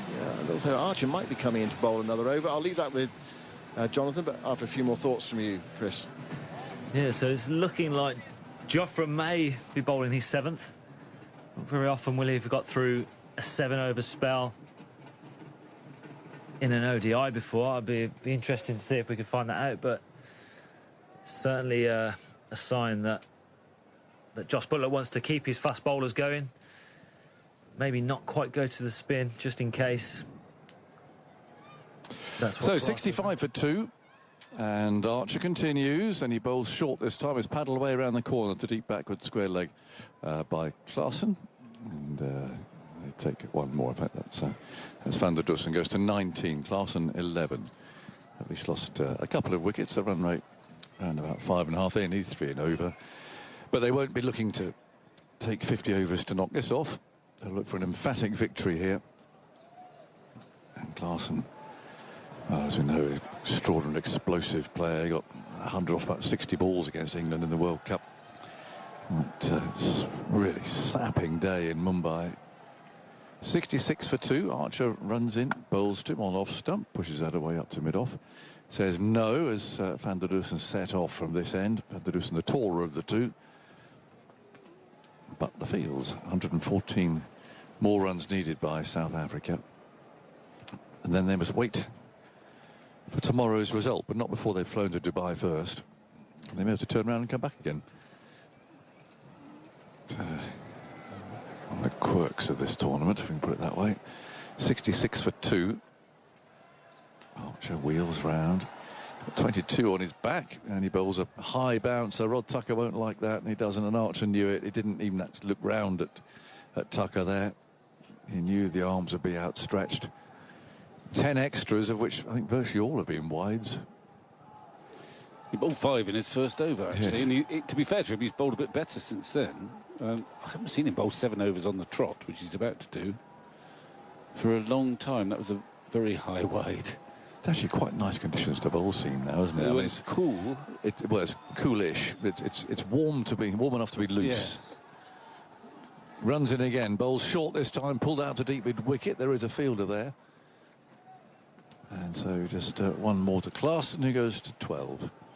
And there is a little bit of uneven bounce, I think, in this pitch. It's not the perfect batting pitch we've seen at Lahore, I think it's fair to say. Heard a lot of balls clunk into the bat down the bottom sometimes. But it's not 180 all out pitch. But I don't think it's the perfect, blameless batting surface we've seen in Lahore in 2 games. Van der Dussen waits for Archer, who bowls short of a length, prodded off the back foot to cover. Only as far as Salt. 68 for 2. Third man, fine leg. Deep square legs going back, actually, and a deep mid wicket, so might be tempting to bowl a short ball here. They've got 3 on that leg side boundary. Yeah, they haven't got any protection at square cover, which is quite unusual. So he's got to bowl very straight, which is what you're trying to do, and he has done much better. What's happened here? Rod Tucker spotted something. I don't know. And I think the third umpire might have interjected there. I think it's the roving camera up in the sky that they were upset about. It could be. Or they're just looking to make sure that they're not 3 behind leg side, maybe. Here's Archer bowling on the off stump. It's short and fended away by Van der Dussen. And there's no run. 68 for 2. Klaassen 12. Van der Dussen has 19. Yeah, you might be right. Is it the spider cam? I don't know where he's gone at the moment. No, he was up above the square leg umpire a while ago, but it's getting dusky. It's hard to see him. Yes. 68 for 2. 1 ball to go in the 13th over. In goes Archer over the wicket, bowls short. It's paddled away by Van der Dussen. Little short arm pull shot. Sends the ball to backward square leg. Going to take a single. And that is the end of that over, which is the 13th in this innings. It's 69 for 2. And so South Africa need only 111 more to win, 37 overs. And then a veil can be drawn over England's appearance in this Champions Trophy. There's a black cat again. He's trotting across the outfield quite happily. He looks like he owns it, doesn't he? You don't see cats at cricket grounds, do you? We've had some dogs running on in the past. I remember one in the border. Caused a bit of chaos, actually. In Guyana? Yes, he ran on. Quite a scruffy dog. And he did what he shouldn't do. Literally round about, well, it was a test match, but round about where the edge of the circle was, and the groundsman had to come out with his shovel. Clear things up and a bit. deal with it, yes. That was unlucky. The cat is now leaving the ground. Well, that's the cheer for the cat. He's now left. Now we've got Overton. And he bowls. That's pushed up to mid-off, and they steal a single. 70 for 2. So, Overton is second over. 110 more needed. You didn't say whether you thought a black cat was lucky or unlucky. Well, I think a black cat is lucky. Well, I thought it was lucky. So we've seen it twice now. So who's lucky, though? You and me? Well, everybody. I've considered myself lucky. Here's Overton bowling. And that's driven out through extra cover. Fielder in pursuit. No, it's going to get through that gap, and it's going to hit the boundary. Wasn't perfectly timed, so it gave the fielders there a little bit of hope. And the outfield's been very fast so far. 74 for 2. On the boundary to Van der Dusen, who goes to 21 from 39 balls. He always finds the boundary when he needs to, Van der Dusen. So that was Klaassen, actually. Came with a thickish inside edge. 16. And at Overton again. Trots in, bowls, and Klaassen stands up, plays it down to mid-on. But the point remains, Van der Dusen does. He's one of those sort of patient players. Yeah. Steers England, his team towards victories in a sort of a controlled fashion, whereas Klaassen, Klaassen can take you to the cleaners, as we know. 74 for 2. Over his bat again now. There's Overton. Strongly built, runs in past the umpire. Klaassen drives, doesn't time that, and he's crossed himself there. It's played down to mid-off. I think if you're a batsman and you like scoring runs, you'd rather play in Lahore than Dubai. Tend to be that's the highest scoring ground so far, isn't it? Well, I think it's more or less the perfect batting place. Yeah, there's enough pace in it. Yeah. Be able to play your shots. Excellent pitch, a very fast outfield. Yeah. Decent sized boundary without being enormous. Overton bowls, that's tucked away into the leg side by Klaassen. Very full, that was, around about his toes. Clipped away. 74 for 2. Yes, I suppose the black cat thing, though, I mean, if England players saw it now, they saw it running off then, they wouldn't necessarily think, well, they might think their luck will change. Maybe in May. Yes. Overton runs in over the wicket and bowls, and that's flicked very fine for 4. It's drifting towards the leg stump. It came down here very quickly, I must say. And all Archer can do is just pad around the boundary edge, go and pick it up, throw it back again. You'd have heard there a spurt of gas coming up from around the boundary edge. You have sort of 5 or 6 of these around. It's just only it's white smoke, basically, that comes up when anything remotely exciting happens. But I think even the operator of that might be struggling a bit today to find too much opportunity to let his gas off. 78 for 2. And they're going to have a drinks break as well now, just to protract things. 102 more needed. Do you remember the spurt of the drinks canister in Faisalabad in the test match? What, the explosion? The explosion. Yes, I do. And there was a lot of sensitivity then, wasn't there, about the security on that tour? People thought it was a bomb. And everyone thought we were going home. Yeah. And it was just a Coca-Cola dispenser the that gas exploded. Yes, it was. It was very loud. Very loud. Yeah, I expect you were. I think. Well, I expect you ploughed on. I think I was on boldly 5 Live at the time. Actually. Yeah, well, I expect you. I don't think I made was on. nothing of it. Well, you couldn't help but make a thing. I think I was on speaking to Victoria Derbyshire as it went off. Really? And then we saw Shahid Afridi Doing his swivel. doing his pirouette on a length. Yes. This while everyone's attention was distracted. Not quite sure he got away with that. Yeah. Yes, that was Faisalabad. I think he did get punished in some way. But not. Yeah, he did get a punishment. But for 10 minutes, everyone thought, tour's over, we're off, we're going to pack our bags. It was a good bang. But it was a Coke canister. I think Arlo White was there. Yeah, well, that might well be true. I think he was commentating at the time that went off. Well, I Because don't Arlo, think- we were staying in a place called the Shadab Club, which is like an old gentleman's club in Indeed. Faisalabad.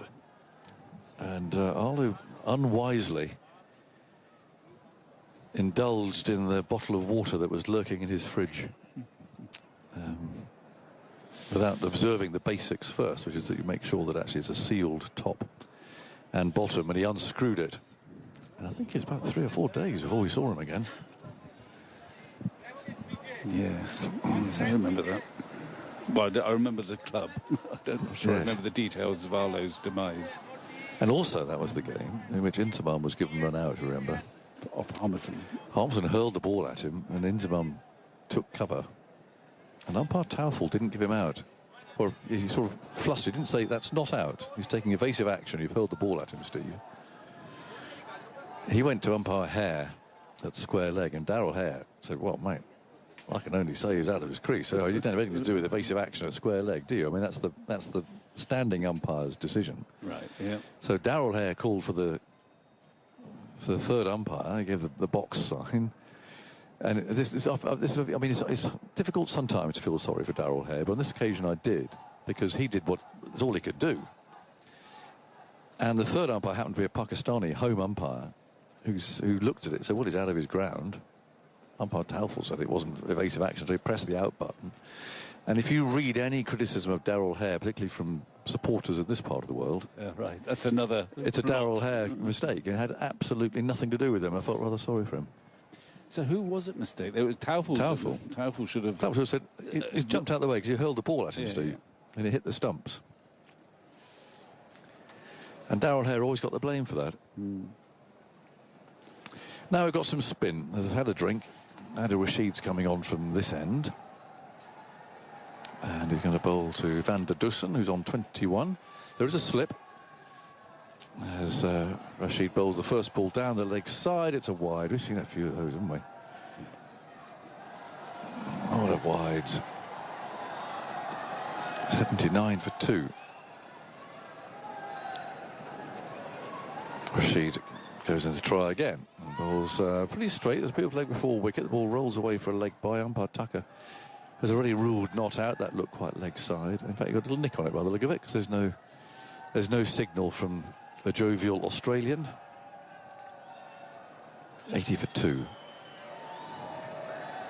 in the 15th over. And now Klaassen takes guard, looks around. What does he see? He sees a deep square leg. He sees a long on, long off. As Rashid moves in, bowls to him, and he just taps that away. Rashid rolls over and over as he fields. He'll see a deep point as well. So those are the 4 that are out. Night has virtually fallen. Not quite absolutely black overhead, just a trace of light. As Rashid bowls one again, that kept rather low. It did, yeah. Yeah, he's 280, 290. Oh, yeah. Might have been a score. Well, I think 250 might have been. That did keep low. Yeah. Actually, it was well taken in the end by Jamie Smith. It was. That was another scuttler we've seen already. Rickleton bowled by a shooter. 80 for 2. 100 more needed for South Africa as Rashid bowls, and Klaassen treats that with respect. He's pushing it away into the offside. 80 for 2. Flag still fluttering, hopefully keeping the dew away. And it might not get to see if there's any dew or not this evening, as that's driven firmly, defeats the diving cover fieldsman, and rolls down To Brook, who's fielding down to our left here at long off. 99 needed now by South Africa. We've got 35 overs in which to do it. We're looking, there's some interesting figures about the leg spinners in this tournament and the speed, they average speed.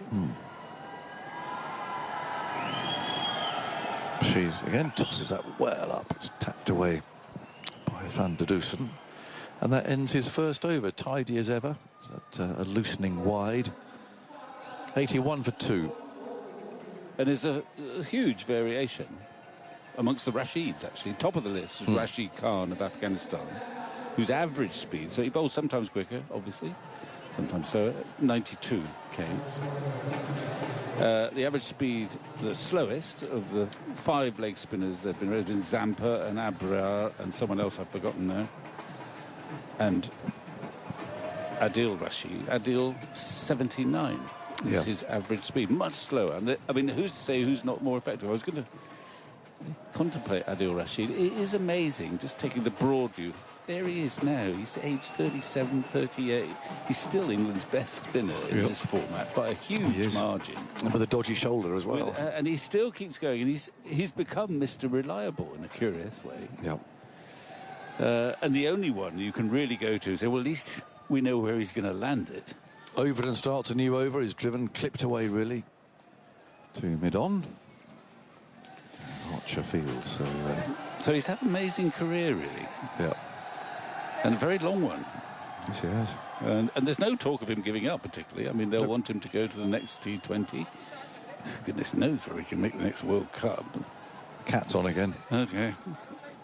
He's at deepish mid-wicket. I don't know why he keeps coming on, because... his cameras are here, aren't they? Well, I suppose so. He's not finding any mice out there, is he? There's Overton bowling, tucked away towards the cat at mid-wicket. And they take a single. He comes on as if he's looking for something, surveys the scene, and then trots off actually quite purposefully. Yeah, we haven't seen the ball go in his direction there. Might wake him up a bit, or speed him up. He's heading towards what... Well, it's the dugout down there. I think that's the England dugout, isn't it? Won't find much in there. He knows the cameras. The cameras are actually zooming in on him there. 82 for 2. Van der Dusen on 22. Overton, a big leap, bowls on leg stump, tucked away out towards deep mid-wicket. Chase for the fielder, coming in, picks up cleanly, throws it in to Smith. And it's just another single. 83 for 2. It's actually sitting there quite quietly at deep wide mid-on at the moment. Doesn't seem to be particularly flustered. From the side screen. Where's Alex Stewart when you need him? Yes, he could hold up play. Well, he would. He wouldn't like this at all, Alex. Overton bowls, and there's a nice shot. 4 runs. Glorious shot. It is just a little bit over pitched and a little bit more width. He's been bowling very straight. That's the plan for the England attack, because they've seen there is a little bit of uneven bounce. You just keep bowling straight, and something might keep low, but that was just a little bit of width and a little bit full. Not quite a half volley, but my goodness me, he's just hit that beautifully. Wonderful shot. He just held the pose too in that annoying way that batsmen do sometimes. He knew it was 4. Fetch that back. Just stood there, bang. Lovely shot. 93 needed. And Klaassen goes to 26. Dips at the knee.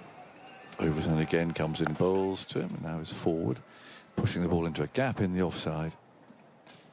And picks up one more. 88 for 2.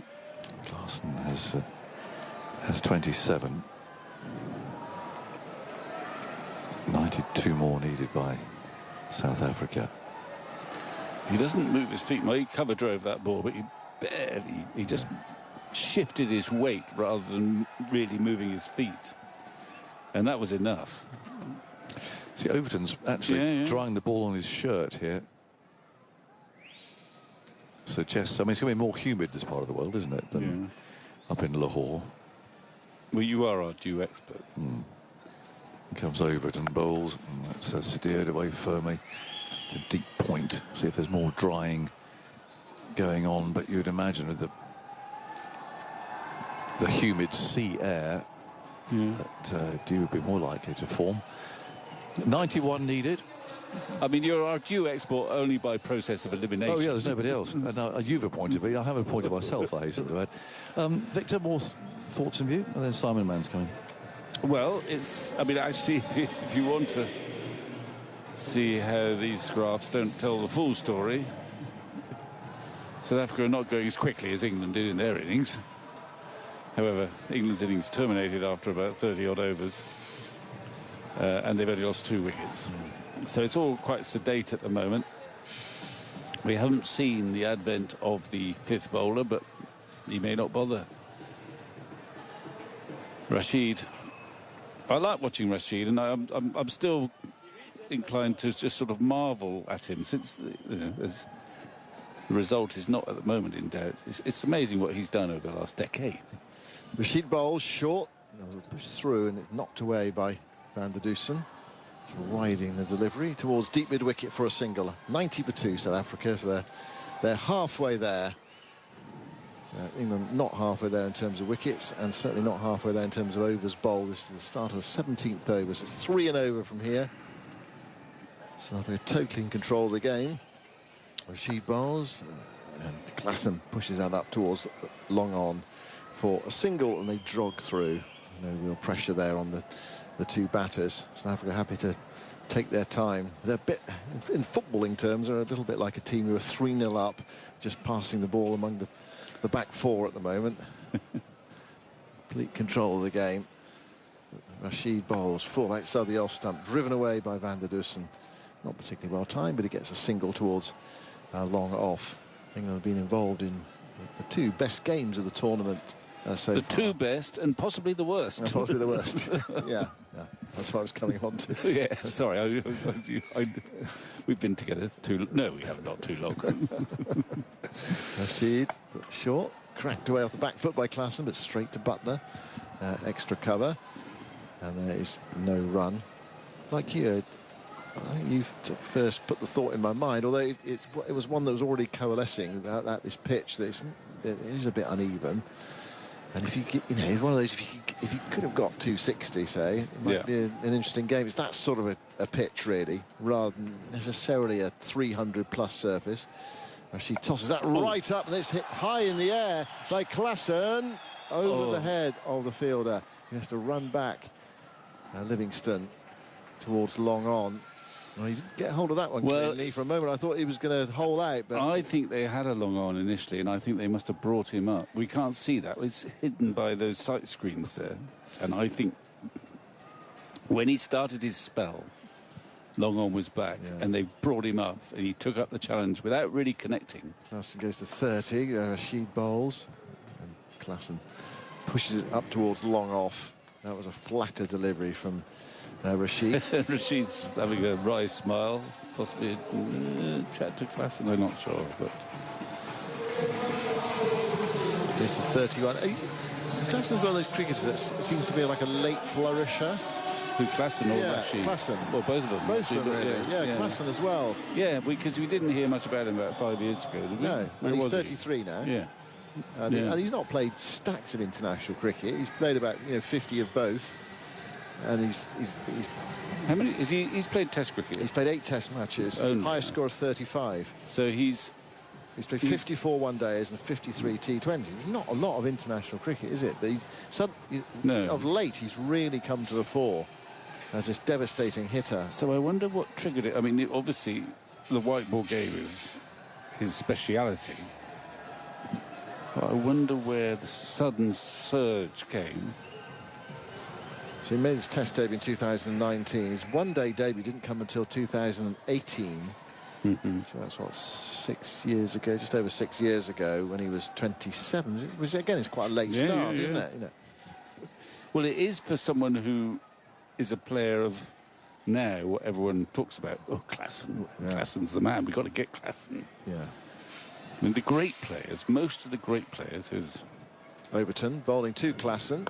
Klassen drills it, and there's an appeal for a run out at the non-striker's end because the ball hits the stumps. Did Overton get something on it? And has Van der Dusen got back? And are they going to check it? I presume they'll have to. Well, they've appealed. And Overton is really confident about that he's got something on it. So I suppose it's just a question of whether the non-striker is back in his crease. If he has got something on it, it was hit so hard by Klassen. I was thinking 4, and suddenly you saw the flashing bails. Right, it's going to be checked. And this could be underline could be the most unlucky run out imaginable. And they're actually England doing a few low 5s here. They think they might have got him. But we need the replay. I'm pretty confident that Overton felt something. We have a umpire review for run out. I'm looking at the try spin now. Back it goes straight down the pitch. Has he got something on it with his boot, if anything? I think. It's not a great angle here, but... Any other angle? Yeah, he wants another angle. They might need to use Snicko on the boot. I wonder if Snicko's up to that. I mean, I think Overton wouldn't have appealed. He'd have felt it, I would have thought. But from that angle, we have any other angle. they had no good angle at the moment. There's the ball coming down. Hang on. It's difficult to tell whether it's hit his boot. Roll back. That's not... Well, is the bat? I'll tell you what, if it's hit his boot, could be tell out. anything from that angle. I don't think he gets back in, but it's a struggle to find any proof at the moment that it's hit his boot. Overton start hobbling. England are looking on in an amused fashion. They don't think it's going to change the game. But, I mean, Overton was fairly confident. He reacted instinctively, I think. Arsene standing by Ultra Edge. Oh, they are going to use Ultra Edge. They are going to... Well, that's wonderful if Ultra Edge works. And Overton is looking quizzically now at the big screen. I've never seen Ultra Edge used for this purpose. Nothing on the Ultra Edge, satisfied. Okay, just... What about the back? Roll back 1 second for me, please. Looks like the Ultra Edge is not doing England any favours here. Well, I'm amazed. The problem is he's quite a long way down, so would Ultra Edge really pick up something like that or not? Well, I don't know. I don't think I've ever seen Ultra Edge used for this before. Have you? No. No, This is the first for me. I mean, in a way, I'm glad this is not the final. Yeah. Last over or something like that with 3 to win. But there's no... Ultra Edge is giving nothing. I think he's going to have to give it not out. Yeah. The ball hasn't made any contact, satisfied. My decision for the big screen is... Although I'm amazed. I mean, that Overton... I'm pretty sure genuinely felt that, hang on, something's hit my boot here. And he's almost... He's having a word with the umpire. He's not having a stroppy word, but he is, I think, saying to the umpire, I can tell you that hit my boot. I think, just lip reading, I think he's saying 100% that's hit my boot. Yeah. 100%. Actually, that's a better angle we've just seen. We have seen that angle. Oh, have we? Yeah, but it was just inconclusive. That's the problem. I wouldn't want to be condemned on that. Would you? I know. On that evidence? Well, no. There's a wide do you know what you're doing? You're just taking the evidence of a man of Somerset. That's all. He wouldn't have appealed. He's from Somerset. Well, wouldn't have appealed if he hadn't hit it. Here he is. He's going into bowl to Klassen. Klassen drives through the offside, out towards the boundary. There's a sweeper out there who sends the return in. I hate to split hairs with you, but he's a Devonian. Well, I know he is, but I know he's born in Barnstaple. I know that's in Devon, but I mean, he's kind of like a... You know, he's a West Country man. Yeah, he played for Somerset. Ergo, he's probably as honest as the day is long. Yeah. Yeah. Maybe the odd exception. I mean, I kind of agree with you. He probably, if he felt something, he would have appealed. Well, he did. And he did appeal. Yeah, but almost immediately. But anyway, no one's too bothered, I'm afraid. Overton bowls. Van der Dusen, who might have had a fortunate escape, plays it back to the bowler who picks up, and there's no run. What we need is some research about the effectiveness of Snicko when the batsman is further down, the potential collision of ball and either bat or indeed foot is further down the crease. Yeah. 96 for 2. And here is Overton bowling. Short, pulled away. Optical illusion. I thought I was going straight to mid-wicket, but it went past the umpire. odd sometimes. You can see something and it looks like something else. Anyway, one more run to the total. I can think of a bowler who definitely wouldn't have appealed unless the ball had hit his boot. Definitely wouldn't. Well, I can think of two, actually. They're both in our commentary teams today. They're both in our... You and Chris Wokes. Of course, Aggers would have appealed, wouldn't he? He'd have appealed if he hadn't hit his boot. So it's got 3 bowlers in our commentary team today. 2 are very trustworthy. Overton bowls. He chases a wide one there, Klassen, and misses it. Taken by a tumbling keeper. So let's bring Chris Wokes in now. Victor, I know you wouldn't have appealed if you hadn't hit your boot. So I would have given you out if I'd been the third, given the batter out if you'd been the bowler appealing. We'll get Chris in just a moment. 97 for 2. Coming to the end of the 18th over. Van der Dusen on 27 from 47. He was the one that survived the appeal. Klassen on 32 from 30. Overton bowls, forced away off the back foot up towards mid-off. And there's no run. And that's Smith tumbles over as he takes that. It was a rather ragged throw. Apologies from Butler, the captain, to Smith. Anyway, managed to stop it. No damage done, both in terms of that run scored or to the keeper who fell over. End of the over, 97 for 2 after 18 overs. Well, what about that incident then, Chris? Well, you've got to take the bowler's word for it, haven't you?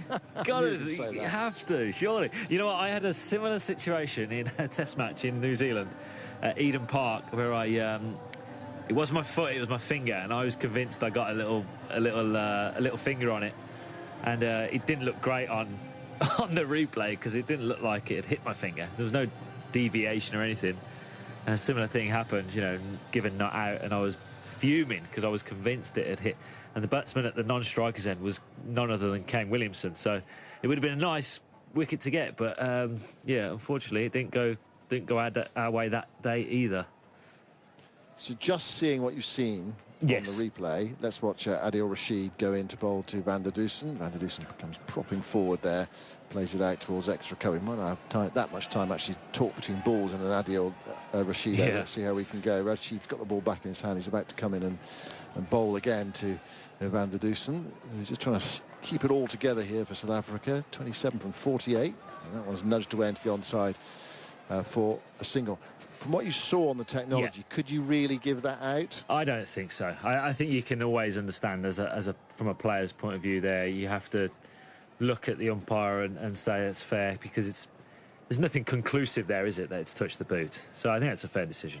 No, I certainly wouldn't want to be condemned by that. What I saw on the technology there, as Klassen pushes that up towards long off, and they go through for a single. I dare say you, as a batter as well, if you'd been in that situation, you wouldn't have wanted to be given out as a non-striker.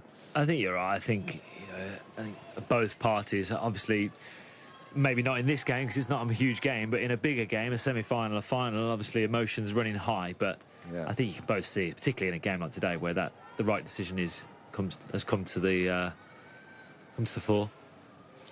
Instead, the third umpire made that decision, Shafadullah. Not an easy one for him, but you needed to find clear evidence there of a boot. Adil Rashid bowls a googly to Van der Dusen, who managed to get the bat down on it, plays it out towards deep forward square leg, and that's South Africa's 100 on the board. They're 100 for 2.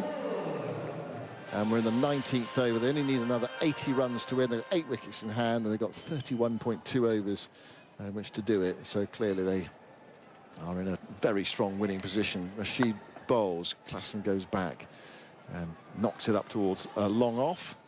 Harry Brook, England's next potential white ball captain, picks it up and lobs the ball in. Although he's not had a great white ball winter. Struggled in India and hasn't really made an impact in this series as well, but we know his qualities. We saw him play a couple of brilliant innings in that series against Australia in September. 101 for 2, last ball the 19th. Rashid bowls tossed right up outside the off stump. Van der Dusen goes for a big drive. He's not playing fluently today, Van der Dusen. He rather skews that away into the offside. Cheats over there. 5 singles off the over. 102 for 2 from 19. Klassen 34, Van der Dusen there on 30. Yeah, seem very happy to milk their way to this score and to this target. Obviously, Adil Rashid, the big threat for England.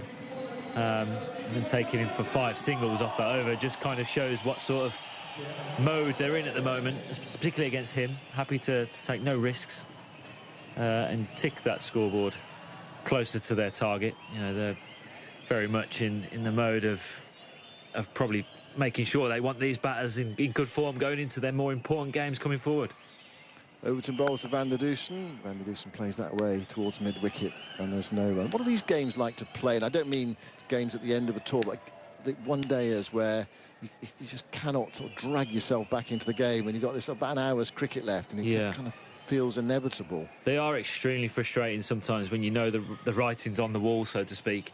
You just have to just keep trying to, you know, find ways. I think when you're in this position, Simon, I think you kind of think, well, we're better off losing the game by trying to take a risk and trying to get a wicket, to try and get ourselves back in the game. Overton bowls, short ball, pulled away by Van der Dusen. Guided pull towards deep mid-wicket. One more. Because at this point in the game, you know, damage limitation, it's a waste of time, isn't it? You know, you might as well try and force the issue and the game gets done quicker if you're going to lose the game anyway, if that makes sense. You know, you don't want to by any means throw a game, but by having a couple of more attacking fields gives that opportunity to potentially get a breakthrough. And let's have a look at the field. Overton goes in and bowls a full delivery. It's dug out by Klassen up towards mid-off, and there's no run. I mean, actually, it's a pretty conventional field for this time in a one-dayer, really. Yeah. They've got fine leg, deep square, long on, deep cover. 5 inside the circle. You can. So, actually, where's the other field? Actually, it's not easy to see today because we've got these sight screens. Yeah. Oh, sorry. There's a short third as well. Here is Overton bowling. That's pulled away. That's a magnificent shot. Hit so cleanly. The fielder down there, Phil Salt, got to him before he could move almost.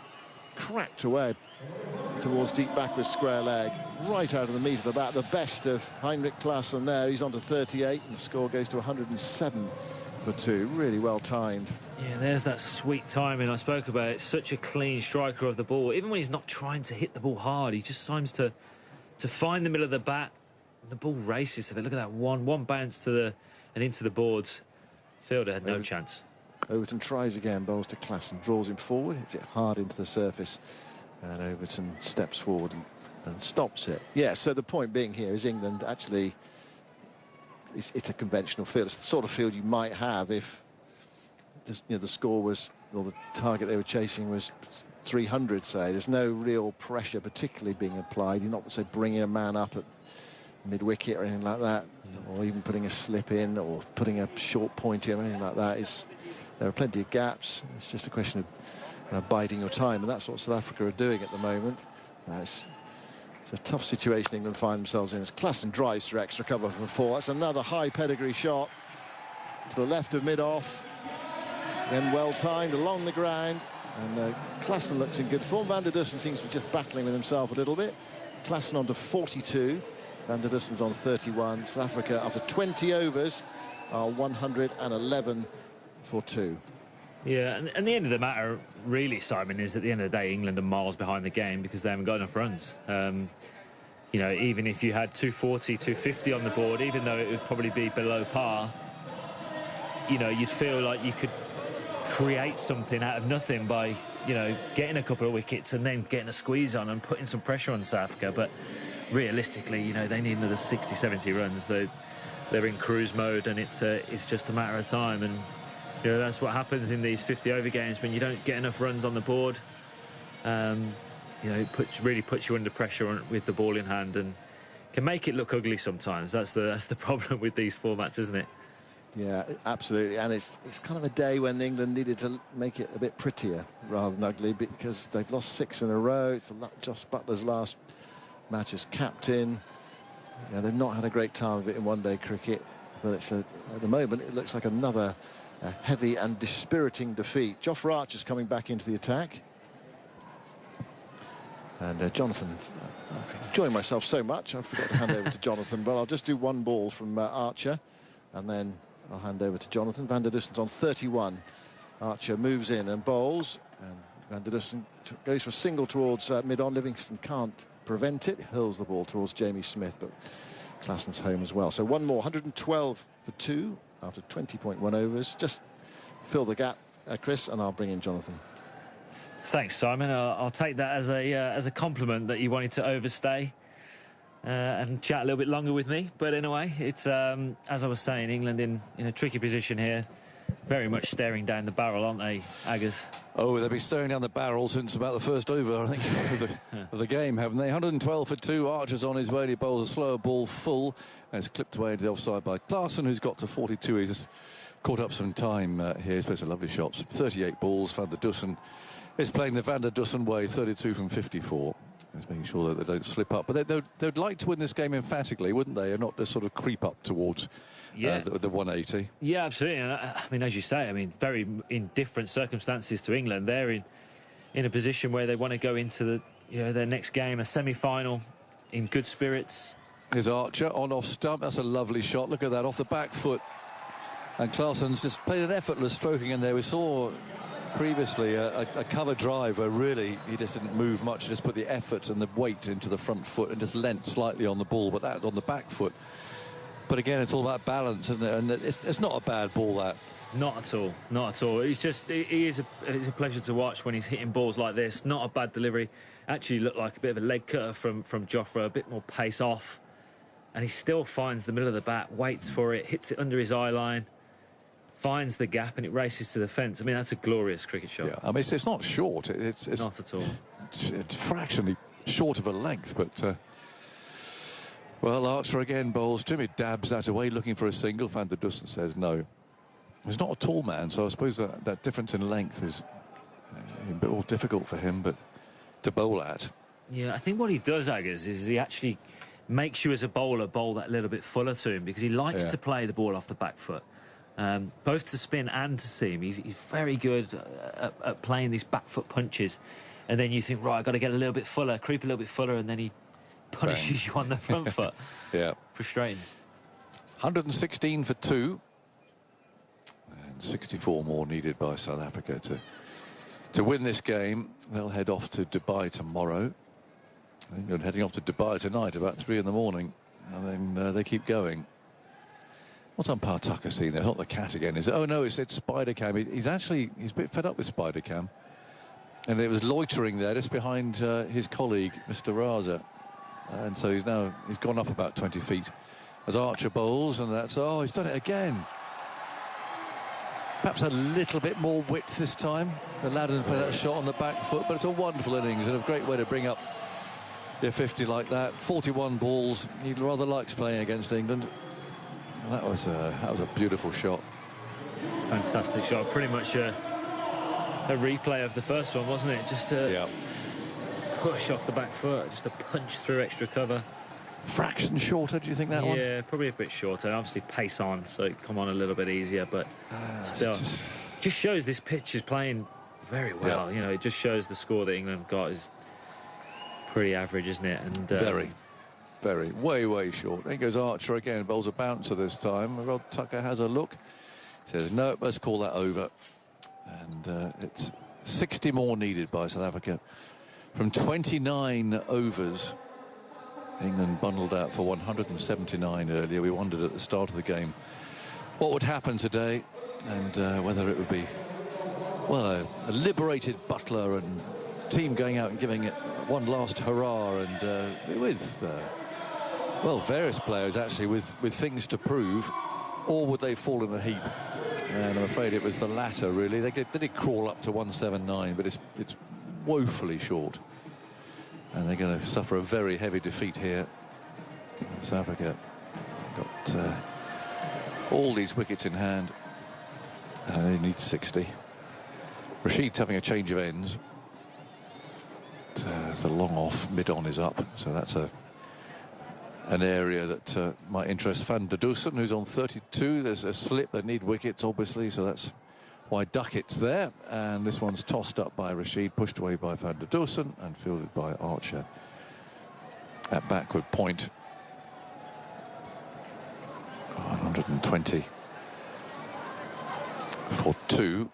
I missed your answer to Simon about what you're doing at the moment. Chris, you are in the nets, are you? Roaring in? Well, I don't know about roaring, but I'm certainly, doing a little bit of training, keeping the body ticking over. It's Rashid again, short this time, pulled, not really timed though, no real power in that shot. Mid-on can field, but Van der Dussen takes one run. I suppose you ever really stop, do you? No, I try not to anymore. It's certainly harder to get going again. But I've had a little bit of ankle pain over the last couple of months with what's been a busy year. So did have a few weeks off, and then we'll slowly be getting back into it now. That's an easy single there because mid-on has dropped back a bit, and Klaassen picks it up, but not all that awful stiffness. We didn't used to bowl for 5 or 6 months. I know. Coming back from that would be absolutely torture. Oh dear, torture coming back from that. Yeah, but there were no indoor nets or anything. It was just go off and go and get a job. Yeah. There's another slower ball. It was really tossed up there by Rashid, played off the back foot down to mid-off. And there's no run. 122 for 2. The Ginger Cat is back. He doesn't go on the field, this one. He's the chief mouser, and he's round the stands and so on. He's just in front of us here. And that's prodded away by Van der Dussen up towards mid-wicket. And there's no run. The Black Cat's made his way off at the far end somewhere. Were you playing in the game in Vishakhapatnam where the dog ran on and went straight through the dressing rooms and out again? That's quite an exciting one. I remember. I've definitely played in Vizag, but there was a test match. Yeah, it was a test match. Just chopped away out to deep point. And they take one run. No one wants to go near it because the Indian folk don't like dogs, do they? They're a bit scared of them. So and this dog shot into the dressing rooms. And it was in there for some time before it was flushed out, I think, by one of the England players went in. But, some dodgy smells very in the often. dressing room. A cat. I think a cat is I can't remember a cat on the field. Saw the oval fox quite recently. He was running around that's quite common, isn't it? The oval fox running around the stands. 123 for 2. 2 runs per over required. For England just willing this on, willing the end. Archer's going to continue though, and is bowling to Van der Dussen, who just prods that first ball of the over. Back to the bowler again, who turns, wanders back again. He's taken 2 for 41 now. He's into his 9th over. He's bowled a few wides, but he has taken those 2 wickets at least. Mahmood 5 overs for 31, Overton 5 overs 34, and Rashid's bowled 4 overs for 17. And Archer looks at the ball, gives it a polish on the back of his trousers. Wheels round again. Runs in past the umpires there, and he bowls. That's worked into the leg side by Van der Dussen just for 1 run. Picked up by the fielder coming in from the deep. It's Joe Root out there. He heads off back to the boundary again. Deep backward square leg. There are 3 out on that boundary, but they haven't been tempted to take the short ball on yet. In fact, he hasn't really served up that many that are hookable. But there are 3 there waiting, just in case. Klaassen on 51. It means that mid-off is up, and there's no one out on the offside boundary. Here goes Archer. Bowls. It's pulled from just short of a length. The fielder there can't stop it.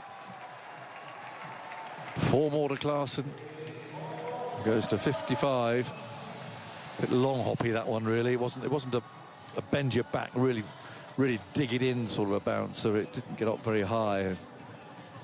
Swatted really by Klaassen. It was in between length, wasn't it, from Joffrey? It was kind of chest high rather than head high. Perfect for Klaassen to extend his arms, hit it in front of square, beats the fielder to get to the fence. He's in free flowing. He's almost having a net. Well, he's getting himself ready for the semi, isn't he? Absolutely. 128 for 2. Archer again runs in. Oh, that's trouble. That's 4. He's outside the off stump, that's why, and there's no one out there. It was short, wide of the off stump, and a gift. Klaassen moves to 59, and Archer's shouting about something. He's saying to Butler, I think, look, let's have one of these leg side men in and give me some cover out there, please. So that's what they're doing, actually. Root's coming up. And they're going to put a more orthodox field in here, so a deep point. Duckett's come across to backward point. The field he had there is probably the last ball he wanted to bowl. Unfortunately, poor execution. Yeah, absolute gift. Exactly. Ruthlessly put away. So now he's got his chances in the leg side because there's a man across now, and one of the deep fielders has come in. Archer runs in, bowls to him, and again he goes offside though. A chase for the man down at third man who picks it up and throws that back. They take 1 run, 133 for 2. Klaasen 60. And South Africa need just 47 more to win. 7 hours, no food, huh? We had lunch 12 o'clock. It's now 7:20. Well, it's a very interesting conversation we keep picking up. I think it's the cameraman, you know. I think it's the cameraman. In goes Archer, bowls, and that's nudged away very fine. Down to the boundary it goes. Either off the leg or off the bat, doesn't matter. It is off the bat. And rather expensive over there from Jofra Archer. Takes his figures up to 55 from the 9 overs that he's bowled. 137 for 2. No, I think it's our friends, the cameramen. I mean, they are South African. I thought at first it was Klaasen, but I don't think Klaasen will have to have waited 7 hours for his food, will he? I don't think he'll be waiting for his lunch. He'll be one of the first in the line, that's for sure. Well, I think so. Oh dear, I've just seen a picture of the Karachi traffic. I hope we're not going into that at the end of this. It's absolute gridlock. Oh, I guess you'll have a personal escort, won't you? Well, no, we came in the escort. We came in the escort this morning. It did speed things up a bit. Yeah. It came in the sort of the television commentators' convoy, which is, I call it light armour. It's not like the ones that the players get. They got sort of machine guns on turrets and all sorts. Yeah, bomb-proof. Well, yeah, buses. absolutely. Bomb, yeah, it is. Goodness knows how many vehicles in there, but I was a bit more streamlined, but that doesn't look very nice outside. Livingston's coming on, and he bowls. That's pushed away down to long off. Of course, Ramadan, I think, starts in this part of the world tomorrow. Khalid, isn't it? Tomorrow, Ramadan? Yep, he's nodding. So maybe that queue of traffic is people going for one last big night out, is it? I don't know. It's a month of fasting to come here. 138 for 2. Livingston trots in from the far end. What's he going to bowl? He's going to bowl a wrist spinner, I suppose. He does. It's driven straight back in his direction by Van der Dusen, but picked up at mid-on and there's no run. So 42 needed by South Africa for a crushing victory, the second in succession that they've inflicted on England. As Livingston bowls again, squares Van der Dusen up a little bit, might just have gripped a little bit. It's now 138 for 2. These two were on 91 and just 94 balls. And Klaasen's done the bulk of that scoring. And now Van der Dusen pulls to mid-wicket. And there's no run. There's a bat circling round us above us there, heading off nowhere in particular. That's outside the leg stump. If he'd left that, it would have been a wide. And swept it straight to Saqib, who's fielding at a backward square leg just inside the circle. So there's no run, still 42 needed. So Livingston again just trots it off a couple of paces. Van der Dusen does get a single this time. Driving down the ground to long off. And so 2 from that Livingston over. 139 for 2. South Africa is cruising. Needs to put on 92 now from 97 balls. 2 mosquitoes starting to appear. The one thing I had to bring today was the executioner.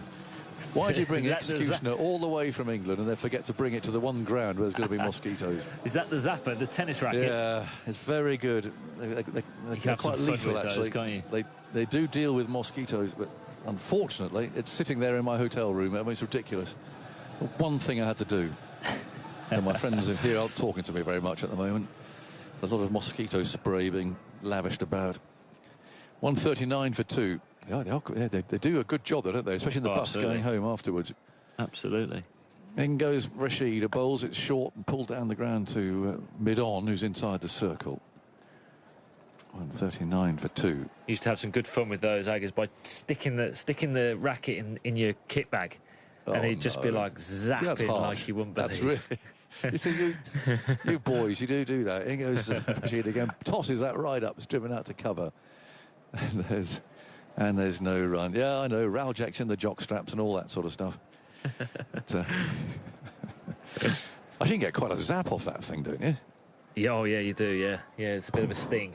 Yeah. 41 needed. And this is tossed up, driven high. There's no one back there, and it's gone for 6. I haven't seen that many 6s today, actually. Joe Root hit one earlier.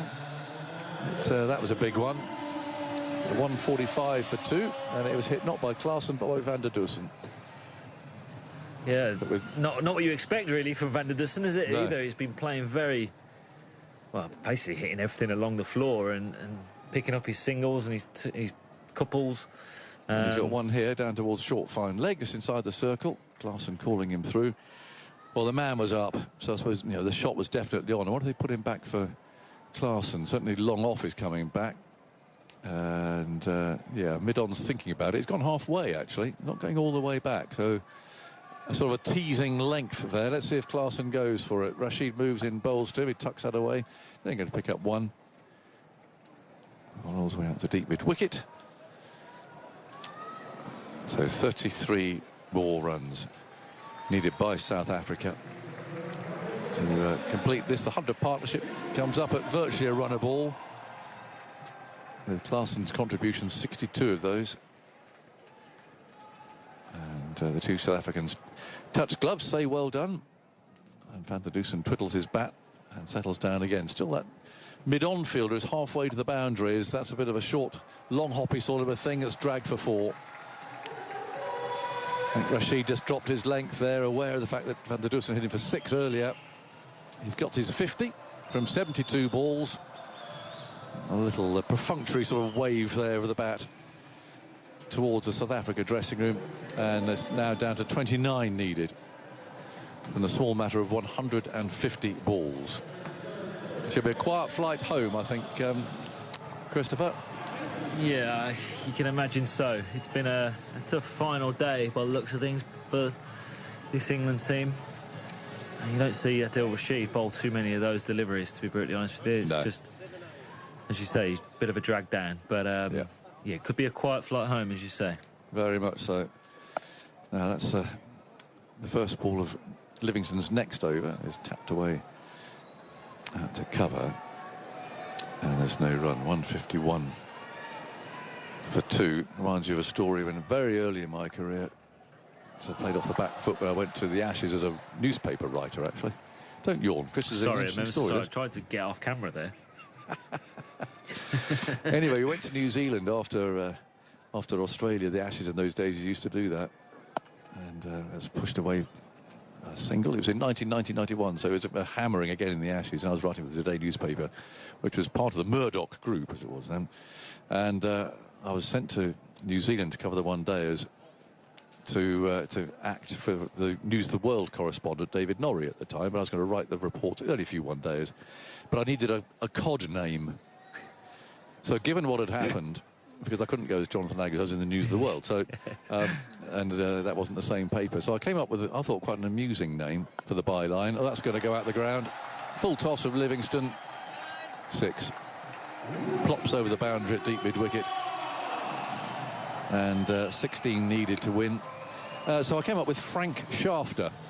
Shafter. So I appeared in the News of the World, writing about England's successive defeats in New Zealand as Frank Shafter. What made you got on the aeroplane. We got on the aeroplane, I remember, that after one of those, and the newspapers came round, and I remember Angus Fraser, that had been hammered again, opening the News of the World. Who's Frank Shafter? Sweep shot that doesn't hit the bat. I kept very quiet. I can imagine Gus doing exactly that as well. Who's Frank Shafter? That was quite a good name. There you go. 22 from 145 nearly. Chris, I think we're going to catch up with you in a bit. Lovely. Thanks for your company. We'll catch you, I think, for the podcast, aren't we? So to try and keep awake. I will do. A little He's coffee. yawning away there.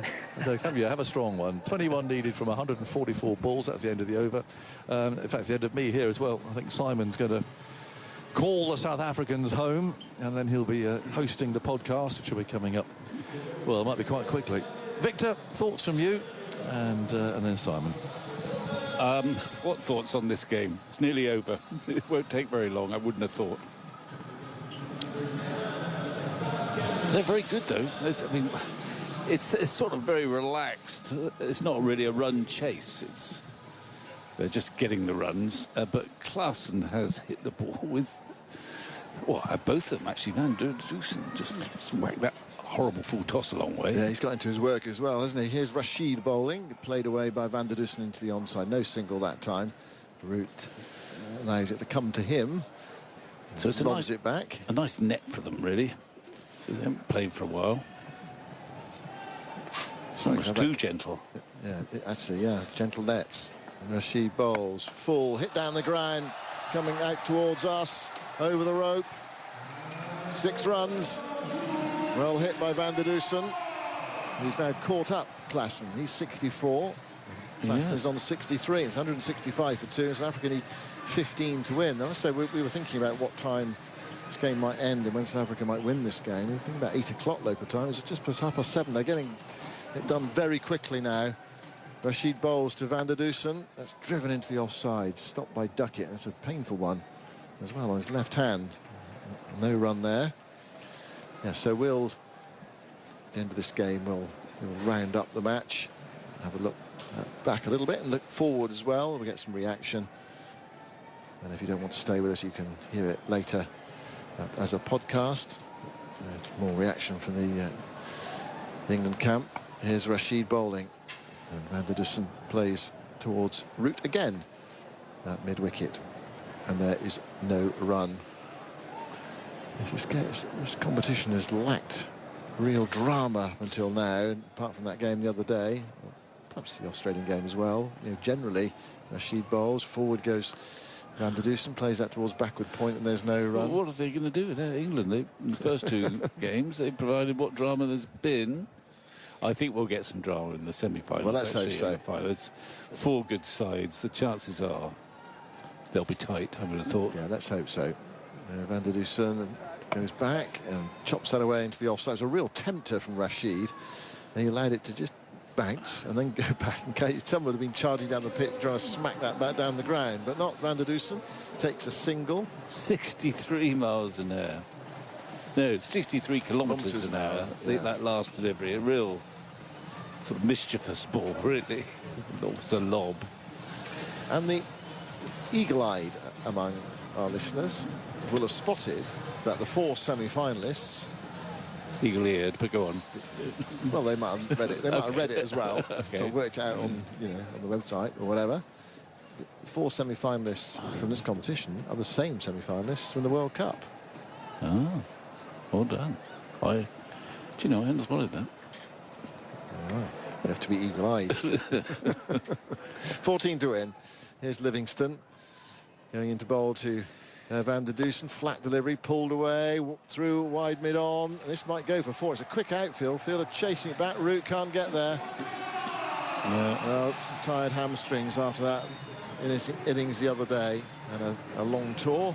Well, he gave it a good chase, but it just keeps accelerating. It almost seems like a putting green. Well, that is interesting because they are currently the 4 best sides in the world, and they've proved it now over 2 competitions. I mean, England would hope to be in that sort of shake-up, but not on current form. No. Livingston bowls, cut away towards deep backward point. It will be picked up in the deep. And they come back for the second. So South Africa are 8 runs away. I wonder if they can get it done in this over, the way things are going. Van der Dusen's on 71. I'm talking about the 50-over World Cup, not the T20 World Cup. Yeah. That was South Africa, India, England and Afghanistan. Yeah. So 2 of the 4 semi-finals. The last 2 50 ICC 50-over tournaments. Same semi-finalists. Okay. Livingston bowls, pushed through outside the off stump, dabbed back by Van der Dusen. Well, you do well to spot that. It kind of occurred to me the other day. Well, it's one of those revelations you sometimes with light. And one is tossed up by Livingston. Forward goes Van der Dusen, squirts away towards backward point, but not the same configuration of semi-finalists in terms of matches, different semi-finals. I don't think that great Frank Shafter of the News of the World would have spotted that, you know. 172 for 2, and the Dewson cuts that away. But he does get a run. Actually, it's a missed field at backward point by Archer. So there are 7 runs from victory. There's only 1 ball left in the over. I suppose a no ball that goes for 6 would end in this over, which is only the 28th over. And England were bowled out in 38.2 as well. Livingston bowls to Klassen, who goes back and cuts that away to deep cover. Gets a single, is on strike for the first ball of the next over, with only 6 runs required for victory for South Africa. So this game, well short in terms of allotted time. And England well short as well in the match. Well short where they need to be today. Time to go away, rethink, regroup. And for some, focus on other cricket. For others to get a rest.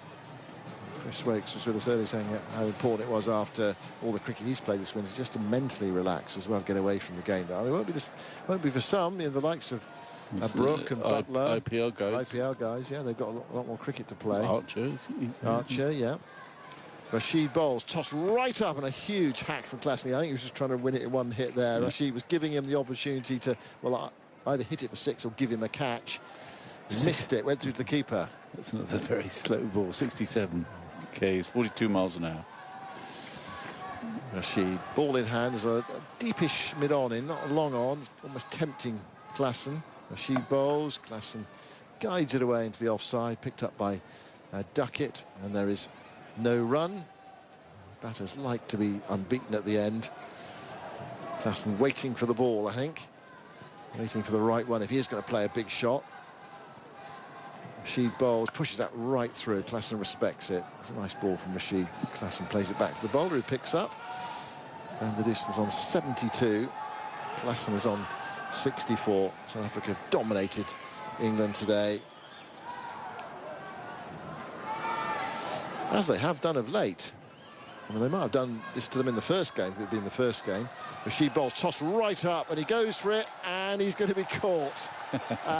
Backward point. Well, that was what Rashid was looking to do, just tempt him. Go on, hit me for 6 to win the game.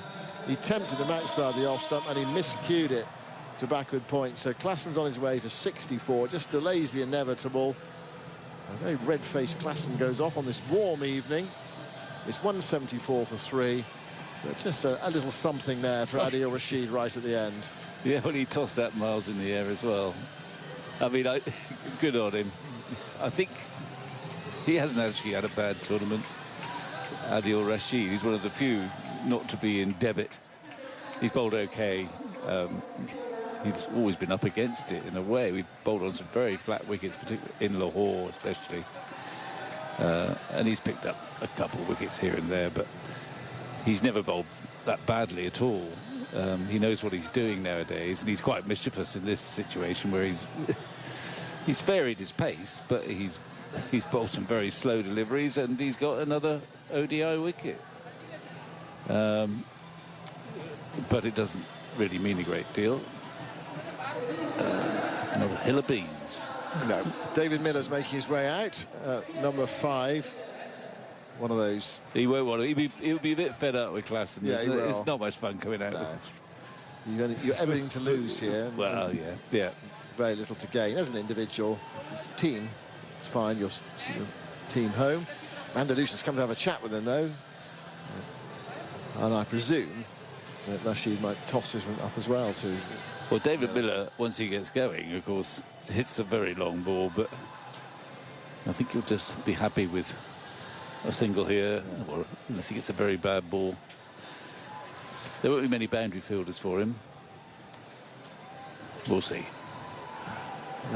It may be 20th century thinking to say, well, just a single there and get up the other end. Yeah, it might be. Well, the field's up, apart from a deep wicket. Well, there's a slip and a leg slip. Yeah. No long on or long off. Yeah. Rashid bowls to Miller, and Miller does nudge a single into the onside. Canny old pro that he is. If you're not going to get much of a hit, you at least be not out at the end. 175 for 3. Now, Van der Dusen, what have you got? Are you minded to go big? He always looks to me as quite a pragmatic person. Yeah. So long on in, deep mid-wicket, deep cover. 5 to win. There is a slip in. Josh Butler's got a smile on his face out there. He's marshalling the troops. The last time in a one-day, and Rashid bowls Van der Dusen. He's having none of it, is he? Yeah. Plays that away towards mid-wicket. I'm not going to get out either. I'm not going to be deceived by that whatever delivery Rashid bowls to me. Play it on merit and take the red ink. 72 not out to him. 175 for 3.